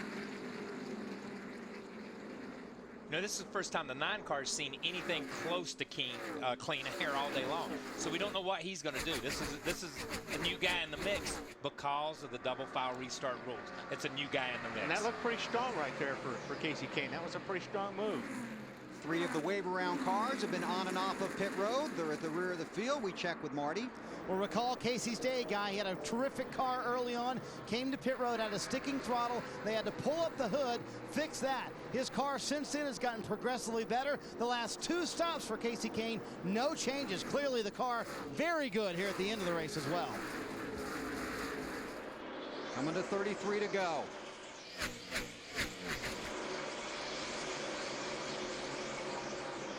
Yeah, there are 2 hungry drivers at the front of this field. Tony Stewart, Carl Edwards. Yeah, and you can't. This is part of right now. You can't be saving anything. You got to give it everything you have. 33 laps to go. And there is some weather in the area too, so you definitely want to get to the front as fast as you can and then stay there. Jeff Gordon trying to work his way through the field after coming to pit road.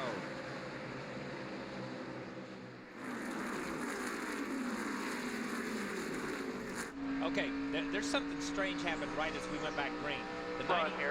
The 96 car came down pit road with Bobby LeBon. He was a lead lap car. I don't understand why he pitted. Maybe Larry can answer that question. Why did he come in? They're saying that they came in to top off. Why didn't they top off under the caution? Why did they wait that 1 extra lap? Unless probably they think, open to a window.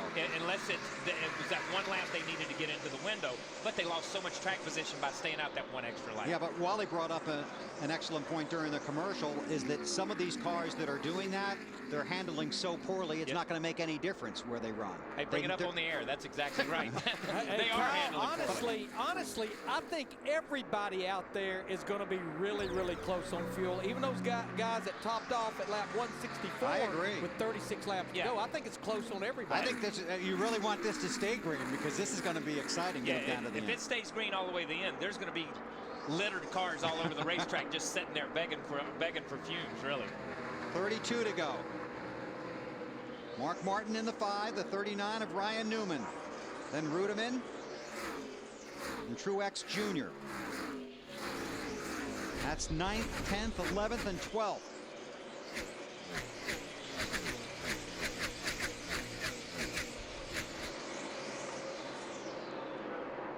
Tony Stewart just ran his fastest lap of the race on lap 168.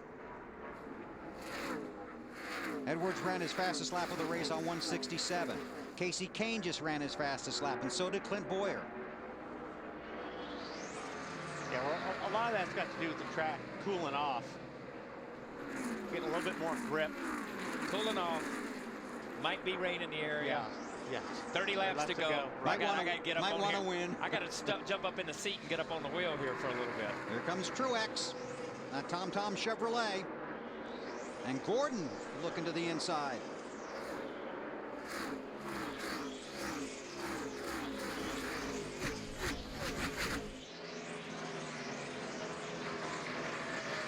Battling with that M&M's Toyota of Kyle Busch.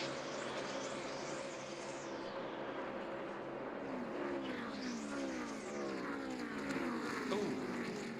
And that 51 car jumped up in the picture there. It's Dexter Bean making his first Sprint Cup Series start. He's 3 laps down in the 36th position.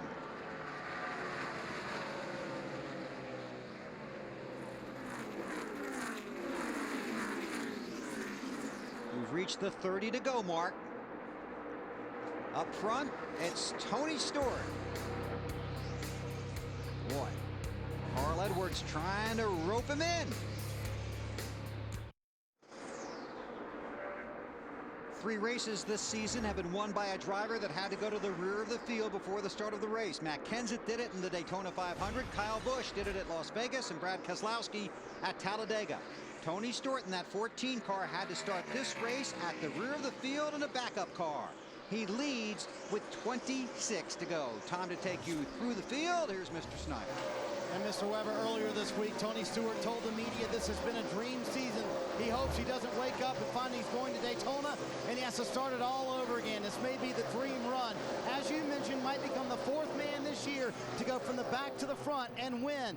That is his dad on the left side of the screen, Nelson Stewart, here in attendance today.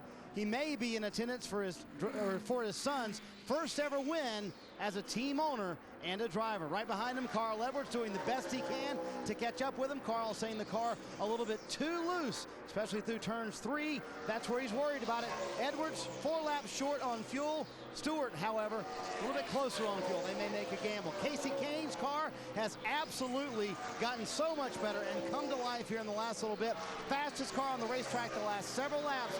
Kane very happy with the car. And again, as we mentioned, no changes the last few stops for Casey Kane. Ralph? As far as Jimmie Johnson goes, they're just trying to conserve fuel. They like the way the car is handling right now, but Chad Canal's not one to really tip his hat as to whether or not he can or can't go all the way. The one thing he will say is he needs Jimmie to save as much as he can. Now, Boyer in that 33 car, they're trying to save. They don't think they have enough to get to the end, but this is a driver who traditionally is very good here in the final 10% of the race. In the last few years, he averages picking off 6 positions in the final 10% of the race. This is where he comes alive, Lindsay. You know, Ralph, Matt Kenseth, the father-to-be right now, has slipped back to the 6th spot. He says, I'm giving it every single thing I have. However, I don't have any rear grip. He also says his car has gotten too loose. They last pitted on lap 158, so they're going to be about 10 laps short, Ralph.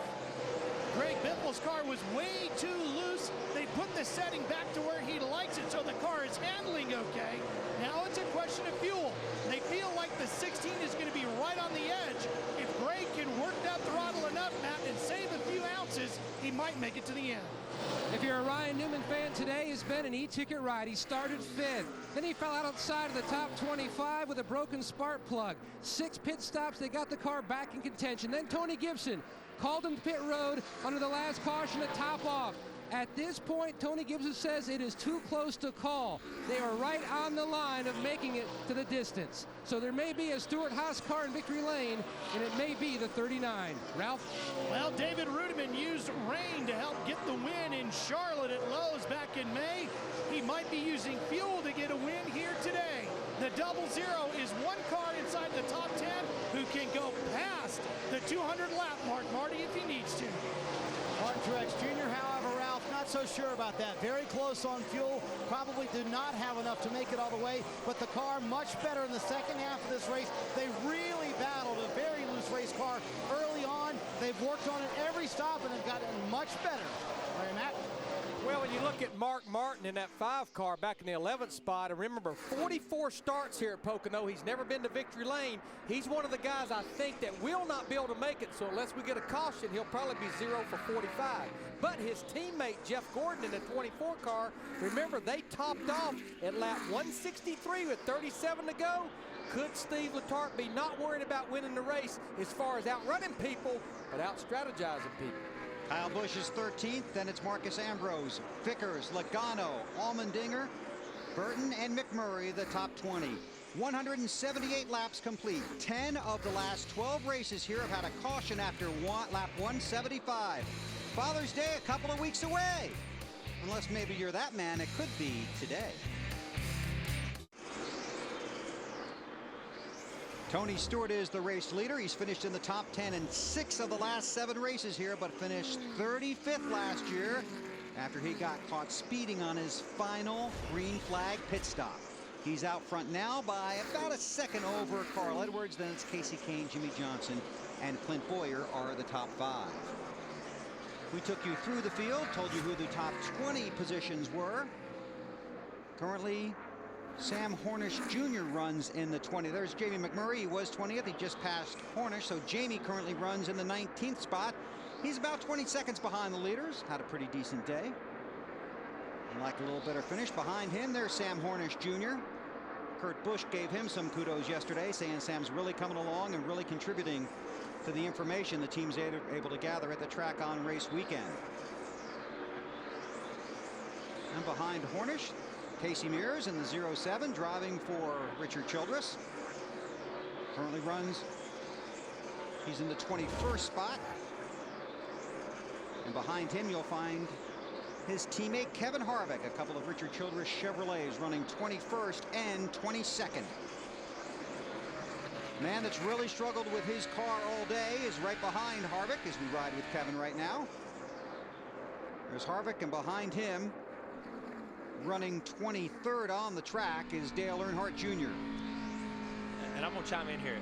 If you guys at home have seen some of the in-car stuff that we've seen from this car, it's a miracle he's still driving. This thing took off. They made one adjustment somewhere that has just taken them out in left field, and they have not been able to get back from about the halfway point. Had a top 10, top 15 car right in that range, 13, 14, 15, kind of like Dover, but just took themselves out. Just had his hands full? Hands full, man. It just looked like, earlier it looked like he was loose in, and it just seems like, and I'm watching his hands, it's almost like he's afraid to turn the wheel in the corner, so it's probably still loose in. Yeah, he's being incredibly careful when he gets into the corner, and then a lot of times like that, it just takes off and it'll go up a car length. It took off there just a touch, but down in 1 and 2, he's been up in no man's land. He scored in the 22nd position. Behind him, Michael Waltrip in the 55 car is racing in the 23rd spot. He's had a couple of issues on pit road, but Michael got the lucky dog. He is on the lead lap. In the 24th position, Bobby Labonte. The Ask.com machine. And Bobby's in this position because he stopped and topped off. Right. So let's be clear about that. You know, he's not been running in this position. He's run better than that. But when they went green, he came straight down pit road, which was legal because he is a lead lap car. If he was a lap down or more, I'm not sure that's legal. I'm not sure exactly what that. I know if you're a wave around car, that's not legal. Right. You got to take the green on the race track. But for Bobby, it's a legal move, and he's hoping they go green to the end and he picks up some spots. Reed Sorensen stopped on lap 173 in that 43 car. So he would definitely be able to reach the finish. Yeah, that's all. A lot of these guys back here that we're talking about, like Kyle said, that they're hoping that 15 guys run out of fuel. That's a lot of hope. Yeah, they're going for the finish. They're not going for outrunning anybody. Right. They're going for the finish. And you know, man, a trophy through strategy or a trophy through outrunning, still a trophy, man. That's right. Still a win.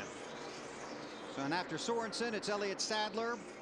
Brian Vickers has really fallen off the pace. Had to come to pit road on lap 181.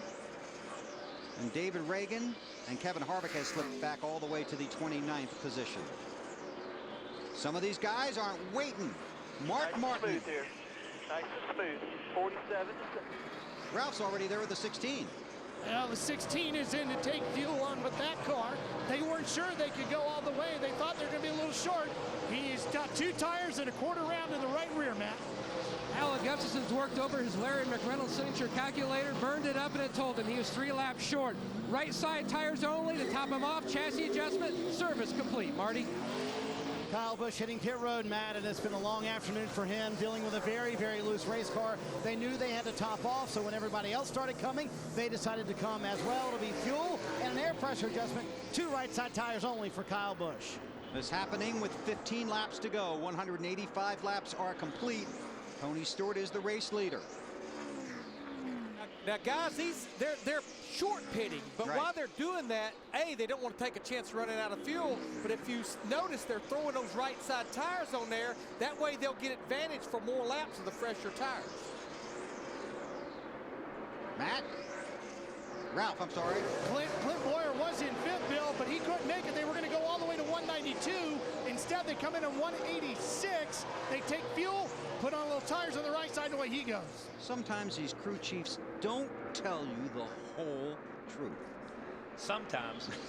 How about like during practice on Friday and during practice on Saturday? Oh, I'm talking to drivers. I wasn't talking about telling us the truth. Oh, they don't tell the drivers the truth either? Are you kidding me? Larry always did. There's your race leader, Tony Stewart, looking for his first win in 2009 and his first win as a team owner. And another thing, if you're racing guys and they're short pitting around you, you're really forced to do the same thing, because if they're putting right side tires on, they're gonna outrun you. Yeah, and we're right in that point too. As Matt Kenseth comes down pit road, we're right at that point. 10, 15 laps to go. You got to take enough gas to get to the end. You might as well put some tires on them. These guys that wait until 6, 7 laps to go, they're going to gas and go. They're going to spend time. Yeah, guys, to follow up on Kyle, here is the 17. He just came into his pit box. He was saying, please, guys, give me some more tires. He was begging for them. He said the 33 and 16 are going to straightaway us. They gave him 2 tires and fuel, Matt. The 88 of Dale Earnhardt Jr. slides to a stop. Jr., much of the afternoon, his biggest complaint, just no grip. You can see him put the car in gear. He's down and away. Oh, that's good hustle by the tire changer there, getting out of the way. And I'm looking at the board here.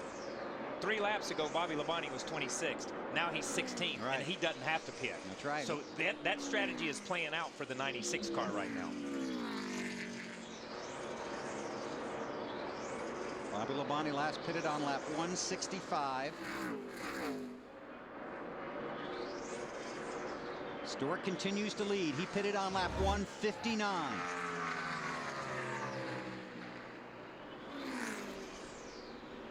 He would need 40 laps plus on a fuel run. That's asking a lot.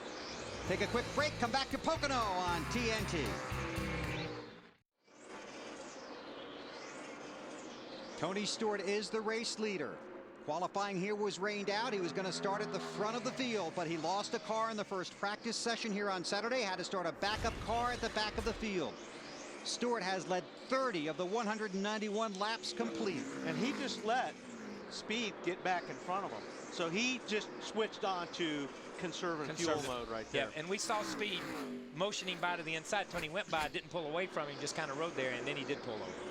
While we were in break, Casey Kane gave up a top 5 position and came to pit road. Right now it's Stewart, Edwards, Johnson, David Rudiman is 4th, and Ryan Newman is 5th. Then Jeff Gordon, Marcus Ambrose, Montoya, Burton, and Allmendinger. Your top 10. Man, that's a lot of fuel to save with 9 laps to go.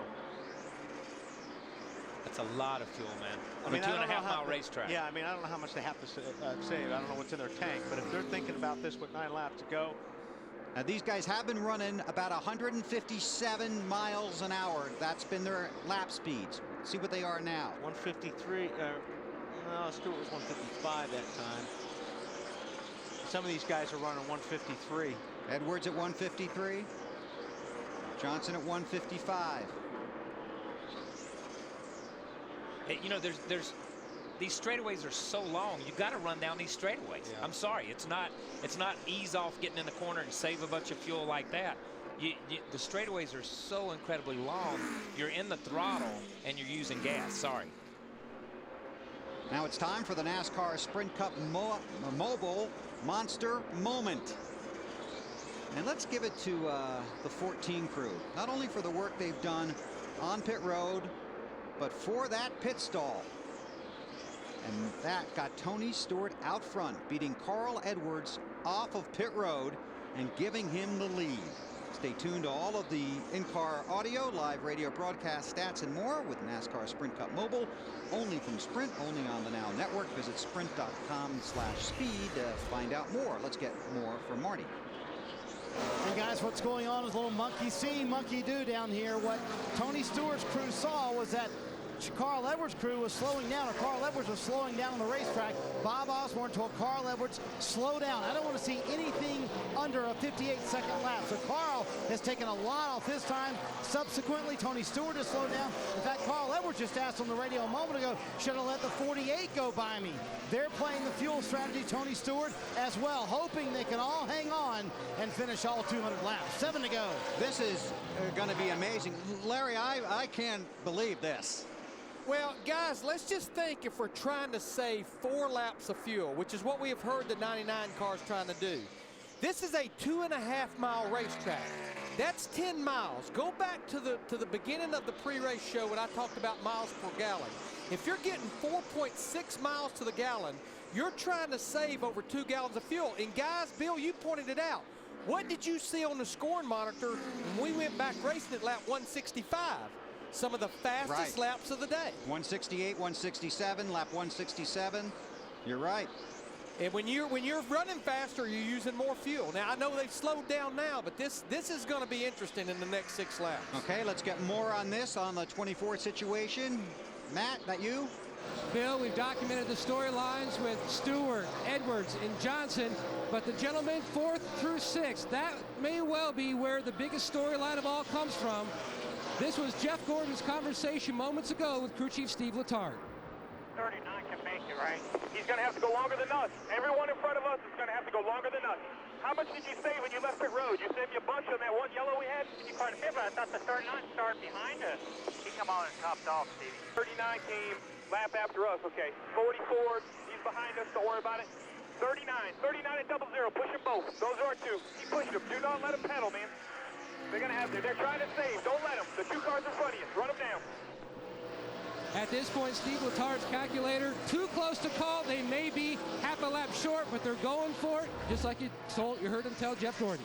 Thanks, Matt. Fantastic conversation there. That's incredible. Steve Letarte smells blood in the water right there. He's like, push him, boy, push him. Go get him. And even if he doesn't believe it, he wants Jeff to believe it. He wants Jeff to believe it, and that's what crew chiefs are good at. On board with Tony Stewart. See if you can see anything here. Well, it's not what we're going to see, it's what we're going to hear. Unless he's reaching up and cutting it off down the straightaway, okay? Because I'm That's telling been you, done. Man, that has been done under caution. But I don't know how you would do it here. There you Let's just watch him and listen. He's going down the straightaway. Oh, he lifted way early. So he's floating that car in an extra and using no brakes. feet. And using no brakes. Yeah. He's just floating in there and using no brakes now. Marty? And as you would imagine, Tony Stewart, ever the racer, his only quote on the radio, I hate racing like this. Yeah, he won't hate it if he ends up in victory lane. No, but it's incredibly hard to break that rhythm this late in the race. His rhythm has been to certain marks, just like Wally talked about earlier. There's marks on the racetrack you want to get to.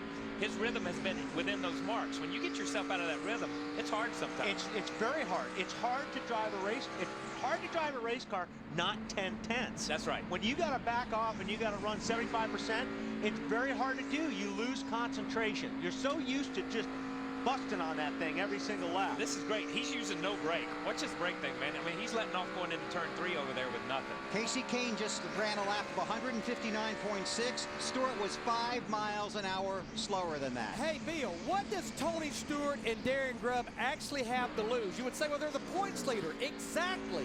The way the chase is set up, right now they have a 317-point cushion to play with. Why not roll the dice and go for it and try to get those 10 bonus points? Yeah. It doesn't matter how fast some of these guys are running. They're 30-some seconds behind. Yeah. They ain't going to make up 30 seconds in 3 laps. But it gives you an indication of how much Tony's letting off. Look at that. Look where he lets off, man. He's halfway running the short shoes. Look at him right here. Listen to this thing let off. Be coming to 2 to go when he gets to the line. Wow. And you're saying he doesn't have to use the brakes because he's going 20 miles per hour slower. Yeah, he's going into so the slow in corner. a straight line, but he's rolling through the corner almost faster than what he was. Last owner driver to win a race, Ricky Rudd at Martinsville in September of 1997. And you're looking at your fuel pressure gauge right Oh, now my more God. than you're looking out the windshield. You're just watching that needle, hoping that it's not going to dive. But you're looking at it, not wanting to look at it. You don't even want to glance over in that direction, man. Less than 2 to go. Edwards is 4.4 seconds behind, running about the same speeds as Stewart. All clear, 48. That's second and third. This goes on 4.5 seconds behind Tony. Boy, and they're coming. Real slow. Is he out now? Or is he going to fall in behind the 90? I think he's going to fall in behind. Try and get a tow. He'll be coming to the white flag this time. I don't think he's running fast enough to get a tow. Well, at some point when they get in your mirror, you got to go. Yeah. I mean, you can't save fuel forever. When they're 3 or 4 car lengths, you're just going to have to drop the hammer and hopefully you don't run out of gas. Yeah, they're all gonna have to go at some point in time here when they throw the white flag. Tony Stewart down the front stretch. White flag, last lap. This will be the last lap of the race. Now you want to run this lap so hard you can't see straight, but you still got to save it. You still got to save a little bit. He's still got a pretty good cushion, I think, once he gets to 2. Johnson to second. Johnson to second here. 2.5 seconds behind. Can't take the racer out of Carl, though. These guys are not saving fuel right now. No, they're not saving fuel. Carl drove right back up under him. That's Just you and him. It's 6 back to anything else. That's for second. If Stewart runs out, that would be for the win. Clear. Tony in turn 2. Boy, they're barreling down on him now. It's a long way from turn 3 to the start-finish line, though. Look at him looking. Tony Stewart out of the final turn. Made the big move in the offseason. Here he comes. To go over to Haas Racing, engine, he's got take it, over part of the ownership, and Tony Stewart's going to take that team to victory lane. 48's out of gas. See him on the inside there. Listen to the crowd, man. He ran out of turn 2. That's incredible. God, I'm proud of you guys. You make me look like a damn genius trouble in up here. 4. Casey Kane. One car around Kane, able to hang on to it. And here he comes across the line. You guys. Flat tires. Tony Stewart last pitted on lap 159, and he made it last to the end. Edwards, Rudeman, Jeff Gordon, Ryan Newman, Ambrose, Johnson, Montoya, Burton, Sam Hornish Jr. gets a top 10 finish. So congratulations to Tony Stewart. This is going to be a fun victory lane. It's amazing all-around effort. Lost a car in practice Saturday, got the backup car on the track, got it some laps, started at the rear of the field, and now he's going to victory lane. NASCAR Sprint Cup Racing from the Pocono Raceway is brought to you by Sprint. NASCAR Sprint Cup Mobile. It'll change the way you experience the race. By Subway, home of the famous $5 footlong. Subway, eat fresh. By the U.S. Army. Watch drivers battle for position on the U.S. Army Battle Cam. Only on TNT's Race Buddy on NASCAR.com. And by Aflac. We've got you under our wing. 34th win for Tony Stewart. 31 of his 34 wins have come in June or later in the season. This is 370th race. His last win was Talladega 19 races ago. It's his second win at Pocono.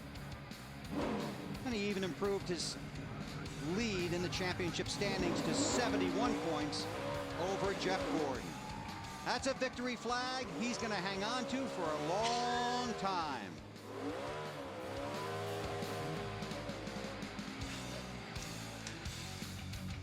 He's the 6th owner-driver to win here at Pocono. To victory lane, and here's Marty Snyder. And this has been a celebration a long time in the works. Tony Stewart gets to victory lane in his Stewart Haas machine for Office Depot and Old Spice, and he's going to savor this one, I have a feeling, just a little bit. Tony Stewart wins at Pocono.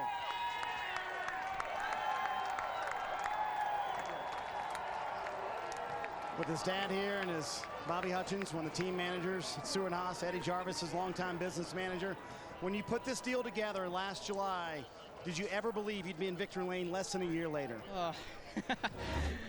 No, let alone twice. I mean, I got to think Old Spice and Office Depot and U.S. Army and Coca-Cola and Chevrolet, who was the first one to say we want to be a part of this, and Rick Hendrick and everybody at Hendrick Motorsports with the engine and chassis department, and my teammate Ryan Newman. I mean, it's been an awesome weekend.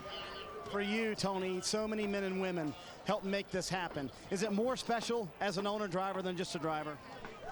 It is, because of the group of guys that I'm working with. I mean, I've always had a great group of people to work with at Gibbs, and you know, it's just a little different when it's your own. You know, when you're the one at the end of the day, it's got to be accountable for it. But I couldn't do it without all these fans. You know, this year's been hard on the weather side, so it was a little nerve-wracking there when we got the last caution there with the rain. Yeah. Your one quote on that last run was, "I hate racing like this." I know it was grueling. What were you having to do inside the car to save that much fuel? I'm not telling. That's a good way to do that. Yeah. All right, enjoy your Coca-Cola bath. Thanks, buddy. All right, Tony Stewart in victory lane here at Pocono, Bill. There you see his father. Watch him come over to the car here. It's a hug from Dad. Father's Day gift about 2 weeks early. Congratulations to them. I don't think anybody believed Tony would be in victory lane this early in the season, except maybe him. Except Tony. Yeah. That's exactly right. Except Tony Stewart. And that's why he's there, because he believed it. From last to first now, because of the fuel situation, look at some of these finishes. Juan Montoya got himself an 8th-place finish. And we talked about how bad he was. Cars all weekend long. Sam Hornish came home 10th. Clint Boyer had a great car and not a lot to show for it at the end there. Look at Mark Martin was up there all day long, and he wound up 19th. Yep. See Kevin Harvick down there in 24th. Jimmie Johnson ran out of fuel right in turn 2 on that last lap. A.J. Allmendinger. Yeah, another guy that was tried to get all the way. Yeah, tried to get all the way down here. Had a great run today. The best run for Richard Petty Motorsports, and nothing to show for it. 30th place. His car was sitting all by itself on the front stretch, short of the finish line. Okay, let's go down to Lindsay. Thanks, Bill. You just said it, Jimmie Johnson. The fuel gamble for you guys didn't really pay off. Obviously, you ran out of gas there short. Tell me about your day. Yeah, it was an exciting one. You know, we were in great position, and unfortunately, coming to pit road to pit, and the caution came out, and I couldn't see a flagman or lights or anything. So hopefully, we can look into a little better light system at each of the tracks. I looked for it later and saw it, and there's a very small single light that's way off to the inside, and I think we need to relook at those things at all these racetracks to help for guys that are pitting. But luckily, we rebounded from that and had a great car and drove to the top 5. And then at the end, we were just playing fuel game, and I didn't play it well enough.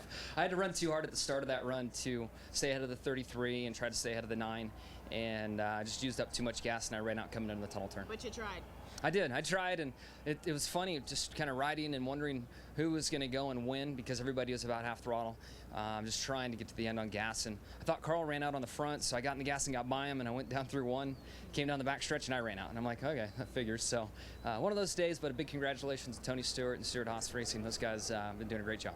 Thanks, Jimmie. To Matt Yoakum. The Haas CNC and Army team, what a great run for Ryan Newman. When you break down your day first, you can break it down really into 2 parts. First, the spark plug issue. Yeah, we had a spark plug problem and changed it after we just changed the distributor cap and wires. And I was trying to troubleshoot it. I felt like I was driving an old car or something, driving down the road and troubleshooting at the same time. But the guys did a great job on pit road getting everything changed. And we got lucky just being able to stay on the lead lap with the Haas Automation Chevrolet. And a good run. Congratulations to Tony and their entire group, but a good run for our guys to be able to fight back through that. And you know, we took the little extra gamble to put the fuel on the last restart there. Gave up a couple spots, but in the end, it was the right thing to do and guaranteed ourselves a top 5 finisher at least. Very close on fuel. You were still trying to save fuel because Tony had it calculated out to about 199.5 miles is when you were going to run out. And he claims Stewart claims I'm the number guy, but those guys did a great job today. And, you know, just happy to be in the position I am. And congratulations to everybody at Stewart Haas Racing. It's a great team effort. Happy to be a part of it, and look forward to continuing out the rest of the year. Tony Gibson, Ryan Newman, the 39 team, stellar run. They end the day Pocono in 5th. You're right about that, Matt. 4th driver to start the race at the rear of the field and win in 2009. That's Tony Stewart's the 4th guy to do that this year. Matt Kenseth did it at Daytona, Kyle Busch at Las Vegas, and Brad Keselowski at Talladega. Victory lane continues. A little earlier, Ralph talked to Carl Edwards about today's race. Carl, what a run for you today. The car was up and down all day long, and at the end, it was a fuel issue for you. How much fuel do you think you had? I bet I've got a gallon or 2 left in there. I got one of those new Fusion hybrids. No joke, I've been playing around, and I think I'm getting better at saving fuel. Tony's obviously getting better. I didn't think he was going to be a factor. I mean, my Aflac Fusion was good all day. My guys have really stepped it up. He barely beat us off pit road, even with his first pit stall.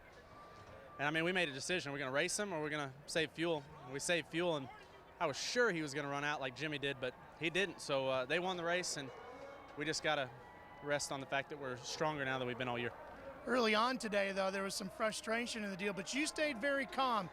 Sign of how strong you feel about your crew? Yeah, these guys are good. My gas man, Haas, he never makes any mistakes, and I guess they didn't get it full. I don't know if it's Haas's fault or not, but my guys are coming around, and I think if we can peak with 10 to go, we're going to be contending. 2nd place today for Carl Edwards.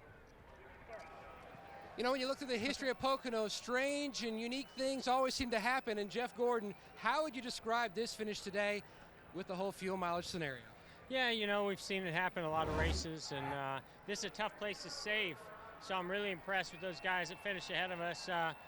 I'm really proud of Steve Letarte and this whole DuPont crew for what they did to get me out there in, you know, that position and be able to go all the way. You know, you got to get the finishes any way you can. We never gave up on it. We were pretty good there for a long time. That double file restart, boy, I tell you what, it killed us. So we got to work on that a little bit. Just aero-wise, you know, my car was good at, you know, in a single file line, and when we were in clean air, whoo, man, it was a handful there in all that dirty air. So we got shuffled back there, and it kind of worked to our favor. Tried to win it with the rain. That didn't work. So 4th place, man. I'm pretty excited about that. Congratulations. Thank you. Jeff Gordon leaves Pocono with a top 5 finish. Tony Stewart's the 5th driver to win in the number 14 car, the 27th win for the number 14. The last driver to win in the number 14, Bobby Adelson at Montgomery Speedway in 1968. Ever been on pit road for the celebration at the checkered flag? It's a fun place to be. Tony Stewart led 2 times for 39 laps, including the last 37. So congratulations to Tony's crew. I didn't even get any congratulations from Carl Edwards' guys. And of course, you have to be heads up in victory lane. Yeah. Take a look at the championship standings. After 14 races, car 14 is still in the lead, picks up 25 points over Jeff Gordon.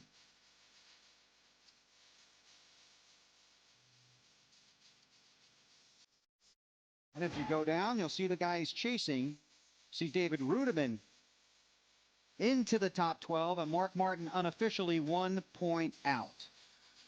It was fun. It was a good day, man. It was a good day. And the double file shootout style restart changed the race. We've already had our first complaint from Jeff Gordon. So there we go. We've got that out of the way. But it lived up to its billing. I think it did. It definitely lived up. And if the fans don't like it, then they just don't like this kind of racing anymore. I can say that because that was exciting. Tony Stewart goes to victory lane. His first time this season, his first time as a team owner. And he leads the championship standings. And now he goes on to Michigan and continues his pursuit of another Sprint Cup championship. Just an amazing day for those guys. One more time, they wrecked in practice on Saturday, got a backup car out of the track, had to start at the rear of the field and finish the day in victory lane. Next Sunday, NASCAR on TNT heads to Michigan. Coverage begins at 12:30 Eastern with NASCAR on TNT Live. That's followed by Countdown to Green. And then Sprint Cup racing from Michigan International Speedway. That's next Sunday on TNT. Coming up next in the East on TNT, the wedding date. We're going over to NASCAR.com right now for more NASCAR on TNT post-race show interviews. Over to NASCAR.com right now. Thanks to all the guys and the gals in the truck. We'll see you at Michigan.